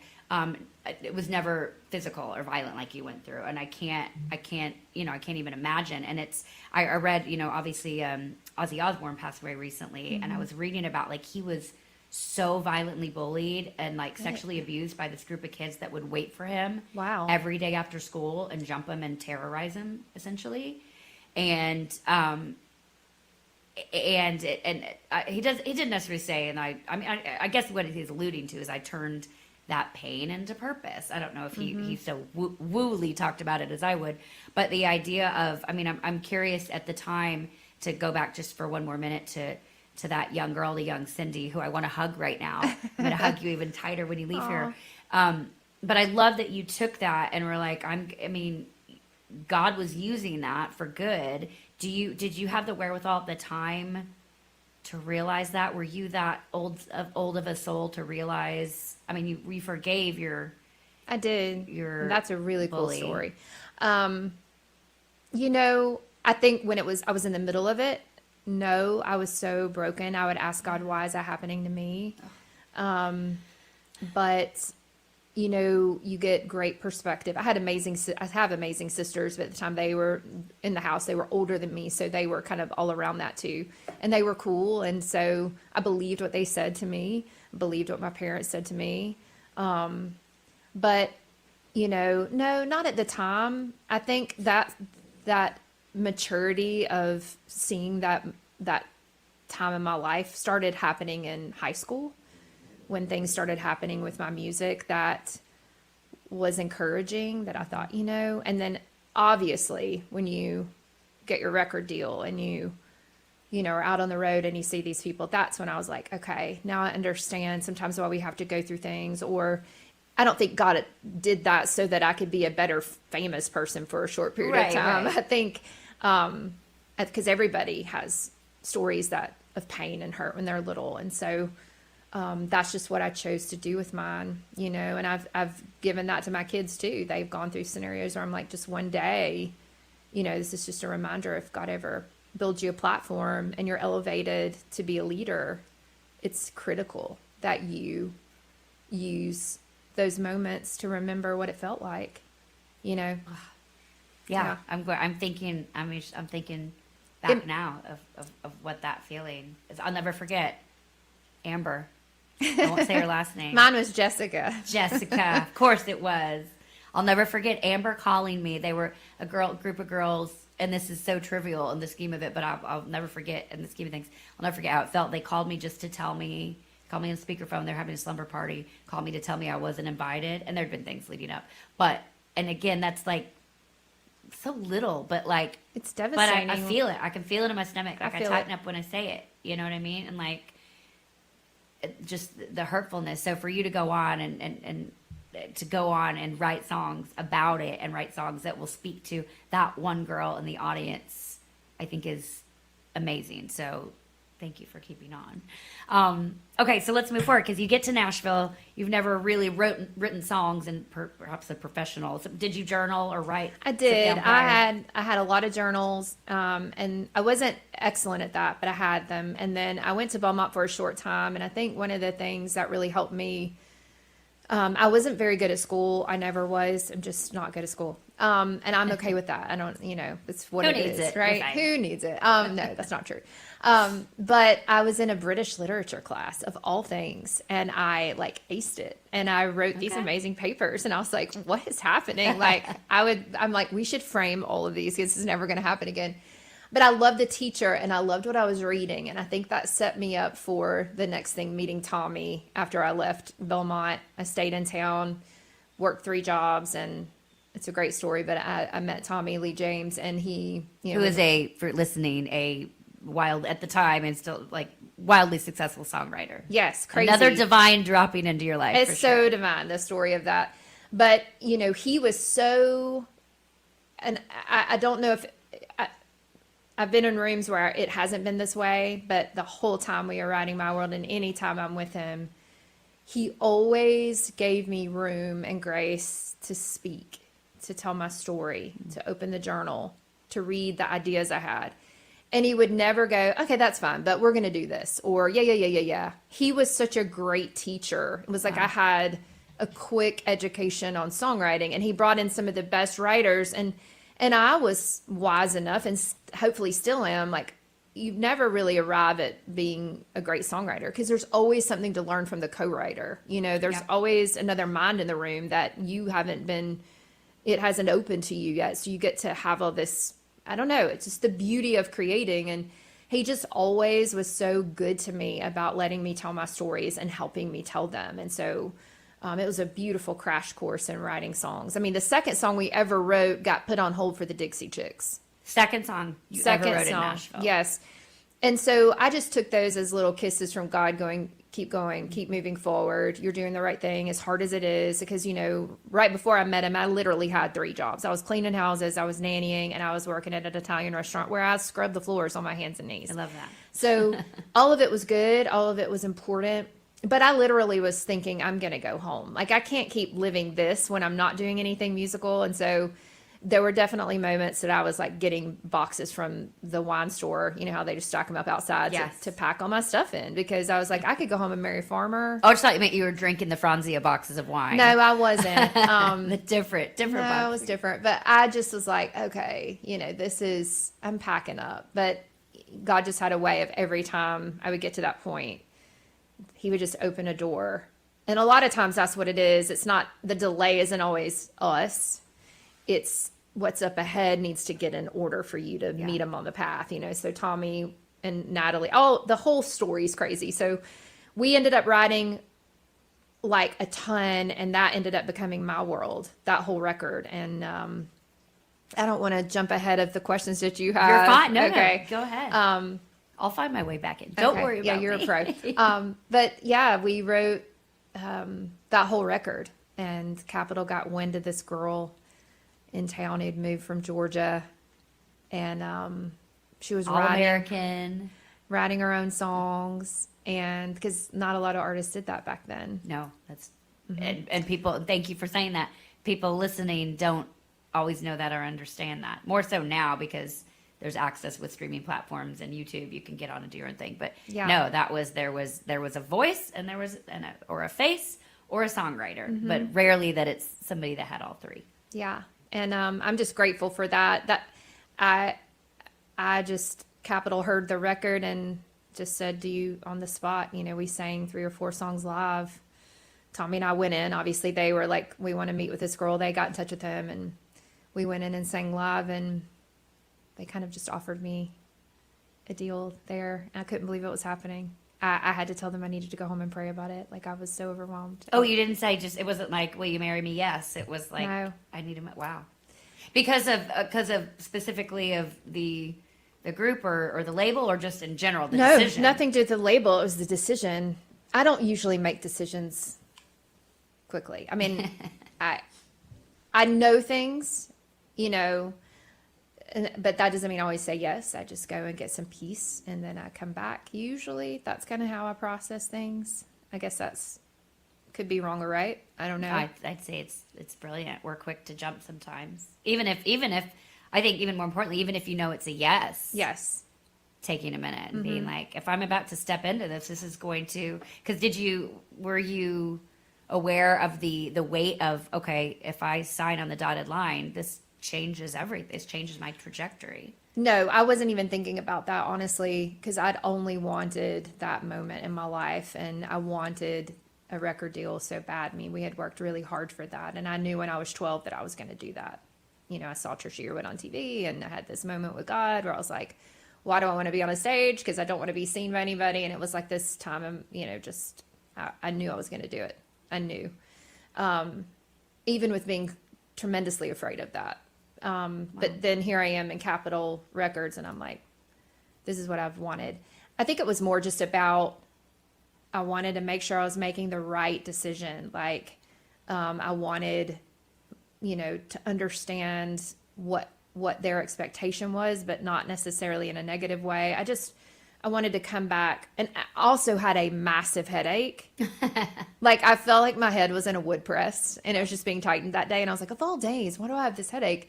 So it was just a lot. How funny that you remember. This is 20 something years ago. Yeah, it was 2000. It's about 25 years ago, and you remember the headache. That to me is like, I remember every that headache detail was there of for a reason. That entire day I remember perfectly. perfectly, because that was a dream come true. And that label ended up believing in me and letting me sing my own songs and poured into me and believed in every part of what I had in me. I had a vision for the photo shoots, for the music videos, for what I wanted to wear. I still am like that. But it's like they nurtured that creative side of me I didn't have a negative experience at all at that label. Very rare. Mm-hmm, I mean, it is. That's amazing. Well, and your negative experience was Jessica. What we talked was Just Jessica. kidding. Freaking Jessica. Jessica was your negative experience that but really it was like we hate that we have to go through crappy things or suffer in order to, but unfortunately it's by design. Well, and then it's what you choose to do with it, right? For I mean, sure. we've all had stuff in our lives where you're like, okay, what do I need to see in this? How can I become a better person? I was just talking to my manager, Christy, about that today. Like, all right, let's look at this, all the things, and let's weigh it, and we just do it all the time, but it was the dream come true. It was everything I could have ever dreamed. So glad that happened for you. Me You too. clearly deserve it. We're going to play a clip here before we take a break of the song that we all know. Of course, we're going to talk about new music on the second half of the show, but I want to play a clip of what I really meant to say. Play a chunk of it, just to remind everybody of this amazing song that you wrote, that you were a co-writer on. Because when we come back, I wanted to. Have you seen the movie Sliding Doors with Gwyneth Paltrow? So long ago, I can't remember all of it. I probably should revisit it. Yeah, revisit it. You're going to want to watch it now that we're talking about it. But it's re-listening to this song. I mean, I probably owe you a half a penny for as many, because that's how much we get paid, as many times as I sang this song down on Broadway when I moved here. Awesome. This song is so special. It's women. We can feel. There's an emotion behind, like you can feel it. There's a good story, true story behind this. Okay, I want to hear it. I want to hear the story for sure. So I want to play a clip here, Dre, if that's cool, the song, and then we'll take a break and we'll come back and we'll break it down. But this is my wonderful, beautiful guest, Cindy Thompson, who's joining me today. What I really meant to say, it sounds like this. Take us back, Dre.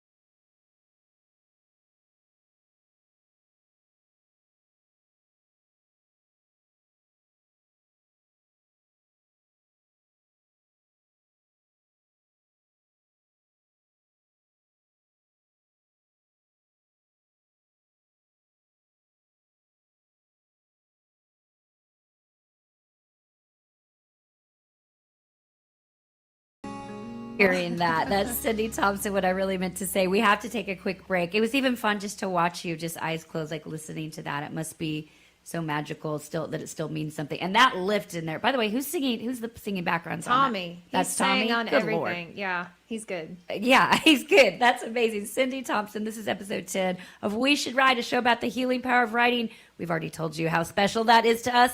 She's already proven our point on the show, but we're going to dive even deeper when we come back. We're going to talk about new music. We're going to talk about writing, the difference of before and after being a mom, because it's two very different places. Cindy Thompson is here. Don't go anywhere. That'd be a bad idea. We'll be right back. There are precious few nonprofits in the trucking industry, and even fewer that make a tangible difference in the lives of professional drivers. So thank goodness for the St. Christopher Fund. Since 2008, over 4,000 over-the-road semi-truck drivers have turned to the St. Christopher Truckers Fund when a medical issue took them out of work.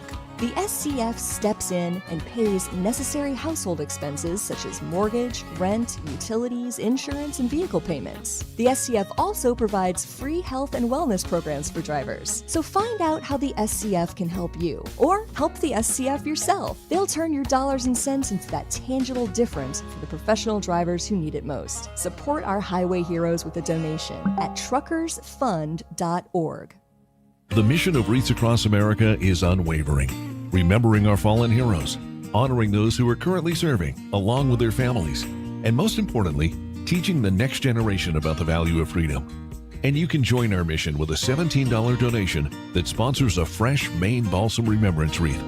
Each wreath will be laid in honor of a veteran who gave the ultimate sacrifice for our nation. To sponsor your wreath, please visit wreathsacrossamerica.org. That's wreathsacrossamerica.org. Get $25 off on your next preventive maintenance service. Stop by TA Truck Service and save when you choose Castrol oil and a Fleet Guard oil filter. Now through September 30, 2025. Enjoy premium performance with trusted brands. Castrol, protection for the long haul guaranteed. Fleet Guard, run cleaner longer with filtration science. Our ASC certified technicians are ready to deliver expert preventive maintenance and more. TA Truck Service, Castrol, Fleet Guard, your partners in preventive maintenance. Welcome back to We Should Write with Lindsay Lawler, a show about the healing power of writing. Let's dive back in, shall we? Because we should write, right? We should write, Cindy.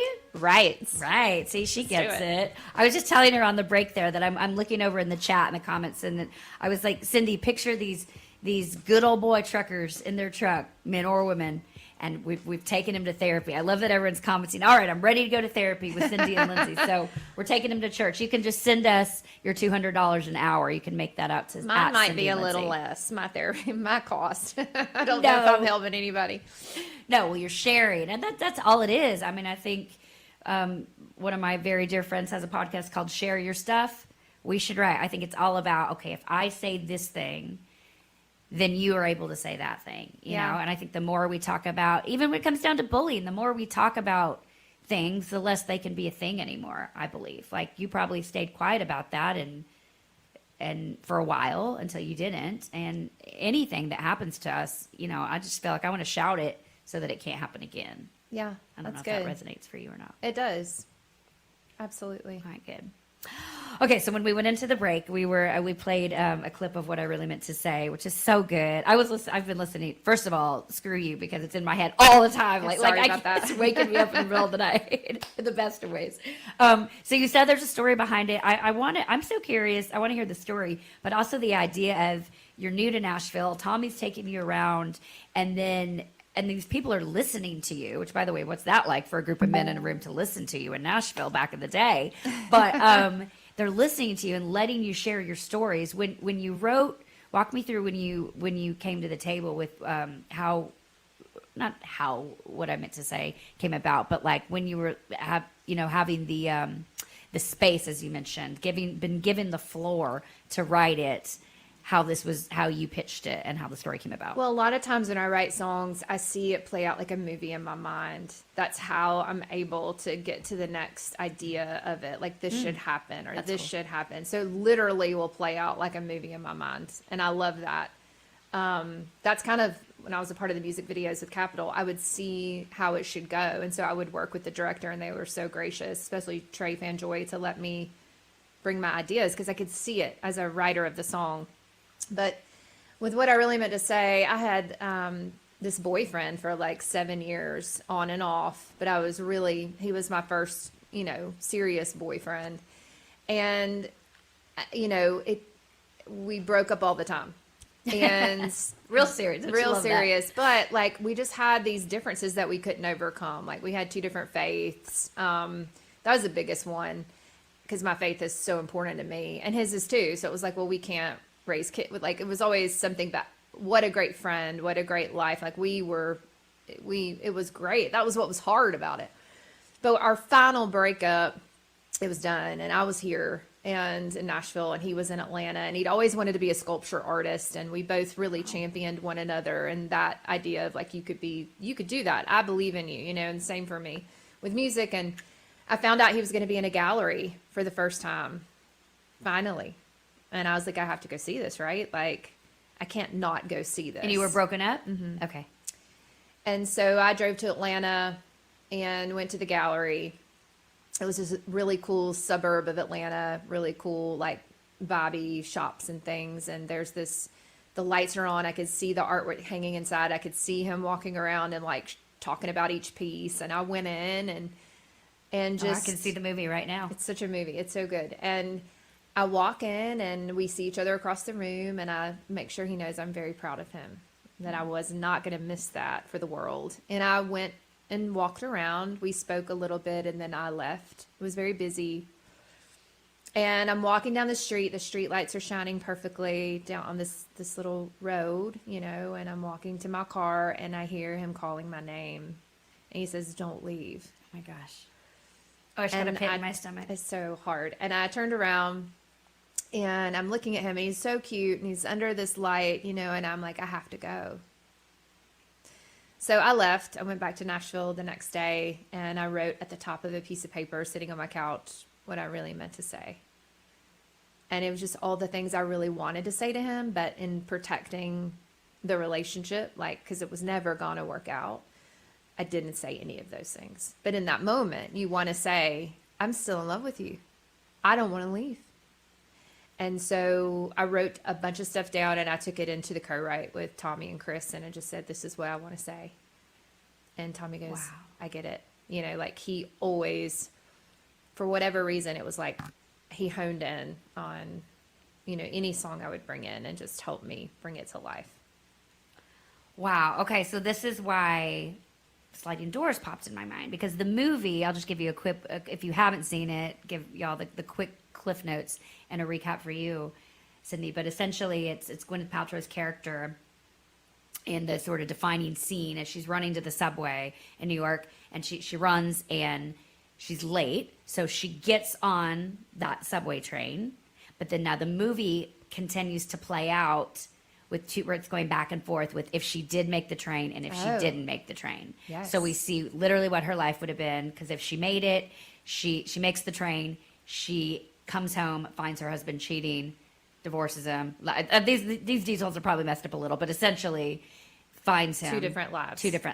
And then if she doesn't make the train, she doesn't find him doing that. She stays with him, and it's a whole different life. It's a freedom versus a sort of handcuff kind of life, essentially. So that's what played in, or what I was thinking about with the song, and the idea of whether in that, I didn't know this full story, obviously. I mean, I could have guessed a little bit from obviously the lyric, but I didn't have the movie in my head. So the idea, I mean, you're right where you're supposed to be. You have a beautiful husband and family, children, and shout out to Henry, your 1-year-old dog. Everything is great and wonderful. However, if you would have said the thing, if you would have gone, who knows what would have changed? So how much do you, I mean, I could think about this and with everything I do in life. Like if I went to town today, if I didn't, I mean, I start to obsess about, and so I need to chill a little bit. But how many other times has what I really meant to say then, the idea of that song, played into other experiences in your life? Like how did the song has been such a defining moment of your career, has it defined other points in your life until today? I've never thought about it in relation to what I really meant to say, but I have looked back at scenarios and thought what would look different, especially walking away from the industry, especially in the very beginning of that time frame where I had to really grieve the loss of not singing anymore the way that I wanted. I loved what I was doing. I missed the fans, all of the things, but I have looked back, especially in that season, a lot more of not did I make the right decision, but what would it have looked like if I stayed? Because I was in a lot of pain. I was on antidepressants. I was having panic attacks like nobody's business, doing something I love to do at the height of it that you dream of. And none of it made sense to me. And I was trying to figure all that out on my own. I never really told anybody.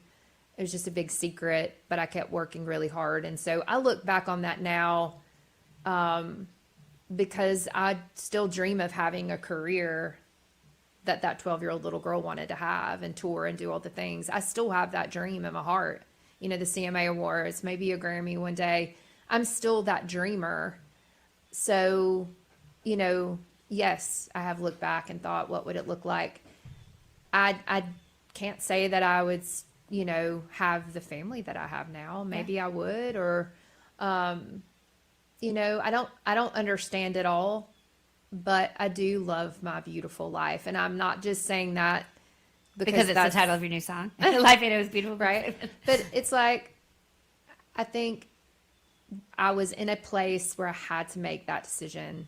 And it was I prayed for a long time about that decision. I just didn't haphazardly make it.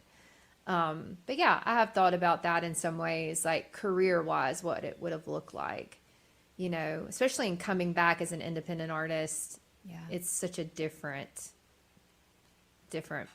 ball of wax. It's hard, you know, sometimes. And sometimes it's really rewarding, all of it, you know, just to even get to do it again. But yeah, in that scenario, when I think about looking back related to what I really meant to say, not him, I truly got the man of my dreams. I mean, I'm not joking you. I still get butterflies when he's around. That's awesome. I really love him. And I've fallen more in love with him as the years go on, you know, with all the things life brings you that are hard and good and ugly and sad and broken and everything. So, anyway, I'm rambling. No, you're perfect. You're perfect. You're not rambling at all. I think, you know, thank you for sharing and touching on that. And I think that, I think we need to take back the word selfish, because like you walked away and by the way, a lot of people had put a lot of time and the label and the writers and production, a lot went in to you getting to where you were. And then for you to have, first of all, the courage to say, I got to step away, because if not, I'm guessing you're like, if I don't do this, you're going to get a real bad version of me later on. And all the things that we see in the documentaries and in the movies of spiraling out of control. And so kudos to you for having the wherewithal to do that and say, I got to put myself first, and then to come back. That's hard on so many levels. It was hard because I did have that feeling of I let a lot of people down. Yeah. But I knew I needed self-preservation. I knew if I ever really wanted to sing again, that I couldn't keep going the way that I was. And back then, there was not conversation about mental health or maybe taking a deep breath, or, you know, there's artists now have access to, you know, counseling. And I mean, it is a huge topic of conversation with artists and the industry itself. I mean, it's a big deal. So back then it wasn't. And I felt like if I told anybody anything, that it would look like I didn't care, you know. And so I had a lot going on in my mind and my body that I wasn't sharing. And it makes me sad, because I think that's one area I do look back on, say if I'd spoken up more, if I'd been brave enough to say something's wrong. A couple people knew I was having panic attacks, but that was just par for the course, right? That's very normal. Yeah, if you would have said that to the quote unquote wrong person, somebody might have just handed you a pill or a drink and said, "Oh yeah, this is part of it." Yeah. Or maybe that did happen. I don't know, but you know, that's what happens to a lot of people. Yeah, it's, you know. So for me, I was like, I went to the head of my label, who I love and adored. I still love him so much, and just said, I can't do this anymore. I don't know how to do it. I felt like I was lying to everybody. But the saddest part for me was that little girl who dreamed of it since she was 12 still wanted to sing so badly. And so that never went away. I mean, all these years, there is not a single day that has gone by that I don't think about singing or music. And that is the ultimate truth. And I knew one day I'd sing again. I just didn't know how it was going to happen. Well, it's happening now. Yes. You're singing again. There's new music out. There was a new music that came out earlier this year, and a new single that just came out like this week, didn't it? This Last Friday. Last yes. Friday. Okay. Here's what we're going to play a clip of the song, Life I Know Is Beautiful. What's so cool about this? So Gary Allen put this out 2005 or 6. So, okay. Yeah. So he put this out like also 20 years ago. So this is something you wrote a long time ago. For my second record that I never made. That you never made. Uh-huh. Wow. Okay, I have so many questions. We should probably play a clip first because so you know and you can think through it. My two biggest questions, and then you can answer them on the other side of the song. My two biggest questions are, what does this song mean to you now that it didn't mean to you then? Because a lot has changed in life. And then also, it's very different when you hear Gary. It makes a very different take, both emotionally and meaningfully, when you hear Gary sing it. Gary's version versus yours. The versions are not that the versions are so necessarily so different. You both have obviously your own marks on it, but like I assume that you hear Gary say something and it hits differently than when you say it out of your own mouth. So we're going to talk about those two different things. Here is Life Ain't Always Beautiful, which you can go download now. Don't just stream it, people. That's great for playlists and such, but we need you to be downloading this music. Yes, please. Yes, please. Cindy Thompson is my guest right now. Hit it, Dre.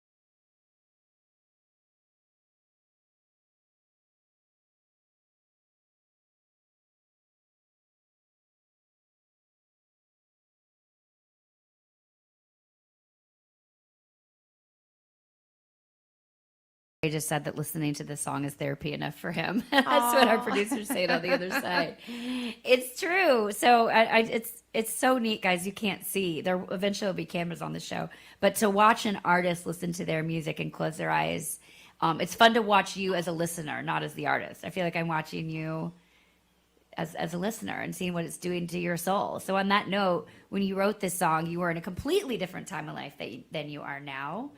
And how do you feel listening to that? By the way, you can hear the rain in the background and my French bulldog. Okay, baby. So Come here. cute. She doesn't want to pick you up. What is the difference between singing it 20 years ago and singing it now? Well, I mean, just my story, you know, it's not been easy walking away from the only thing I ever wanted to do. Yeah. But to come back and say, but it's been a beautiful ride, because in that time I've had a family. I've gotten some other dreams that came true, which is to be a mom and to stay at home and to be a wife and have a garden and just things that when I was an artist, I just couldn't foresee because I was so broken and trying to survive mentally, you know? And so that's definitely kind of how I feel about it now. Like, and I didn't plan any of this. Like, it's just so interesting that God can give you a song like that. Cause he did the day that we wrote it. I was driving into Nashville. I didn't have a title. I didn't have an idea. And I was just like, oh my gosh, help me, Lord. And I was nervous because I needed to be focused on this possible second record. And I was riding with Tommy that day and I was listening to the radio and I heard this love song playing, a happy, you know, up-tempo love song. And I was like, that is not true. It's not always true. And I heard in my heart, life ain't always beautiful. And I was like, oh my gosh, I've got to hurry and get there because I'm going to forget this. I can't write it down. I'm driving. And so I got to the writing appointment with Tommy and I said, I have a title. And he said, but it's a beautiful ride. And he was just playing on this keyboard, that melody right away. And I said, that's it. Don't change it. And he and I wrote that song. And when we finished, I was like, it's not for me. It's for a guy. Oh, wow. Really? And he goes, what? And I'm like, I feel in my spirit that this is for a guy. I can't explain it to you, that this is not for me. Maybe it's because guys don't I don't know, this is a general statement, but the idea of, especially back then, a man being soft and admitting a tough guy. And Gary Allen is a tough guy, by the way. He's motorcycles and he's bourbon and barbed wire, as Jimmy Mack likes to say. And so, like, I don't know. I don't know if I was thinking like that. I think it was truly just a moment where there was this release of it without me even knowing that I was going to not make that record and stuff. And there was someone who needed it more than me, which was Gary Allen, because at the time he was making his record. He was in the studio the night this song got taken to him. My song guy was listening to Tommy did a piano vocal of it. We turned it into our song people. My song plugger was listening to that session late one afternoon, evening, called Gary over in the studio and said, I have to bring you something right now. I know you've got your songs. You guys are done. You're cutting right now, but you have to hear this song. And his wife had just taken her life. And so he was processing that with the music he was making. But then when this... I knew that. Mm-hmm. So drives the song over and he said, I want to cut it. Oh my gosh. So, I mean, when I look back at it, it was just nothing to do with us. We just birthed it, right? Wrote it. And then now for me, we just wrote it. That's all. We just made it a thing. Well, you know, I just think it was a gift. It was such a gift. And it's my first and only cut that I've ever had other than singing my own music. And, but that's the power of a song, you know, he needed it more than me. And then here I am. I'm like, we would play it out. And the room would change. And I'm like, what's going on in here? I couldn't look because it would be a big man in the back crying and a sweet little lady in the front and then some teenage girl crying. I mean, the demographic that the song was reaching, my manager, we'd all look at each other like, what's happening? Something's happening. And I'm like, I've got to cut it. And then other friends of mine who are artists and songwriters were like, you have to cut the song. And so I said, let's just do it. So we did. Well, and think about it. I mean, if Gary would, you might not have been able to step away had you like really leaned into it, you know, had it been True. like owned it for yourself. It might have been like, shoot, this is too big now. Mm-hmm. You can't, sorry, you know, so one more, I mean, you are a good human, Cindy, and you are clearly a very intuitive person too, that's able to trust your gut and know what's meant for you and what's not. So, which is such a beautiful thing. We only have a few minutes left, which is blowing my mind because I have like 1,000,000,007 more things I want to talk about. I want to talk about, first of all, you have an awesome jewelry company, which is, I'm guessing the name comes from your children's names. No. Oh, it does it? My first dog, who I love very much, is named Belle. And every time I'd come home, I'd be like, hey, Belle. Hey, Belle. And I'm from Georgia, South Georgia, so there are a lot of hay bales. You see them here in Tennessee. So not to be confused with hay bale, right? By the way, it's said in the Southern. That's right, but it's spelled differently. I made it more classy, like more, you know, hay bale, Haybelle. Okay. Co. Hay Bale Co. So. Hay Bale Co. I assumed your kids were. Well, yeah. Whatever, they're fine. No, but I do want to touch on that, the idea quickly, speaking of kids, because I know my writing has changed dramatically post being a mom. And it's not even because I'm writing different content. I really haven't written a lot about her or about motherhood. It's not that. It's just when I do write, it is so intentional, so inspired, I think, because you have to, when you become a mom or a parent, you have to obviously one would hope you would prioritize that. And so I just stopped going to a bunch of co-writes. I was like, I'm only writing if it makes sense for me because it's all I have time for if it makes sense. So what's I would say the question, what is the biggest kind of shift or something that felt energetically the most different changing from pre and post being a mama in your writing? Well, I would say not a whole lot because I've never really, maybe less, my world was very sexy. So maybe a little less sexy, but although I've got slow dancing in Jackson, Mississippi out there, I've got I don't know. I don't think much has changed. I mean, maybe there's a deeper well, and that I've lived a little bit more life, and being a mom and stuff, but I don't write about them either. I've kind of done that with Acres of Diamonds. I have an EP out, and that's the title of it. And it's just about them in a way. But, I just always want them to be proud of me. I think that's a big part of it. Like now seeing them, because I came back last year and the first thing I did was sing at the Opry. They'd never been to the Opry, and Vince Gill and I sang What I Really Meant to Say. Come on. And they were in the audience, and I think they were backstage, all the things. And I think they were like, this is so cool. And My I was mom like, is really cool. Yeah. Were you like, am. I'm not a regular mom, I'm a cool mom? I have said that a lot. Good. I say it all the time. But I think what I saw from that was my son is big into sports, and we really support him and all of those things. And he just was like, I'm really proud of you. Wow. And they both have said that to me. So it's just cool to look out and see them after all these years at the Opry, the two people that matter most in my life, looking at me and just being really proud. Oh, friend, and how cool that you're inspiring your kids to follow their dream and what brings them, what lights them up. That's so important for our kids to see. It matters more than anything that you want to do that. Well, we'll figure it out. We've always done that with them. So I'm very grateful. I'm so grateful you're here. Me You're too. such a special, special person. I hope everybody feels that from Cindy. And this Thank conversation. I literally have so much more I want to talk to you about, so I'm going to have you back another time. Deal. I'm just down the road. Perfect. Yeah, she lives close to me.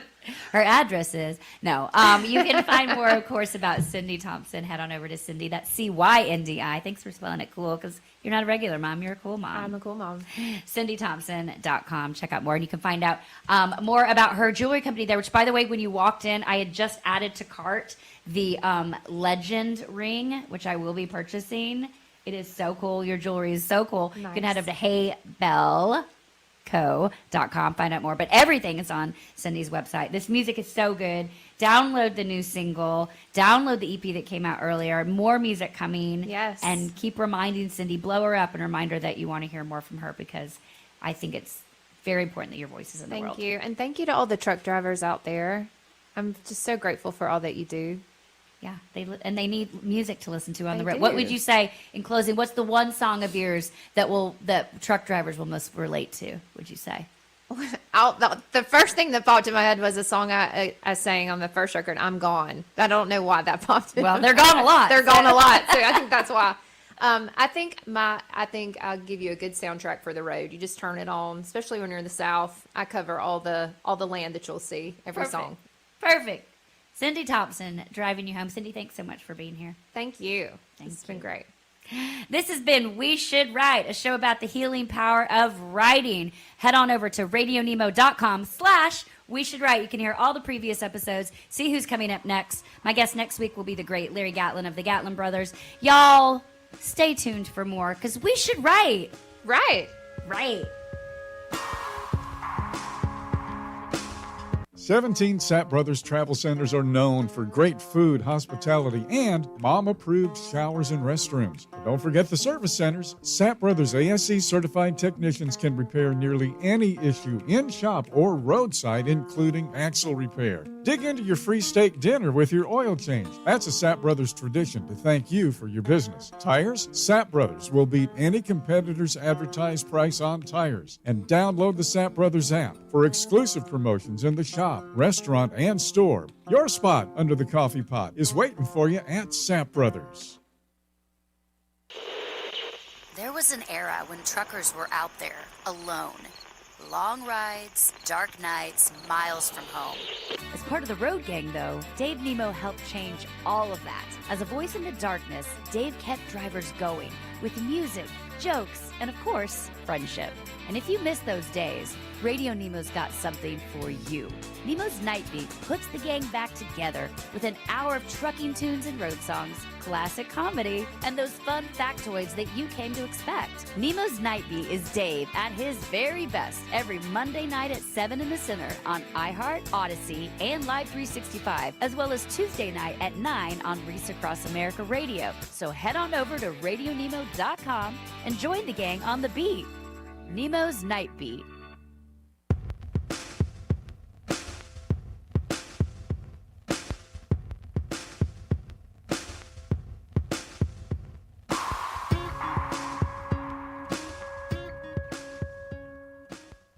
St. Christopher Truckers Fund provides free health and wellness programs for drivers to help prevent some common medical conditions seen in the industry. These programs include diabetes prevention, Rigs Without Cigs, a tobacco and nicotine cessation program, Healthy Habits for the Long Haul, a 12-week total body wellness program, a vaccine voucher program that includes free flu, shingles, COVID, and pneumonia vaccines, and GPS, Get Preventative Screenings. That includes free at-home cancer screening tests.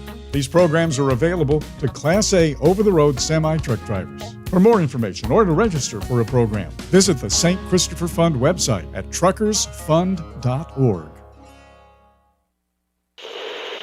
There was an era when truckers were out there, alone. Long rides, dark nights, miles from home. As part of the Road Gang, though, Dave Nemo helped change all of that. As a voice in the darkness, Dave kept drivers going with music, jokes, and of course, friendship. And if you miss those days, Radio Nemo's got something for you. Nemo's Night Beat puts the gang back together with an hour of trucking tunes and road songs, classic comedy, and those fun factoids that you came to expect. Nemo's Night Beat is Dave at his very best every Monday night at 7 in the Center on iHeart, Odyssey, and Live 365, as well as Tuesday night at 9 on Reese Across America Radio. So head on over to RadioNemo.com and join the gang on the beat. Nemo's Night Beat. Well, hey there, it's Lindsay Lawler, y'all, and welcome to We Should Write, a show about the healing power of writing. I'm your host, Lindsay Lawler. I'm a songwriter, a performer, and a longtime radio voice. I'm also a storyteller and a proud advocate for the incredible men and women of the trucking industry. And let me tell you, they've got stories. Okay, so We Should Write is where sarcasm meets soul. It's equal parts vulnerability and absurdity. We talk to songwriters, authors, and creatives of all kinds about how putting pen to paper help them heal, grow, and work their stuff out. Because let's be honest, writing is cheaper than therapy and way more, dare I say, honest. So take a breath. Now, let's get it out. Let's get into it because we should write, right? Larry's fixing his britches. That means we're live. I just ate a hot dog. That's okay. Okay. This is a safe space. A safe space. Yeah, well, yeah. How you may want to vacate the safe space. No, I had to get my oil change. Well, I mean, I had in my car. Right. Yeah, sure. Yeah. Not on the hot dog. The tires rotated. Okay. And all those little flashing lights were going on. Truck drivers know about flashing lights. Sure they do. Change the oil, do the filter. So there was a... Although I haven't even introed you, we're just getting into it. I am going to do you a nice intro, but I want to hear what's happening here first. Well, they told me they could do it in 30 minutes. And, well, they said 10. But it took 30. But they did some extra stuff, which I appreciate. They were really... At Jiffy Lube, I'm going to give them a little plug. That's where I go. They are. It's in and out. No appointment. Yeah. And then I went to... they had a Sonic next door. Yeah. So I got me a double chili dog with jalapenos and onions, and good luck to you for the rest of the day. Listen, I'm honored. Well, I'm kind of honored smacking.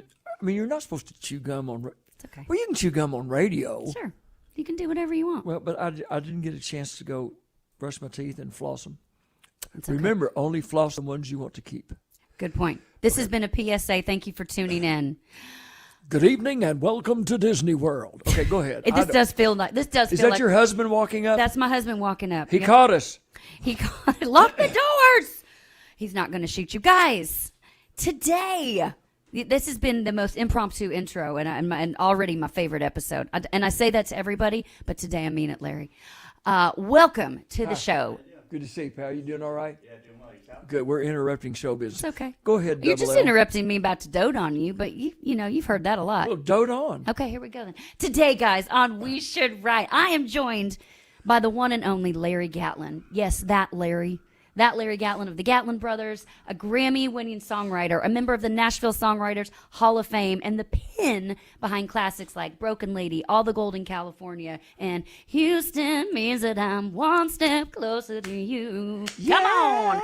Larry's voice and those unmistakable Gatlin harmonies have been shaping country music, and let's be honest, all of music, can I get an amen, for more than 5 decades. But beyond... We are old. That's okay, looking great. I can say looking great, can still eat a double chili dog, guys. Beyond the accolades, the number ones, the awards, the standing ovations, what I love about Larry is the spirit that he carries. He's a truth teller, he's a storyteller, he's a man of deep faith and conviction, and someone who believes, like I do, that writing is one of the most healing and human things that we can do.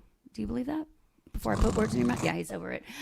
He's lived through a lot of seasons. I do. Do you? Okay. Yes, I do. Okay, Go he ahead. does. That was rude, the little snoring thing. But That's okay. I get bored you were doing hearing it about towards you, myself. not me. You're doing it towards you. I was bored hearing about myself. I don't It's take just- offense.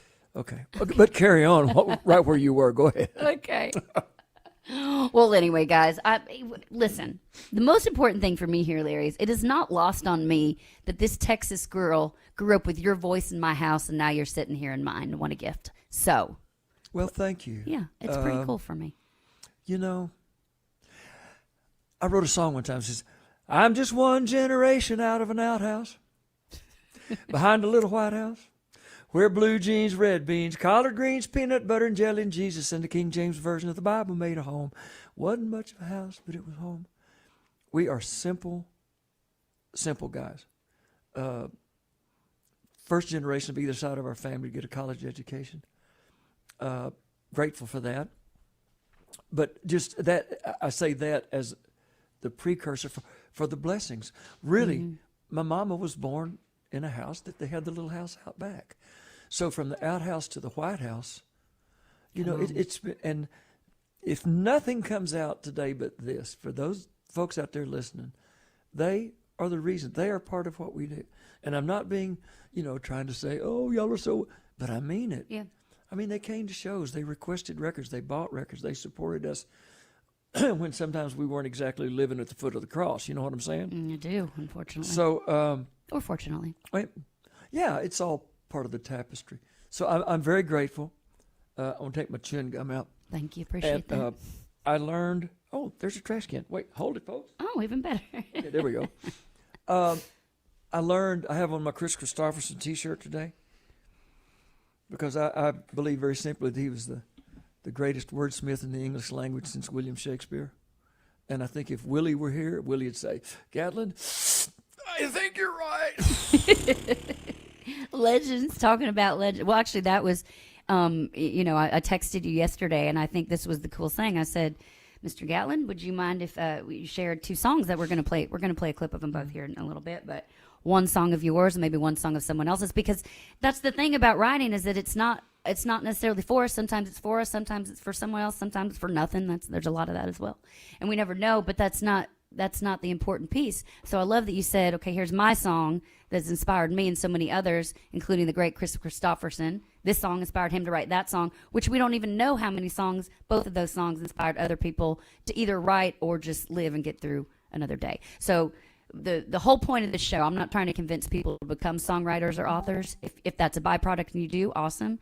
But for me, it's about getting your stuff out, writing things down. And I will start here because I came to your show Friday night, which was so wonderful. Okay. And the thing you said is something I feel you said it more profoundly than me, but talking about if the idea, if you want to write songs, or if you just want to exist, really read, think, listen. Those are kind of what you walked away with. So is that your holy grail? You're a good listener. Thank you. Every once in a while. Well, on occasion I do master classes in songwriting. Mm-hmm.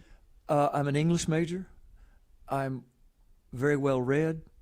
I had an incredible education back in Odessa High School, in Odessa, Texas. The Permian Basin, the oil, the largest oil field on the face of the earth.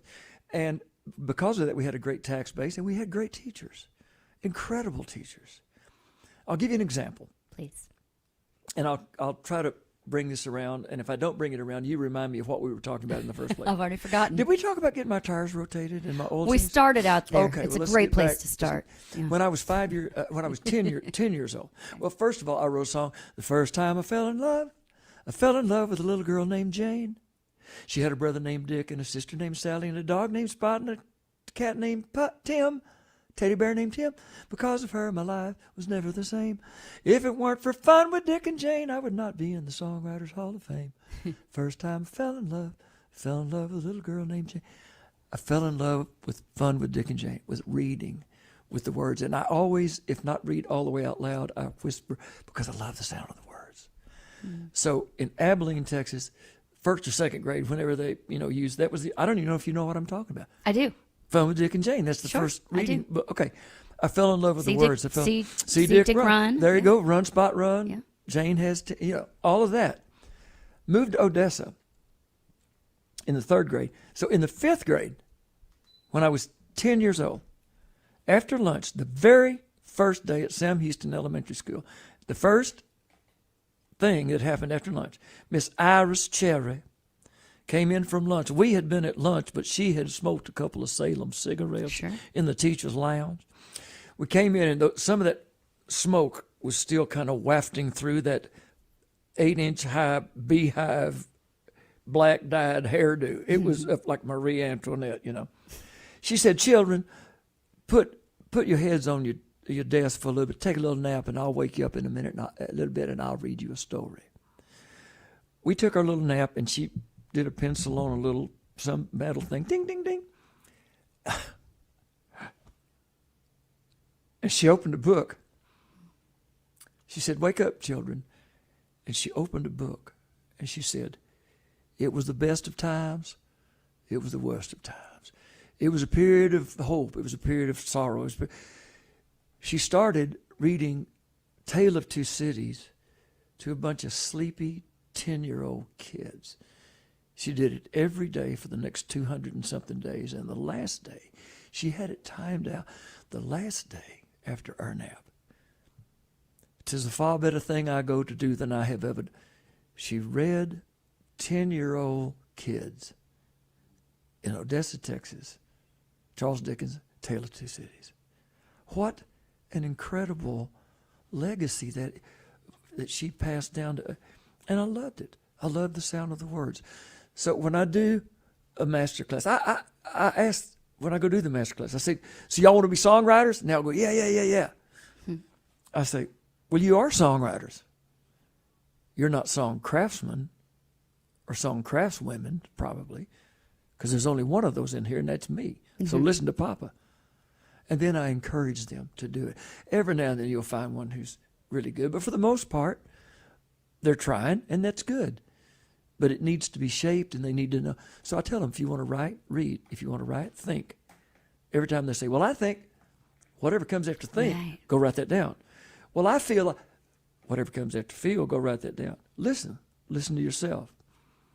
That's how I wrote "I've Done Enough Dying." Played the intro a little bit, and I didn't have anything. Guitar back there if you want to tinker, by the way.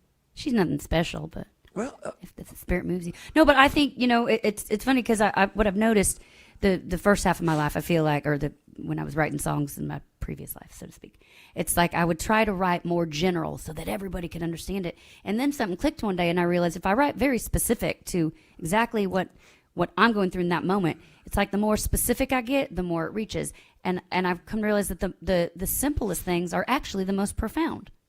Well, they are.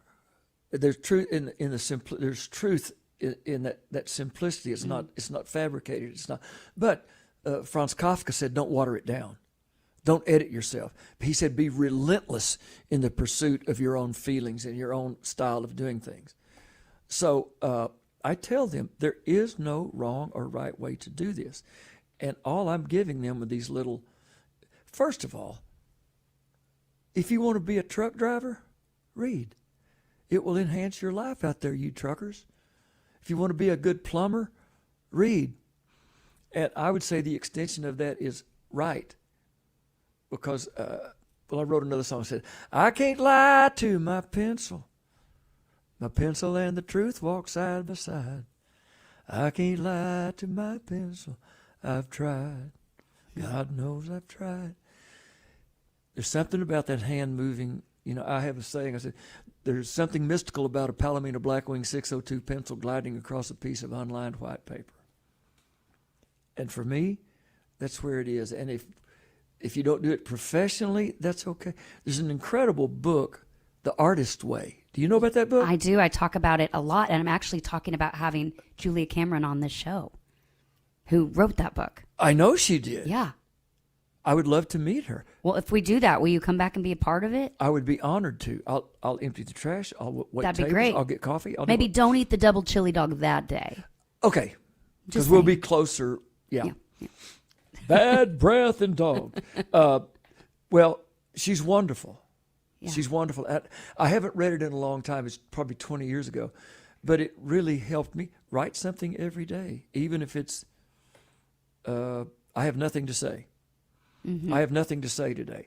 I have nothing to say. I have absolutely nothing to say except I hate my mother and I hope she dies a slow, painful death, and her dog too, or whatever. But the point is, if you get that out, then that's out. Now you don't have to deal with that anymore. Now you're open to whatever else can come in, right? Hey, it saves a lot of psychiatrist bills. It's well, that's what I say in the opening. Writing is cheaper than therapy. There you and go. more on. I've paid for therapy and lied. Yeah, I was with my guy a couple hours ago up there, my shrink.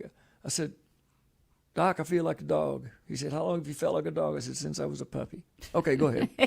You said something. I'll tell you again at the show on Friday night. I loved your story. It was a big moment for my husband. He turned to me and said, "You have no idea how many times I've felt that." My husband lost both his mother and his father this year within a month of each other. It's not a love story. They were not together. It's just a crazy coincidence. But you were talking about that you were heading to somewhere on a trip, and your accountant said take cash, and then you realized I have more cash in my pocket than Daddy ever had in the bank. It was true. My husband started crying at that, and he goes, and what it made me think about is the idea of, because I think sometimes we want to pretend that things are glamorous and rosy and whatever, and Seamus is like, I want people to talk about that and not feel bad about it, but also realize, how far we've come, and Daddy had to do this so we could do that. But it really landed on him, and it's just, for me, a reminder, too, of, like, sharing those things. That's the connection, right? We're all human. We all have our crap. And it was such a neat moment of connection for me, watching my husband be emotional about something that also resonates with you.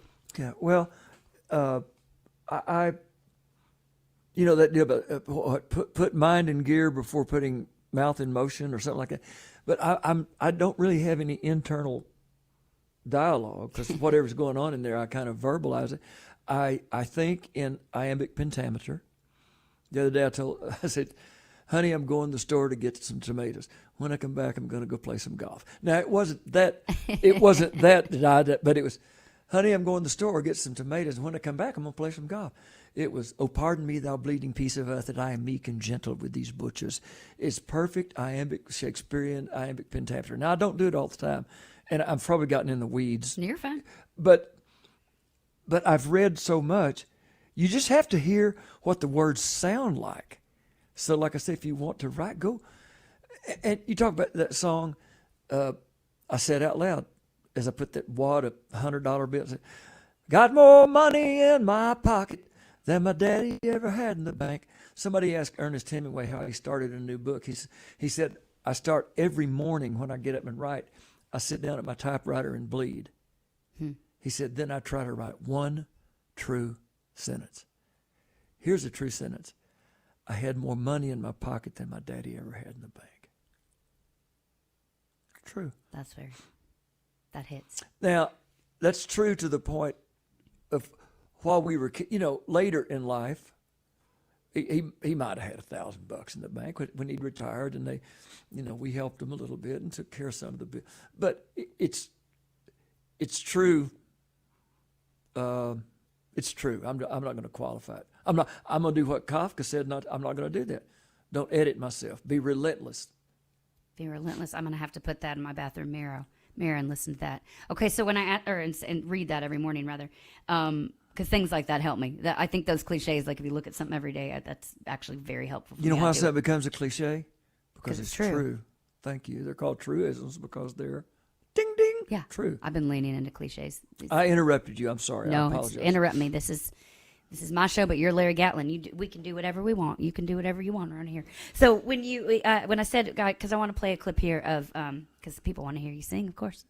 When I asked you about a song that has been, all of them, I'm sure, but one in particular that comes to mind that has been, that was lyrically when you wrote it was helpful and inspiring to you. And you said, "Help Me." So we're going to play a clip of it. And then after that, I'd love to know with the song "Help Me" how it hits, because you wrote this how long ago ish? Well, Janice and I got here in 71. I think I wrote it no later than 72 or 73. Okay. We had not been here long, and there's a story to that. So go ahead. You want to play it first? Let's play it first, and then come back. We'll backtrack, because I want to hear how it hits differently today versus when you wrote it as well. If it does, maybe it doesn't at all. You guys, I'm joined by the great Gatlin, not to be confused with the Great Gatsby, although there are some similarities. I read that similar Gatsby. Yeah, I read the epilogue of Gatsby yesterday. Go ahead. Well, hey, then we're meant to be. This is "Help Me."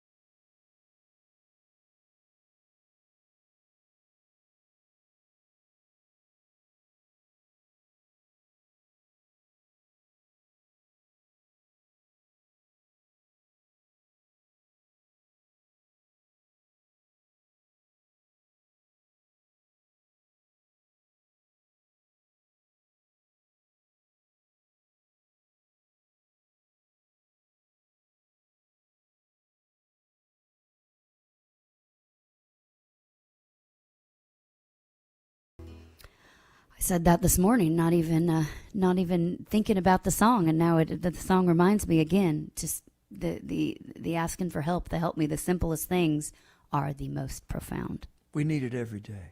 Yes, we need it every day. I place the right hand of blessing on my wife, on our kids, on our grandkids. We have a new 8-day-old, I think, great-granddaughter. A great-granddaughter? Great-daughter, and I put my right hand of blessing on her. Jesus, keep them safe. God protect. Because the word says the devil walketh about the earth as a roaring lion, seeking whom he may devour. The devil wants our kids. The devil wants us. You know, and I don't know about God's providence. I don't know why Charlie Kirk got. Well, I kind of do, in a way. I can't know all the mystical, but look what's happened in that 3-week period. More people have come to Christ. More people have sat down and had taken an inventory of their own, including me. Same. So every big movement needs a martyr. I told my friend Greg Gutfeld, I said, I believe that Charlie Kirk's death is the most important martyrdom since Christ himself. I don't know how many people were at the foot of the cross that day. 30, 40, 50, 100, whatever it was. And look, it took time for all that to spread. The deal about Charlie spread all over the world in 30, a minute. Yeah. So And I don't even know what I was talking about. Well, the hand up that lands with me when you say having a great granddaughter. Congratulations, by the way. But I have a 6-year-old daughter, soon to be 7, almost 7, and I think about every moment talking about writing, talking about words. I am so aware that everything I say, every move I make is shaping her entire life. Without question. It keeps me up at night, but also in a beautiful, positive way. And I'm open with her about, even at this age. I mean, she'll say, "Mommy, relax, take it easy, take a breath." And I feel like we're doing this dance together, which is a presence I didn't have before I even had a kid. Yeah. And it's such a okay. So we're back to help me though. Yeah. Because there's a story behind it. Yeah. And I'll veer off. You can veer all the time. Be my guardrail. You know. We'll probably get lost together then. No, but help me. That song, simple yet profound. You said there's a story behind that. The writing of that. Dottie West brought Janice and me here in 1971. We got here in June or July of 71, and everybody, I sang for them, and I had sent her 8 songs. Well, a couple of them were pretty good. And a couple of them were pretty much dogs. But she had told me I looked enough like Mickey Newberry that I ought to be able to write a song to send me. So I sent her the songs. And I got to Nashville, and I could play a little bit of finger picking, but I could sing. God gave me an incredible instrument. I know that. I'm not bragging about that. I'm thanking God for. I can sing. I've been at it since I was 5 or 6 years old. I sing in tune, and it's kind of and it carries bellows. I'll tell you, in that theater Friday night, it fills this. And I appreciate you saying I'm not bragging. You know that's the Spirit running through you, and you could feel that when you sing. So let me say, sir, you still got it more so than maybe even before. Well, here's the deal. We have a saying in Texas, as you know, if you can do it, it ain't bragging.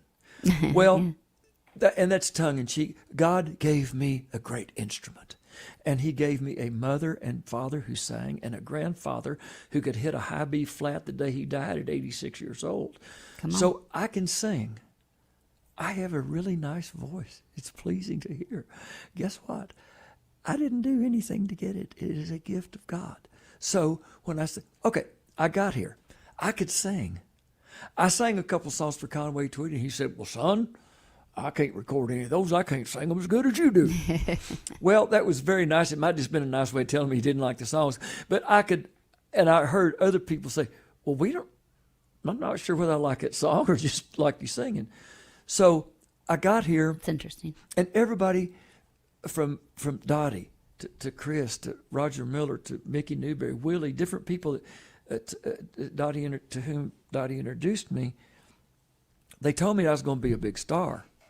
And so I think it'd probably been, I'd been here a year and a half, and it hadn't happened yet. Boy, and I was upset about it. I thought they meant it was going to be tomorrow night, Oh, Lord. And literally, I was sitting in Dottie's bus, traveling with her on the road, and part-time I was working as a janitor at WLEC-TV, and I had not become a big star yet, and I was crushed. It's amazing what crushed. I was crushed, and feelings are facts. That's what I felt in my heart. And I sat there in her bus. Lord, help me walk another mile. So Chris Christopherson heard a song of ours that I'd written called Rain. Dottie played it for him, and it was Stephen, Rudy, and me, and our sister LaDonna. Rain, rain. It's based on the story of Ira Hayes. He raised the flag with his other Marines on Mount Suribachi, on Iwo Jima during World War II. And he became famous, and he died. He couldn't handle it. He couldn't handle being a hero because his other guys were still in the Pacific getting shot at.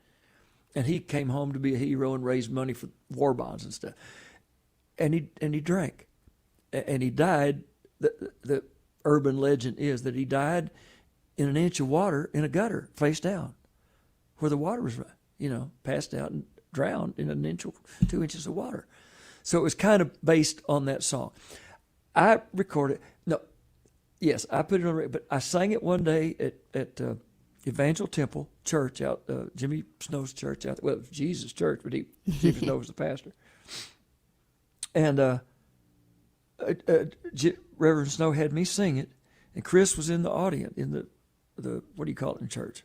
Well, Audie, Well, no, not the congregation. Congregation starts with. Listen, I sang at my sister's wedding, and I said, "What point will I walk across the stage?" And the pastor said, "Ma'am, this is not a stage. This is not it's a pulpit." stage. So It's I get it. yeah. Audience, yeah, There's it's all that. semantics. And you don't make an entrance. You just sit back there. Yeah, exactly. There was no smoke machine. There you go. So I sang the song, and Reverend Snow gave a very brief altar call, as we call it in the old Pentecostal church. And this is Chris telling the story. I'm not doing it third part. I'll tell you how Chris told it to Ralph Emery. Chris said, "Well, that song really moved me." He said, "The preacher said, anybody wants to get saved and find Jesus, raise your hand."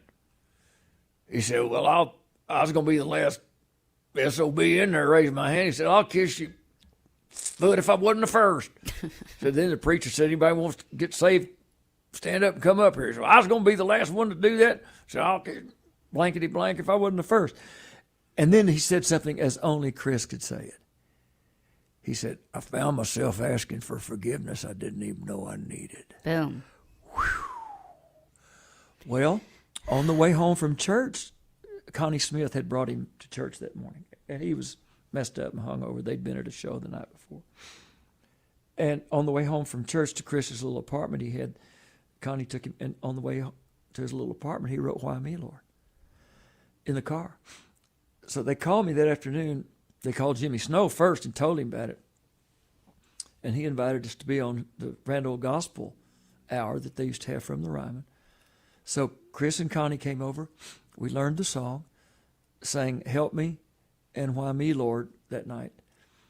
Then we recorded it. Chris was dating at that time Rita Coolidge, and they had gotten married. So she took over Connie's part, and sang the harmony. So we did "Help Me" and "Why Me, Lord" on that Jesus Was a Capricorn album. It was an album cut. A guy named Jim, great disc jockey from WSB over in Atlanta, Jim something. Anyway, he called Fred Foster and said, "When are you going to release that "Why Me, Lord" song?" At Monument. Fred said, "That's a gospel song." He said, "I played it this morning and the phones lit up." Said, "You better release." And they did. They released it, and it was Chris's only real number one. Well, he had 10 or 15 of the other songs he'd written, but as an artist, recording artist. We sang it together all over the country, and our daughter is named Kristen Cara after him. And wow. And he's still. They asked me in that Ken Burns deal about Nashville. Nashville. Yeah, sure. So they Dayton Duncan, his writer, or Duncan Dayton. I never could figure out which name was first, Duncan Dayton, because they're both first names and both last names. I have a hard time trusting people with two first names. I do too. Billy Richard. Yeah, I don't. So he said, "What is it about Christopherson's writing?" I said, he's first of all, he's a William Blake scholar. He's very well read. He's very intelligent, well read. I said, you have to remember all of those words that you need for those songs. They're all in the dictionary. Chris just knows what order they come in a lot better than the rest of us. Chris knows how to put them together. Larry Gatlin knows how to put them together. We have to take a really quick break here. I'm joined by the great Larry Gatlin, not to be confused with the Great Gatsby, although it does get referenced here often. Quick break. We'll be right back. We're going to play a clip as well as that Christopherson song that Larry was mentioning, because that's proving the point again. You do something, it inspires someone else to do something, inspires someone else. Larry, I believe that's how we change the world. We say, how could I change the world? Well, you be a better person for yourself, so you're better for those around you, and they're better for them around, blah, blah, blah. You get it. Amen. This is We Should Rock. Will the ushers come forward, please? Here, just put Larry. Okay, you've heard the horror stories of how folks have lost their life savings when the market tanks. Is there a way to invest and make money without risk? Believe it or not, yes. Since 1995, Americans who cannot afford to lose their investments have used fixed index annuities. You get guaranteed income and protection from market downturns. It's a win-win for you and your future. And to learn more, dial pound 250. Use the keyword Truckers Wealth to get in touch with them today.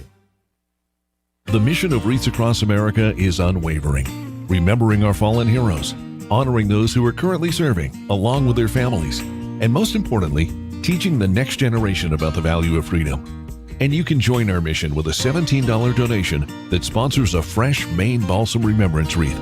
Each wreath will be laid in honor of a veteran who gave the ultimate sacrifice for our nation. To sponsor your wreath, please visit wreathsacrossamerica.org. That's wreathsacrossamerica.org.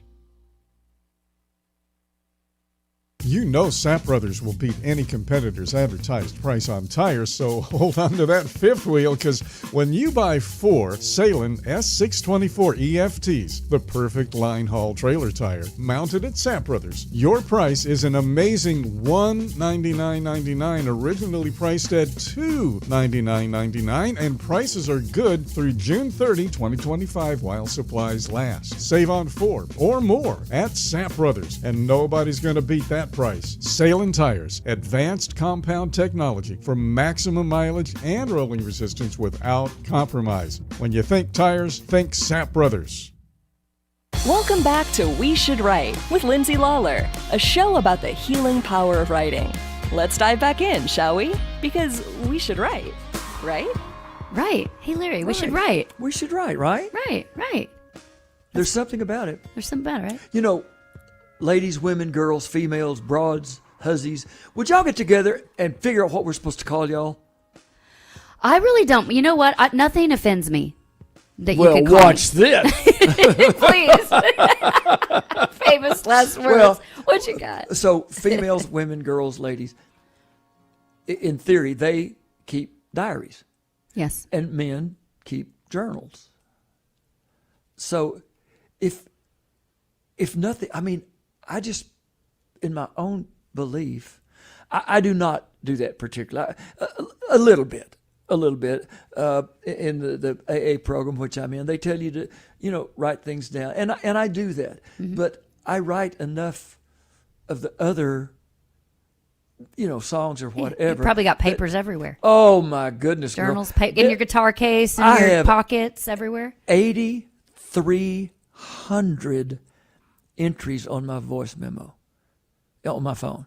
Man, So- don't lose that phone. Well, it's backed up. I might steal that phone before you A leave lot of here. it is just, I love you, you love me, oh, how happy we can be. It's drivel. But you got to write that so that Sure. you get to the better stuff. Sure, you do. Yeah. You do. And knowing how to triage your own work. But I encourage people to do it. Again, you can't lie to your pencil. It's a pretty powerful, cathartic, healing thing. Well, you know what? It's cathartic for me that you're here. Hey, Dre, I'm going to change the order. I'm going to do something selfish, if that's okay. So, Larry, I'm going to do something self-serving because it's my show, and I can do what I want. And you're Larry Gatlin, and you can do what you want. So. And I'm not rude. I'll listen. No, but I just want to play a clip of one of my own songs, only because I wrote it years ago with you in mind. Actually, I was writing with my friend Dee Drager, this last record I put out. I call it Texas country. I don't know. I realized one day that I was writing music that wasn't what I was really inspired by. And I was like, why don't I write something that I grew up on? Like, what am I doing?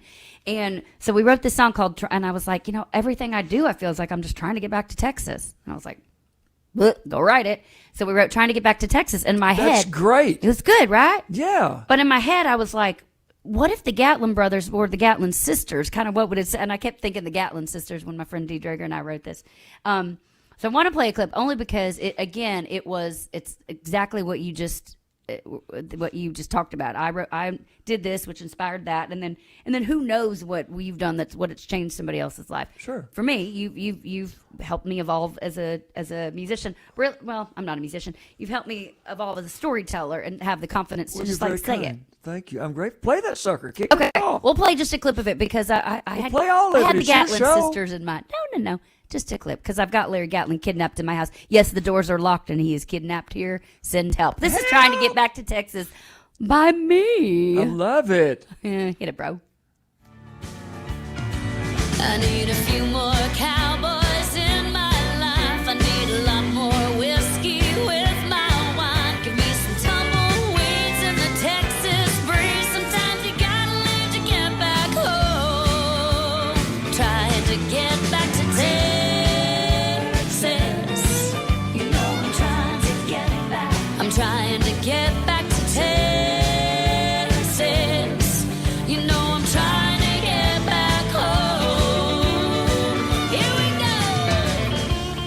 Here we go is right. So Well, just that's a great. Well, thanks. But it's inspired by just the idea of, I don't know, but you made me think of it when I was like, I'm trying to get back to Texas. We'll write that down. And then so I thought, okay, well, what would I do if I was trying to get back to Texas? Well, I would get in my car, drive down. Now I'm like 3 more exits down. Same thing you're saying, but I never even thought about how much I was just doing that in the moment, as a truck driver could do as well in the moment. Well, there's so many sayings about Texas. Texas is a state of mind. There used to be bumper stickers. I wasn't born in Texas, but I got here quick as I could. Fast. There is something about it. Everybody else. I mean, I can't envision myself being, oh gosh, I'm from Rhode Island. I'm sorry. No offense, Rhode Island. And It just doesn't hit the same. Everybody in Providence, Rhode Island today wish they were born in Dallas. Every single one of them. There ain't nothing mystical about Rhode Island. They got good lobster and seafood and all that, and it's pretty, but it ain't Texas. It is its own state of mind. And, it becomes cliche. We talk about it so much, but there is something about it. What did I say?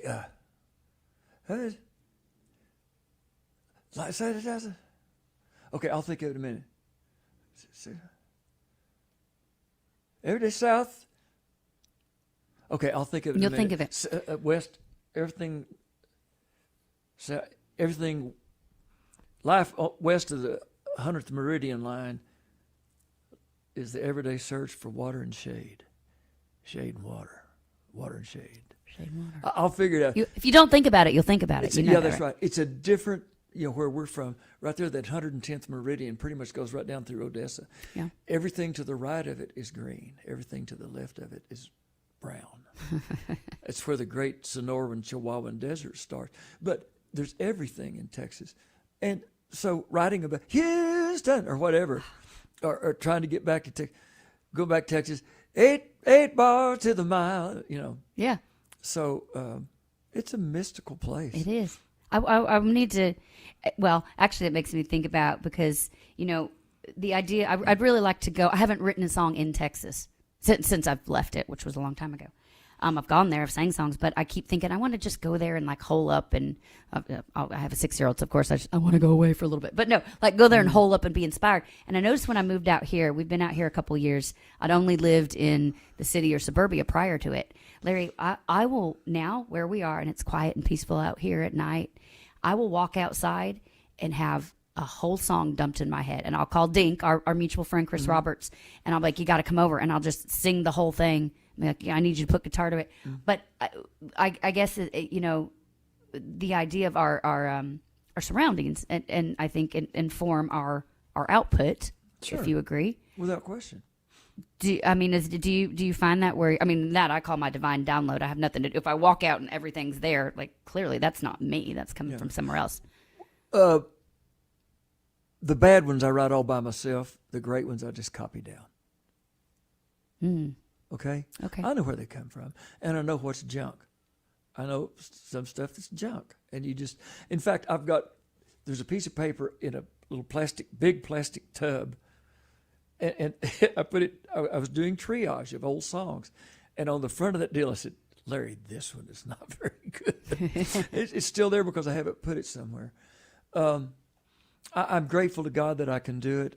I was raised, like I say, among godly people, the Word of God. First time I fell in love, met with Jane. And then the very first night I was here, Dottie took me to Hank Cochran's house. Hank and Jeannie Seeley, the late greats, were still married at the time, both great songwriters. We went over, Red Lane was with us. We went over to Mickey Newberry's boat. And Mickey said, you do look like me, because Dottie told him, I got this kid from Texas who writes songs, he looks just like it. And Mickey climbed up in the boat, and he said, I want y'all to hear something I put together last night. He sang us the American Trilogy for the first time. Hello, that's my first night. God, in His infinite mercy and goodness, put me in that songwriting group. Did you have the wherewithal at that moment to understand that you were right where you're supposed to be? Absolutely. Okay. I felt totally in my own skin, comfortable. I've never been reticent or hesitant trying to move into it, lean into your future. You know, flow over force. There you go. That's what I've been saying a lot lately. I forced things for a long time and they never happened. Yeah, don't force it. Get out of the way. Well, let's go back to them because I do want to get to play a clip of the Christofferson song that Dre over there, which Dre, whose mama is listening, by the way. Hi, Mom. Did they say it was Pam? Pam. Hi, Miss Pam. Pam Thibodeau. Pam Thibodeau. Thibodex. Which is cool. I feel like all of our parents are listening and all the kids are listening too. That just tells you that Larry Gatlin is the and this isn't blowing smoke up your skirt, but like to be able to resonate. That's a classic with the young and the old and everything in between. Says again that you're divinely guided in what you're outputting, but also back to Why Me Lord, Christofferson, because I just love that story and thank you for sharing. I want to play a clip of it because again, I listened to it last night right before I went to bed. I listened to Help Me and Why Me Lord, and I actually slept really well for the first time in a long time last night. Again, I say something that inspires something else. Here's Why Me Lord by Chris.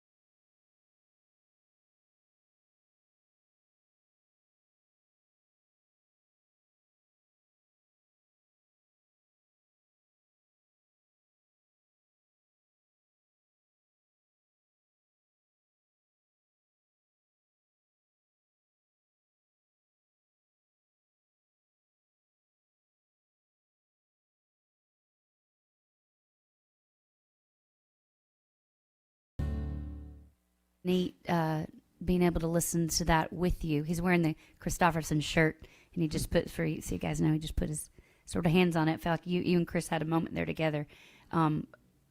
What's it like listening to your friend who's no longer with us on this side, but will be with again one day? Listening to your friend and know that you guys inspired each other here.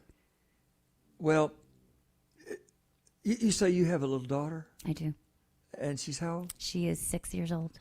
Okay. Do you know, like when you take her out to the fair or to church or someone pats her on the head and say, "Oh, isn't she pretty? Isn't she sweet?" Yeah. When another artist, somebody you respect, well, another artist, period, but especially one for whom and they record your songs, it's like them patting your children on the head and saying, "Ain't they cute?" There's nothing else that compares to that. So for the man who I feel like is literally the greatest wordsmith, he just said things. Freedom's just another word for nothing left to lose. I woke up Sunday morning with no way to hold my head that didn't hurt. See him wasted on the sidewalk in his jacket and his jeans, wearing yesterday's misfortune like a smile. Once he had a future full of money, love, and dreams, which he spent like they were going out of style. But he keeps right on believing for the better or the worse, searching for the shrine he's never found, never knowing if believing was a blessing or a curse, if the going up was worth the coming down. Okay, Billy Bob Shakespeare, I dare you to write something better than that. Now, Billy Bob Shakespeare, he wrote stuff that's good, but not better than that. I mean, even tomorrow and tomorrow creeps in this petty pace from day to day, to the last syllable of recorded time, and all our yesterdays of life. You know, he just he was the cherry on top of the cake. You know, he just, and really, so many of us, I believe, would concur. I tell him like this. He was the smartest. Roger was the wittiest. Mickey was the saddest. Willie was the williest. John Cash was the earthiest. Those that's how I do. Now, I haven't mentioned any women. You know what? I didn't even realize that. Hold on. But Dottie's responsible for you being here. That's right. So that's pretty And powerful. Here comes more tears. Write one better than that. Hey, go try to write a song better than Coat of Many Colors. I dare you. You can't do it. I would never try. Or Let the River Run. Or You Give Your Hand to Me, Cindy. So great women. I'm not being a male chauvinist pig. No, I don't think you are. But what do you think? There's it's interesting to me too when, say, whether it's a man or a woman who writes it, doesn't matter. Then when that song is done by a man versus a woman, it's interesting how it hits differently. The output. I think there's a different emotional output sometimes. If like Willie, singing crazy versus Patsy singing crazy, it hits differently. It does, and to hear Eddie Arnold sing. You give your hand, Yeah. But to hear a woman saying Patsy you give your hand to Cline or me Cindy versus a man. Yeah. Absolutely. Yeah. It's, hey, we're different beings. We're different creatures. We have different psyches and loves and hates and emotions. But, no, they're great. It's just I was thrown into that circle with Dottie at that time. Well, Jeannie Seeley, also great songwriter, our dear friend. But just the circle. And Chris and I had that common bond that we really both loved William Blake. I walked in, he was in the Opry House one time in the Ryman, and I walked in the dressing room, he was about to do a concert. His back was to me, and I said, can you still recite Jerusalem from memory? He said, the long one or the short one? William Blake wrote two. Oh, my beer. Yeah, one is fairly short, and did these feet an ancient time walk on England's pleasant pastures green, or so. And then there's another. Anyway, I'm getting way off into the weeds. No, you're good. But we had that kind of thing in common. But so many great songwriters in this town from whom I've learned, and not just here. I have a thing called melody matching that I teach our kids, that I offer to our kids when I do a songwriters class. I said, your melody should match your lyric. Okay, let me back up. First came the dinosaurs, then the earth cooled, or whatever. When I gave my little speech at the acceptance for the little Hall of Fame thing, I was grateful for all of the people. My hearing aids are feeding back. I said, the melodies are the easy part. When I get the words right, the words hum the melodies in my ear. I know what to do. We need to get that. And I tell the kids. Does one guide the other, or does the words always guide the melody, or is that go back and forth? They come in different ways, but usually it's a word idea. It's a hook line or something, usually. But I've got melodies written. It's just easier for me. It has more meaning. Get the words right. Yeah. So I say, Lord, please let me go to heaven. Heaven ain't down there. Lord, please let me go to heaven. I see. And I tell them as the pattern, the blueprint for me. Just think about it. When Beethoven was losing his hearing, knew he was going deaf, and he'd lost his immortal beloved, and what did he write? Dun, dun, dun, dun. Dun, dun, dun, dun, dun, dun, dun. The anguish. And later in his life, as he found some peace about the love affair that he and realized that he could still compose music, he wrote, "Yan thum thum bum bum bum bum." Ode to Joy. Didn't write lyrics. That's the choral symphony. That's why I really love it. But just that simple thing, and that sounds kind of snooty. I don't mean it to. No. What it means is that at Odessa High School, our symphony orchestra played the Ninth Symphony and played the Fifth Symphony, and I was exposed to that because they had a lot of oil money, and we had great teachers, great choral directors. So it's all a piece of that mosaic that makes up whatever this Lady Gatlin thing is. My daughter plays Ode to. She's 6. She can play Ode to Joy on the piano, and she's obsessed with it. She wants to, and she doesn't have to look. The other day I walked in there and she was just tinkering on the piano in her house, looking out the window, playing Ode to Joy, and I was like, I'm like, oh my gosh, I'm so excited. There's something in there, which we're almost out of time, which makes me really angry because I would not angry, grateful that I've had the time. But speaking of my daughter and now you being a parent, grandparent, now great grandparent. You believe that? I can't believe that. I mean, I can, but how amazing that you I mean, that's and her quite the name's legacy. Elliot Joy. Elliot Joy, all praise adore. Instead of Ode to Joy, it's going to be Elliot Joy. Elliot Joy. I love it. Did you ever consciously think about your writing pre and post being a parent? Like, did it shift the things you wanted to say, or did, because for me, I prioritize, everything's changed when I became a parent, because you can't just go out and do whatever you want whenever you want. So my priorities shifted. It didn't change necessarily how I wrote, but it changed when I wrote or why I wanted to write. I guess I'll say it that. Did you feel any of that? I've never really thought about it in that vein. I wrote a song. Every time a plane flies over our house, Daddy's baby starts to cry, because she knew I was leaving. She'd taken us to the airport so many times. My right ear is itching. I'm taking this hearing aid out. I'm scratching my ear. Y'all deal with it. Well, he's got hearing aids feeding back. I've got my dog snoring in the background. So again, it's live. Which, okay, let me hit that real quick, because it's live. You can do live. You're the improv and the storytelling master, and so it's a reminder to everyone we're doing this live. There's no AI involved. There's no editing involved, and that's with 5 minutes left. That's an important thing to bring up, as especially as it pertains to songwriting as well. Would you agree? I agree. Have I talked too much? Never. I would let you talk for 9 hours, my Those friend. of you people out there, get yourself a pencil. I like pencils. I like Palomino Blackwing 602 pencils. That's what John Steinbeck used, and he wrote Grapes of Wrath. And Miss Ann Louise Jones told me that Leah Gatlin, you need to read this book. She said, need. So I read it. She said, I want you to read it for extra credit and do a book. I said, I don't need any extra credit. Who are you kidding? I said, I'm your favorite student of all time.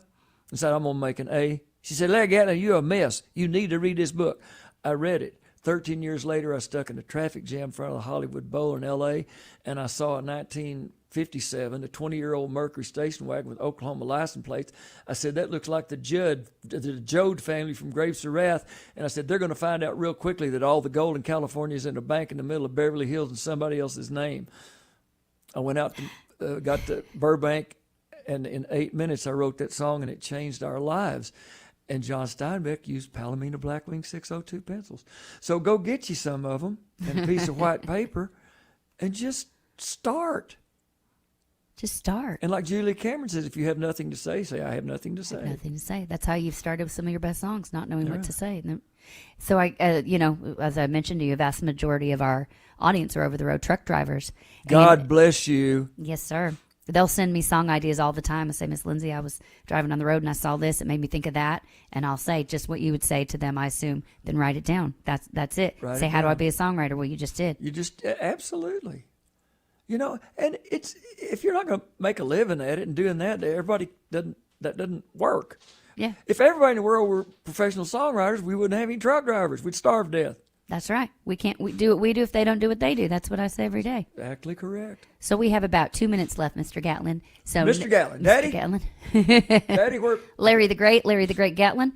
We'll end it on our truck driving audience again. What seeing and doing, and is there a message you would like to say? Shout out to our truck drivers listening, whether it's inspiration or whatever. God bless you. Yes. And I mean that. And God keep you safe. Every now and then, when you're on the road and you're traveling and driving, you get a little tired. You're between gigs and stuff, and a big old truck will kind of run up behind you, maybe a little bit, or and I'll pull over to the right, and instead of getting mad, I tell Janice, baby, he's just trying to feed his family, and he's trying to feed our family too. Go on by, brother. They without farmers, no food, no blank. No farmers, no food, no truck drivers, no blank. That's it. It takes us all. Jesus, keep them safe. Jesus, take the wheel. Mm-hmm. Guys. Oh, and bless Brett James. Bless God. Oh, my gosh. Jesus, take the wheel. Yeah, we mentioned Brett James and I went to the same church. And you know what? I'm going to, if you don't mind, I'm going to read something real quick, if you don't mind. Because I saw him sing at my church all the time. We go to a church here in Franklin, Tennessee. And I never met him personally outside of singing, hearing him sing. But I wrote this the day he died, Larry, I couldn't stop thinking about him, which is, I guess it's strange to not be able to not stop thinking about somebody that you never met or you didn't know, but he just kept showing up in my dreams. And can I read this? Can I see it? Okay.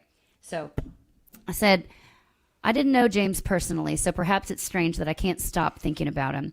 It's odd when someone you don't know shows up in your dreams, but here he's been the past few nights. He would sing from time to time at my church, and that was always a special morning. We had mutual friends. He was a giant in the Nashville music community, and I certainly know his music. If you ever listen to the radio, you do too. And please, this is not about me. Yet I'm prompted to write because, well, I believe we should write.